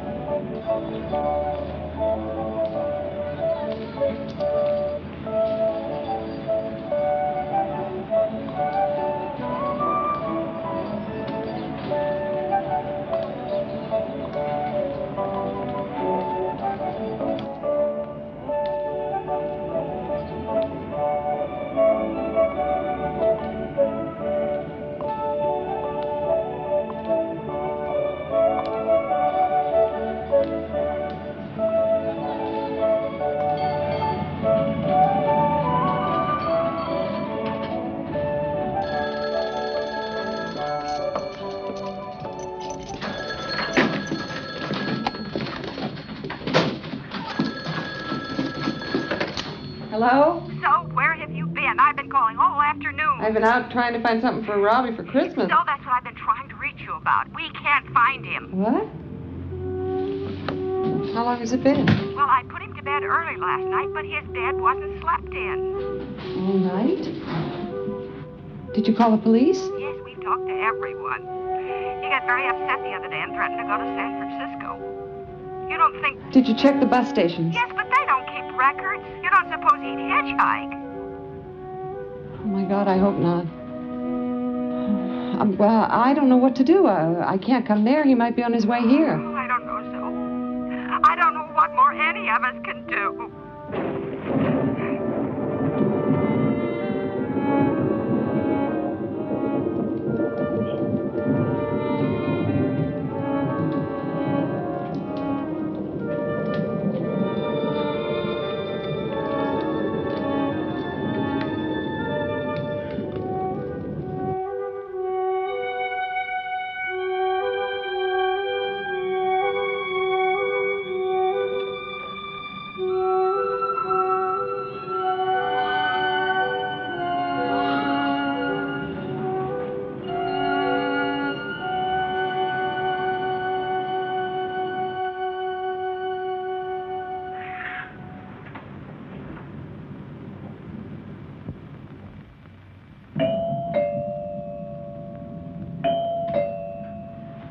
This is the right place, kid? Yeah. Well, it better be.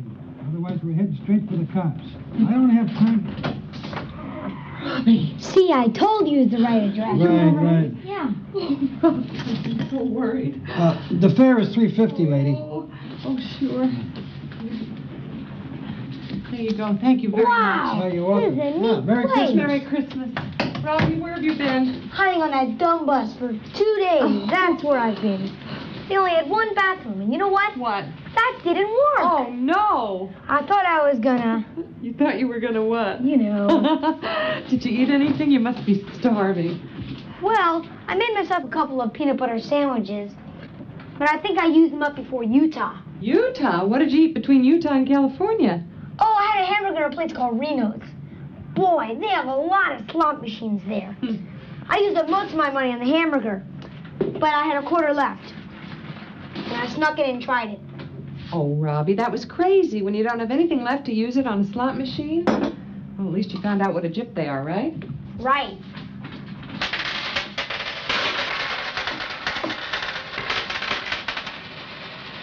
You can pay for the call to Grandma.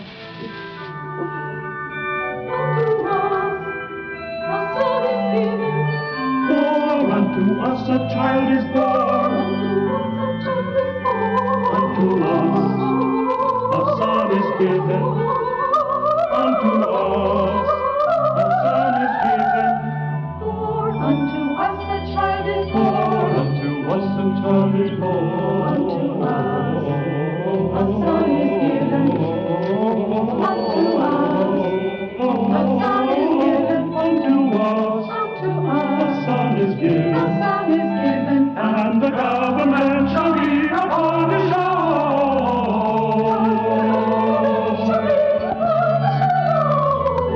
And the government shall be upon his shoulders, and his name shall be called. Come on now, not having money can be good for you. Forces you to be creative. What should we make for Grandma? We could draw some pictures. That's a start. Why don't we put the pictures on a calendar? Yeah, and we can mark the days that are special. Like what? Like March 19th. Look, Smarty Pants, we'll put everybody's birthday on it. Okay, but mine's in red. What can I get Daddy? I don't know, honey. He's always been difficult. I know what I'd like. What? To all be together, like it was. Don't start now, Robbie, okay? How come? Because it's not going to happen. I've told you that back home. In Omaha. Daddy said you were the one who wanted a divorce. Damn him. Mommy. He knows very well. You mean Daddy lied to me? We all lied to ourselves. Too long.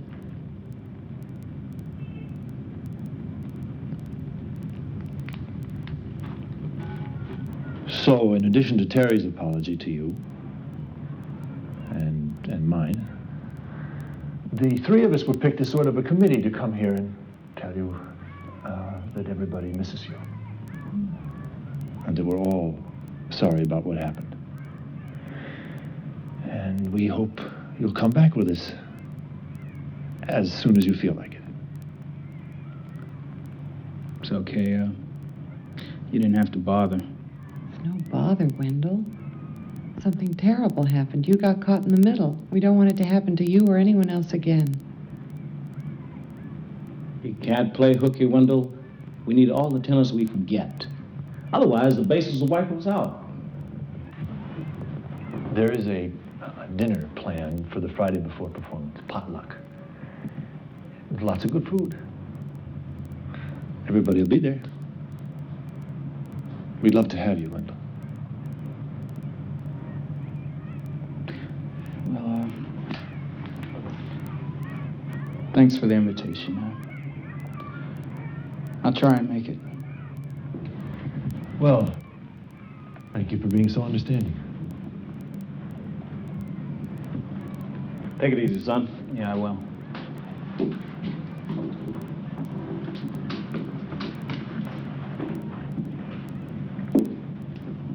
Wendell, why aren't you mad? What? Angry.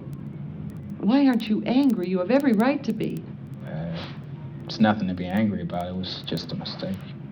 It was more than that, and you know it. We all know it. It was terribly unfair. Zoe, sometimes life is unfair. You can't expect justice all the time. No, you can't.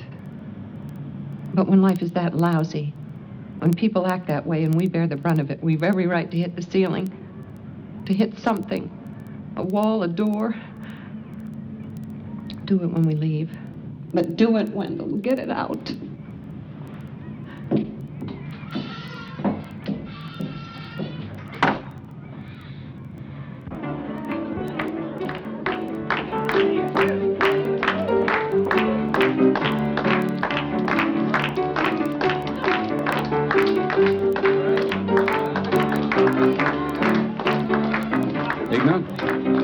No, thank you.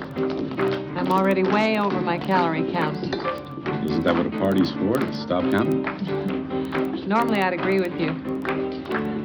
I seem to have lost my appetite. I guess I've got stage fright a day early. Well, my brother's one of your soloists, and He's so nervous he can't stop eating. You're Will's brother? Yes, but I'm thinking of resigning. Until then, my name's Danny Darden. I'm so Jensen.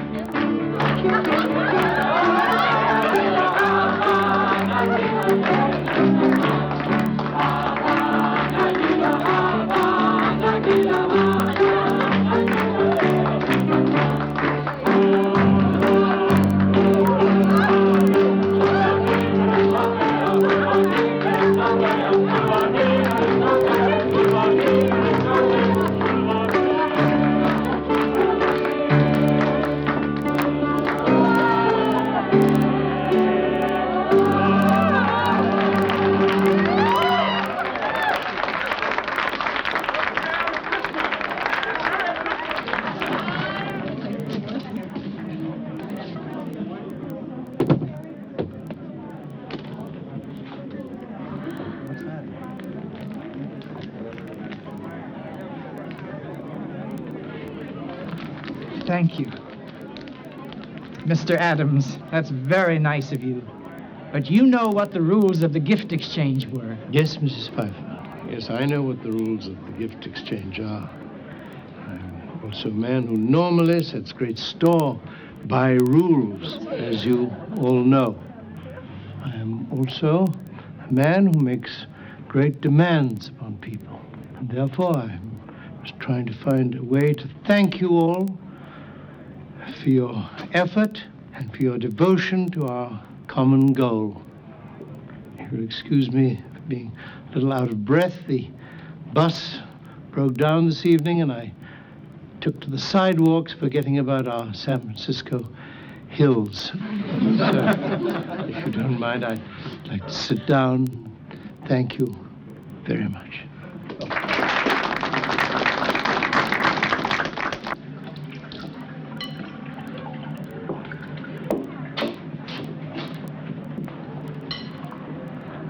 Wendell, I want you to know I didn't accuse you of anything. I just told people what I saw. I hope you're not angry with me. Maybe you should figure out what you're angry about.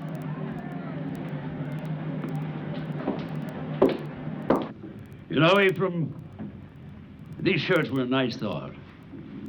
But it's not that easy to get off the hook.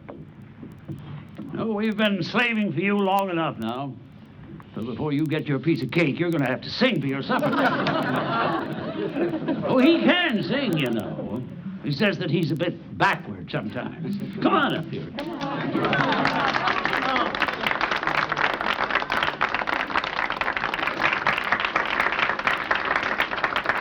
Now, at least I'm not going to ask him to do a solo. This is a song that he and I sang together many years ago, down on the waterfront. Let's see who remembers it the best, huh? All right, Seth? If the river were whiskey and I was a duck, I'd dive to the bottom and never come up. How long do I have to wait? Do I get you now? Or must I hesitate? I'm born in Alabama and bred in Tennessee. If you don't like the beat, don't shake up my tree. Don't tell me how. Then I have to wait.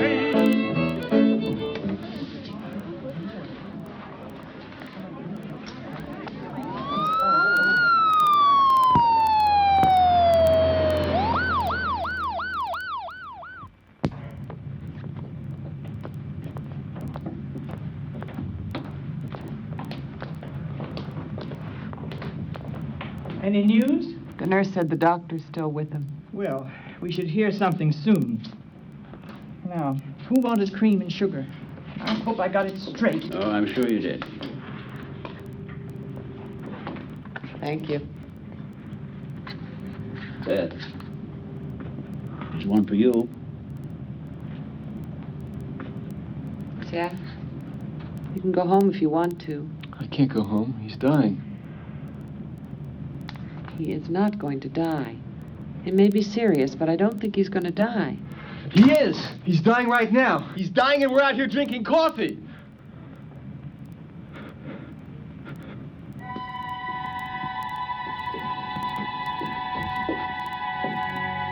Is anyone here a relative of Ephraim Adams? No, Ephraim's all alone. Is it serious? It was a mild stroke. How he recovers is a matter of physical therapy and his own will to improve. Well, if it's only a matter of will, there's nothing to worry about. He's got plenty of that. I talked with his doctor again about noon, and he said he was doing fine, despite the paralysis. I think he's a good doctor for Ephraim. He said, when a patient starts ordering the staff around, even on notepaper, it's a sure sign of recovery. However, the question remains, what do we do about next week? I suppose that the easy thing to do would be to cancel. But I just hate to see all your wonderful work go for nothing. Seth, isn't it possible that somewhere we could find a choir director who was familiar enough with the Messiah to step in? No, I know how individual Ephraim's vision of his music is. It's not something you can just hand over at the last moment to someone else. Since you do know it so well, Seth, wouldn't it be possible for you to conduct? It's true. You're the only one who knows the music as well as Ephraim. No, I can't play and conduct a choir. I'll turn pages for you. No, I just can't do that kind of thing. I know some people can, but I can't. Then we can't go on with the performance. Kant died in the cornfield. What did you say? Kant died in the cornfield. It's an old Nebraska expression. I just remembered it. Kant died in the cornfield, Seth. That's right, Seth. Kant died in the cornfield. Kant died in the cornfield. Kant died in the cornfield. Kant died in the cornfield. Kant died in the cornfield. Kant died in the cornfield. Okay. Kant died in the cornfield? All right.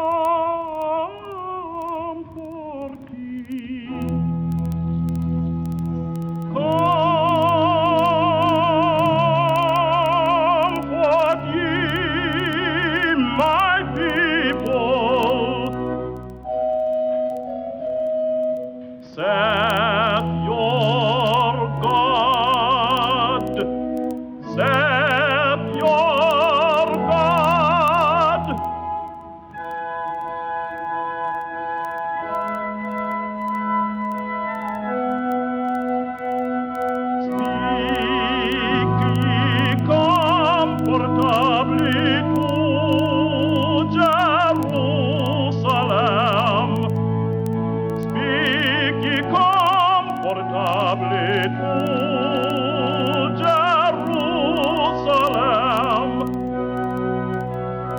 and cry unto her that her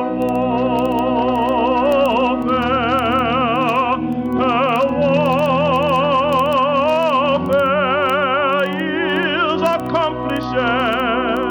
And the glory of the Lord shall be revealed.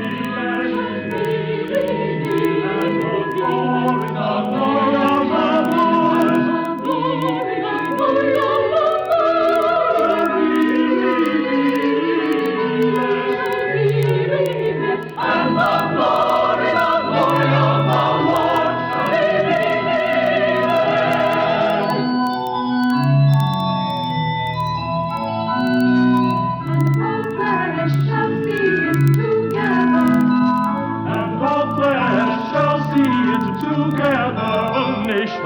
I'll shake the heavens, the earth, the sea, the dry land, all nations I'll shake, and the desire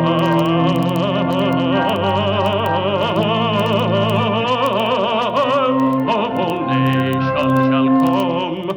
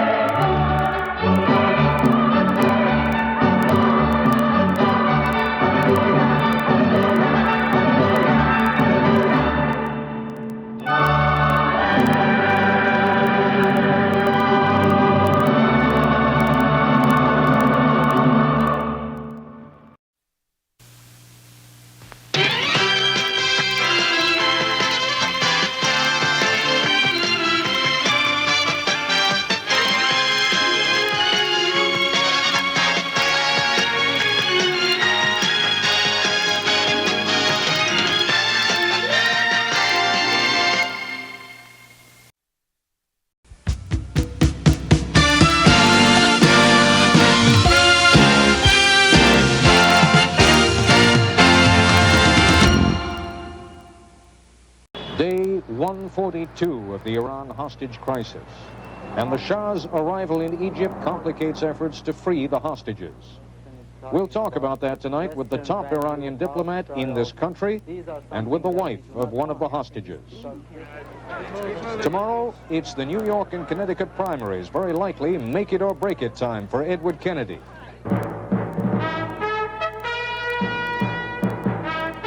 This is ABC News Nightline. Reporting from Washington, Ted Koppel. Good evening. This is a new broadcast in the sense that it is permanent and will continue after the Iran crisis is over. There will also be nights when Iran is not the major story, when we'll bring you briefly up to date on Iran, but we'll focus on some other story. That's not the case tonight. Again, today, Iran is the major story, and for the first time on television, we'll provide the opportunity for the wife of an American hostage to speak live with an Iranian official. Once again, today, it all focuses on the deposed Shah. He arrived today in what may be his last haven, Cairo. Egyptian President Sadat escorting the Shah to his quarters in Cairo's finest hospital and telling newsmen that Egypt will be the Shah's permanent home. In Rome, one of Iran's leading religious figures, the Ayatollah Khalkhali, also known as the hanging judge, told reporters that Sadat will pay for granting asylum to the Shah. Khalkhali also warned those American hostages accused of spying would be tried and possibly imprisoned. At the U.S. Embassy in Tehran, it is now Tuesday morning. Islamic religious leaders and Tehran radio have been calling for massive demonstrations to protest the flight of the Shah to Egypt. Those demonstrations scheduled to begin within the next hour or so. Because of the Persian New Year, we have no satellite facilities from Iran, but ABC's Bill Blakemore is standing by on an audio circuit. Bill, have those demonstrations begun yet? And does it look as though they really are going to be as massive as have been called for? Ted, right now people are already gathering at about 10 rallying points throughout the city here to march on the embassy, where they should arrive in about an hour. It's a little early in the morning here to tell just how big the demonstration will be, but it promises to be an angry one. The radio and television have been asking people to join this march in order to show their hatred for American plots, as they put it. Bill, U.S. officials here are saying that they don't expect the Iranians to take out any of their hostility against the hostages. That is, hostility because the Shah has left for Egypt. Do you share that hope? So far, none of the Iranian officials, nor the militants at the embassy, nor Ayatollah Khomeini have made any announcements about their next step. It seems clear from some new anti-American films that appeared on television here last night and this march today that we're in for some renewed anti-American dramatics at least. The impression we get here is that the Iranians are still deciding how they will respond to the Shah's move to Egypt, but we should get some more hints about their thinking in about 6 hours when Foreign Minister Gupzadeh gives a news conference here. Thank you very much, Bill Blakemore. Standing by now at the Iranian embassy here in Washington is the senior Iranian diplomat in the United States, the Chargé d'Affaires, Mr. Ali Agha. May I ask you that same question, Mr. Ali Agha? Is your country, do you think, going to take out its anger over the flight of the Shah on the American hostages? I think the fate of the American captives will be decided by the Islamic Constituent Assembly, and so this has been assured repeatedly by President Bani Sadr. Of course, it was initiated by Ayatollah Khomeini and accepted by the students in the U.S. Embassy in Tehran. But now, Mr. Ali Agha, the Ayatollah Khalkhali said, as you just heard earlier, that those accused of espionage among the hostages will be brought to trial and possibly sent to prison. It sounds as though we've gone back in time again. First of all, I personally do not have any knowledge about that. I have heard just from the reports here. And however, the overall decision, again, I like to mention, it is left up to the Islamic Assembly in the sometimes in the near future.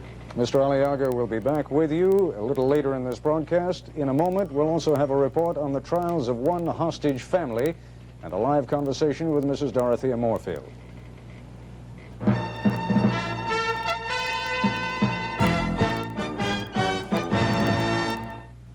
No more vinegar and water douches for me. They're such a bother. Jane, look. Massengill has a vinegar and water disposable douche. It's convenient. Vinegar and water? The ingredients many doctors recommend. But this is pre-mixed, pre-measured, sanitary. No more bother. Look how cleverly it's designed. Only Massengill has this special design. The vinegar and water disposable from Massengill. It's specially designed. United Airlines announces 10,000 free round trips to be won in April. It's United's takeoff game. No, I never win at games. You could with this. 10,000 free trips. 10,000? Wow. Choose Hawaii, Florida, anywhere United flies in the U.S. Wow. And you can find out right now if you've won. Wow. Play United's takeoff game on every flight in April. Fly the friendly sky. Wow. Travel agent. Steve McQueen is Tom Horn, a common man, a quiet man, an honorable man. Man of the West, Indian tracker. He stood for what he believed was right. But many times, he stood alone. Steve McQueen, Tom Horn, rated R. Starts Friday at these fine theaters. Check newspapers for showtimes. Coming up next on Barney Miller, moonlighting puts Harris up for some flack at the precinct. Well, whoopity-doopity-doo. You know, I expected you to say something like that. However, the number of syllables did surprise me. Barney Miller, next, right after ABC News Nightline. For 142 days now, Richard Moorfield has been held hostage at the U.S. Embassy in Tehran. And for 142 days, the Moorfield family in San Diego has been trapped by frustration and uncertainty. Here's Ken Kashiwahara. Every morning after she gets her two boys off to school, Dottie Moorfield writes to her husband Richard, the consul general at the American Embassy in Iran, and now a hostage. She doesn't know if the letter will even get there. The last letter she received from him was in February. He said that he was fine, but not much else. They sound very much like him, but then I get mad. I get very angry at the fact that he's being held, and in one of them where he says we're allowed to write every three days, I just, you react your anger at the people holding him. At school, 15-year-old Stephen Moorfield says he thinks about his father all the time. Sometimes he says he simply can't get through the school day and has to go home. His brother Kenneth, who is 14, says the experience has been emotionally draining. I feel frustrated at, where you're trying to keep your emotions and you're trying to keep yourself from getting really excited because, every time it seems it's like a roller coaster ride that, you go up and you go down. The Moorfield boys seem mature beyond their ages, and that worries their mother. I think they're having to cope and having to handle more than they should have to in their early teens. And I hope that it doesn't hurt them, that it doesn't leave scars. The Moorfields watch more television newscasts than ever before, looking, listening, always hoping. But it is when the day ends that Dottie Moorfield says hope is hardest to come by. It's when you have to face the fears, the uncertainties, and the worries that I've managed to push aside all day. They all come back and they surface, and everything looks so bleak at night. Ken Kashiwahara, ABC News, San Diego. With us now in the studios of our San Diego affiliate, KGTV, is Mrs. Moorfield. I have to ask you, you've obviously been watching television today also. What do you make of it now with the Shah having gone off to Egypt? Do you feel a personal resentment over that, or do you have any compassion for the Shah? I think the Shah is obviously an ill man. I think the choice to go to Egypt was his to make, and he made it. I hope he finds there the peace that he's looking for.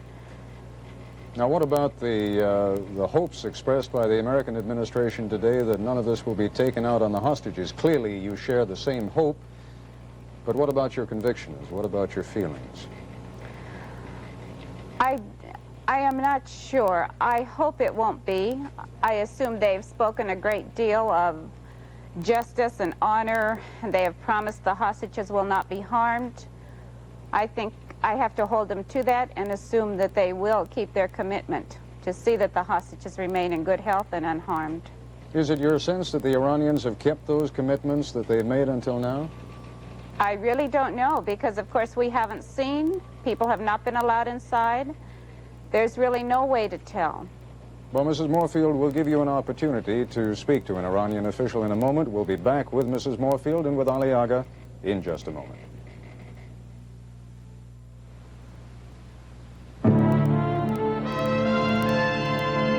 Omni Magazine, your passport to the future.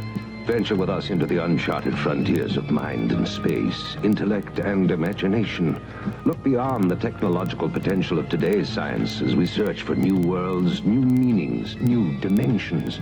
Omni, the multi-award-winning magazine of science, fact, and fiction, the very first of its kind. Omni, the magazine of tomorrow, on sale today. I know. Let's settle this over coffee, Counselor. Good idea. Whoop. But that's only half a cup. Don't you like my coffee? I love the rich taste. It's the caffeine I could do without. You happen to be drinking Brim decaffeinated coffee. This is Brim? This is Brim, and it's decaffeinated, so you don't have to stop at half a cup. If it tastes this rich, I don't want to stop. Fill it to the rim. With Brim. Fill your cup to the rim with the rich taste of Brim. Play McDonald's $1 Million Menu Mania. You could laugh all the way to the bank. I just won $25,000. In all, there's over $1 million in cash and free food prizes like a Big Mac or an icy Coca-Cola. I won. $5,000! Play McDonald's $1 Million Menu Mania. You could laugh all the way to the bank. Oh, man. A lot's changed in Philadelphia since 1866, but they still love stickball on Camac Street, and Breyer's ice cream is still #1.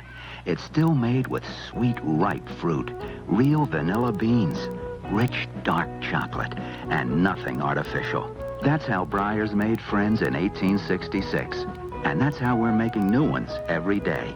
Breyer's, the all-natural ice cream, since 1866. With us now live from San Diego and Washington, again, Mrs. Dorothea Moorfield and Mr. Ali Agha at the Iranian Embassy. To both of you, let me say, obviously, the press has been greatly involved in this crisis all along, and it occurred to us here that you two might have a lot to say to each other, particularly Mrs. Moorfield. Is there anything you would like to ask Mr. Ali Agha? Well, certainly my first question is how can the government of Iran, in view of the fact that your president admits what has been done is a breach of international law, the UN has condemned your country for it, how can you continue to hold these innocent people? Well, Mrs. Moorfield, how could you remain silent in the past 27 years when your government was involved in torturing, killing, and doing all kinds of corrupt action against our people? You see, we cannot really ask these questions out of context. And I am saying this not just to react to you. I am requesting to you to look at the whole picture, not just at one segment of it. And I think enough has been said in this respect. Of course, I respect your feeling and the feeling of your children, and that I personally and humbly are sorry for, your feelings, but this is something that has a history behind it.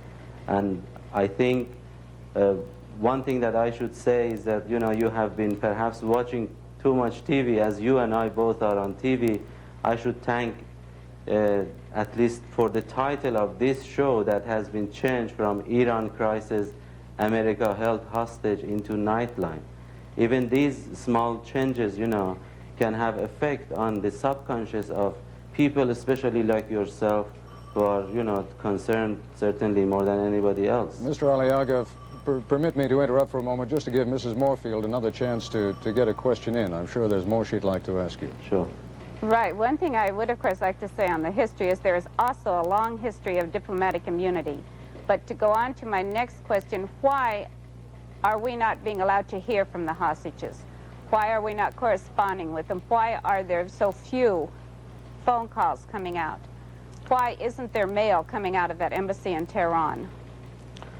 Well, perhaps one reason is because your CIA is so sophisticated.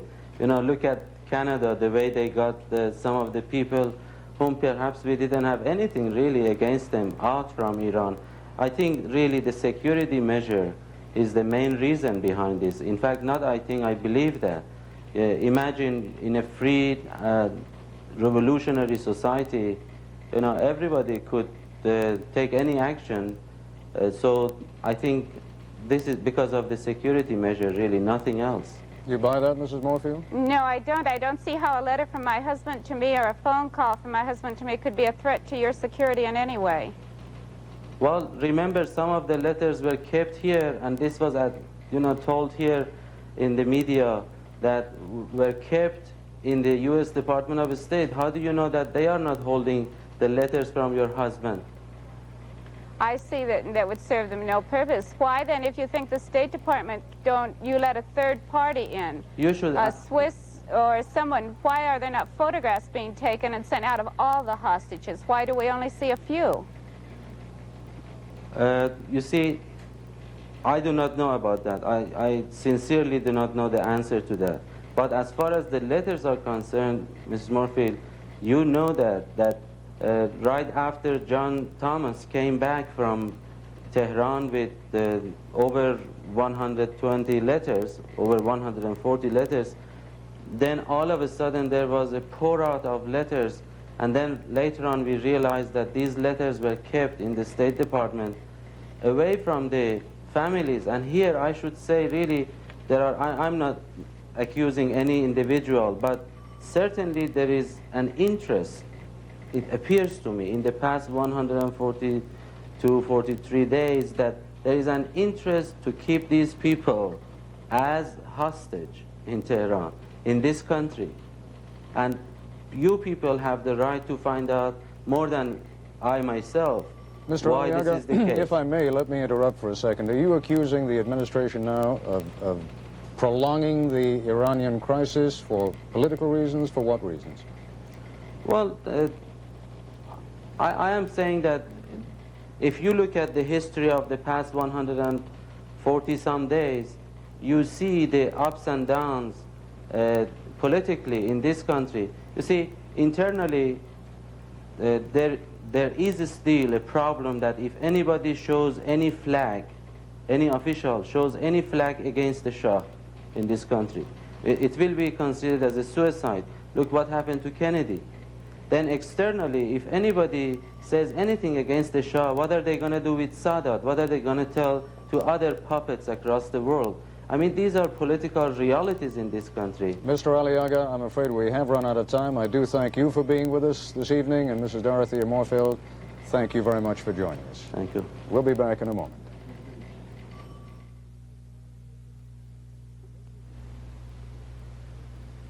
The makers of the laxative most often recommended by doctors announce the great taste of oranges and the natural goodness of grain together in new orange-flavored Metamucil.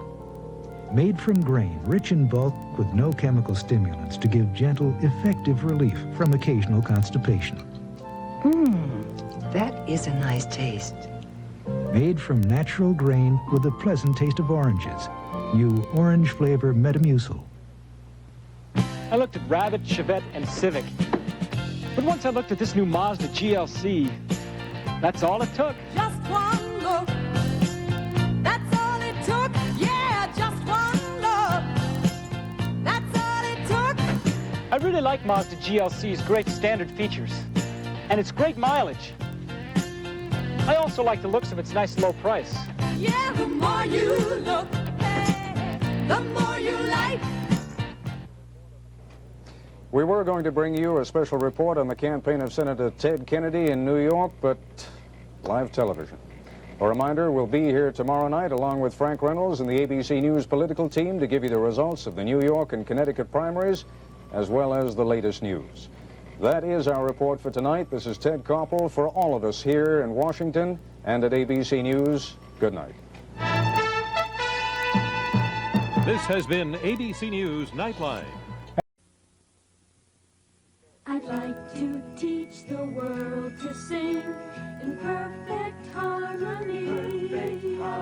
I'd like to buy the world a Coke and keep it company. That's the song I sing. I like to teach the world what the world wants to do. Coca-Cola. I'd like to buy the world a Coke. That's the song I sing. Well, that's our show for you for today.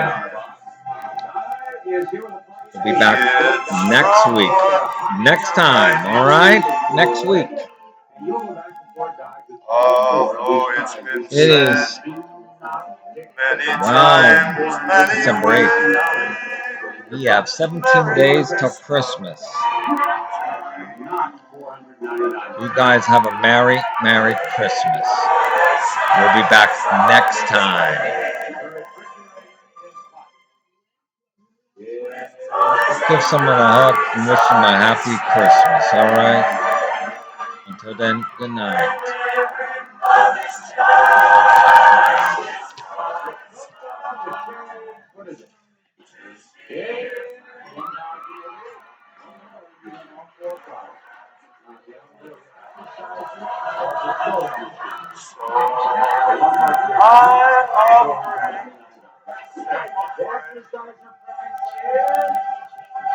kids from one. Although it's been said many times, many ways, Merry Christmas.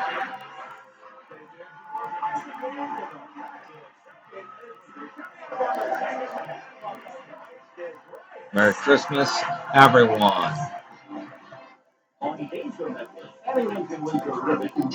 we got here? This has been a presentation of Adam David Keppel Curry Production. Husband Bob.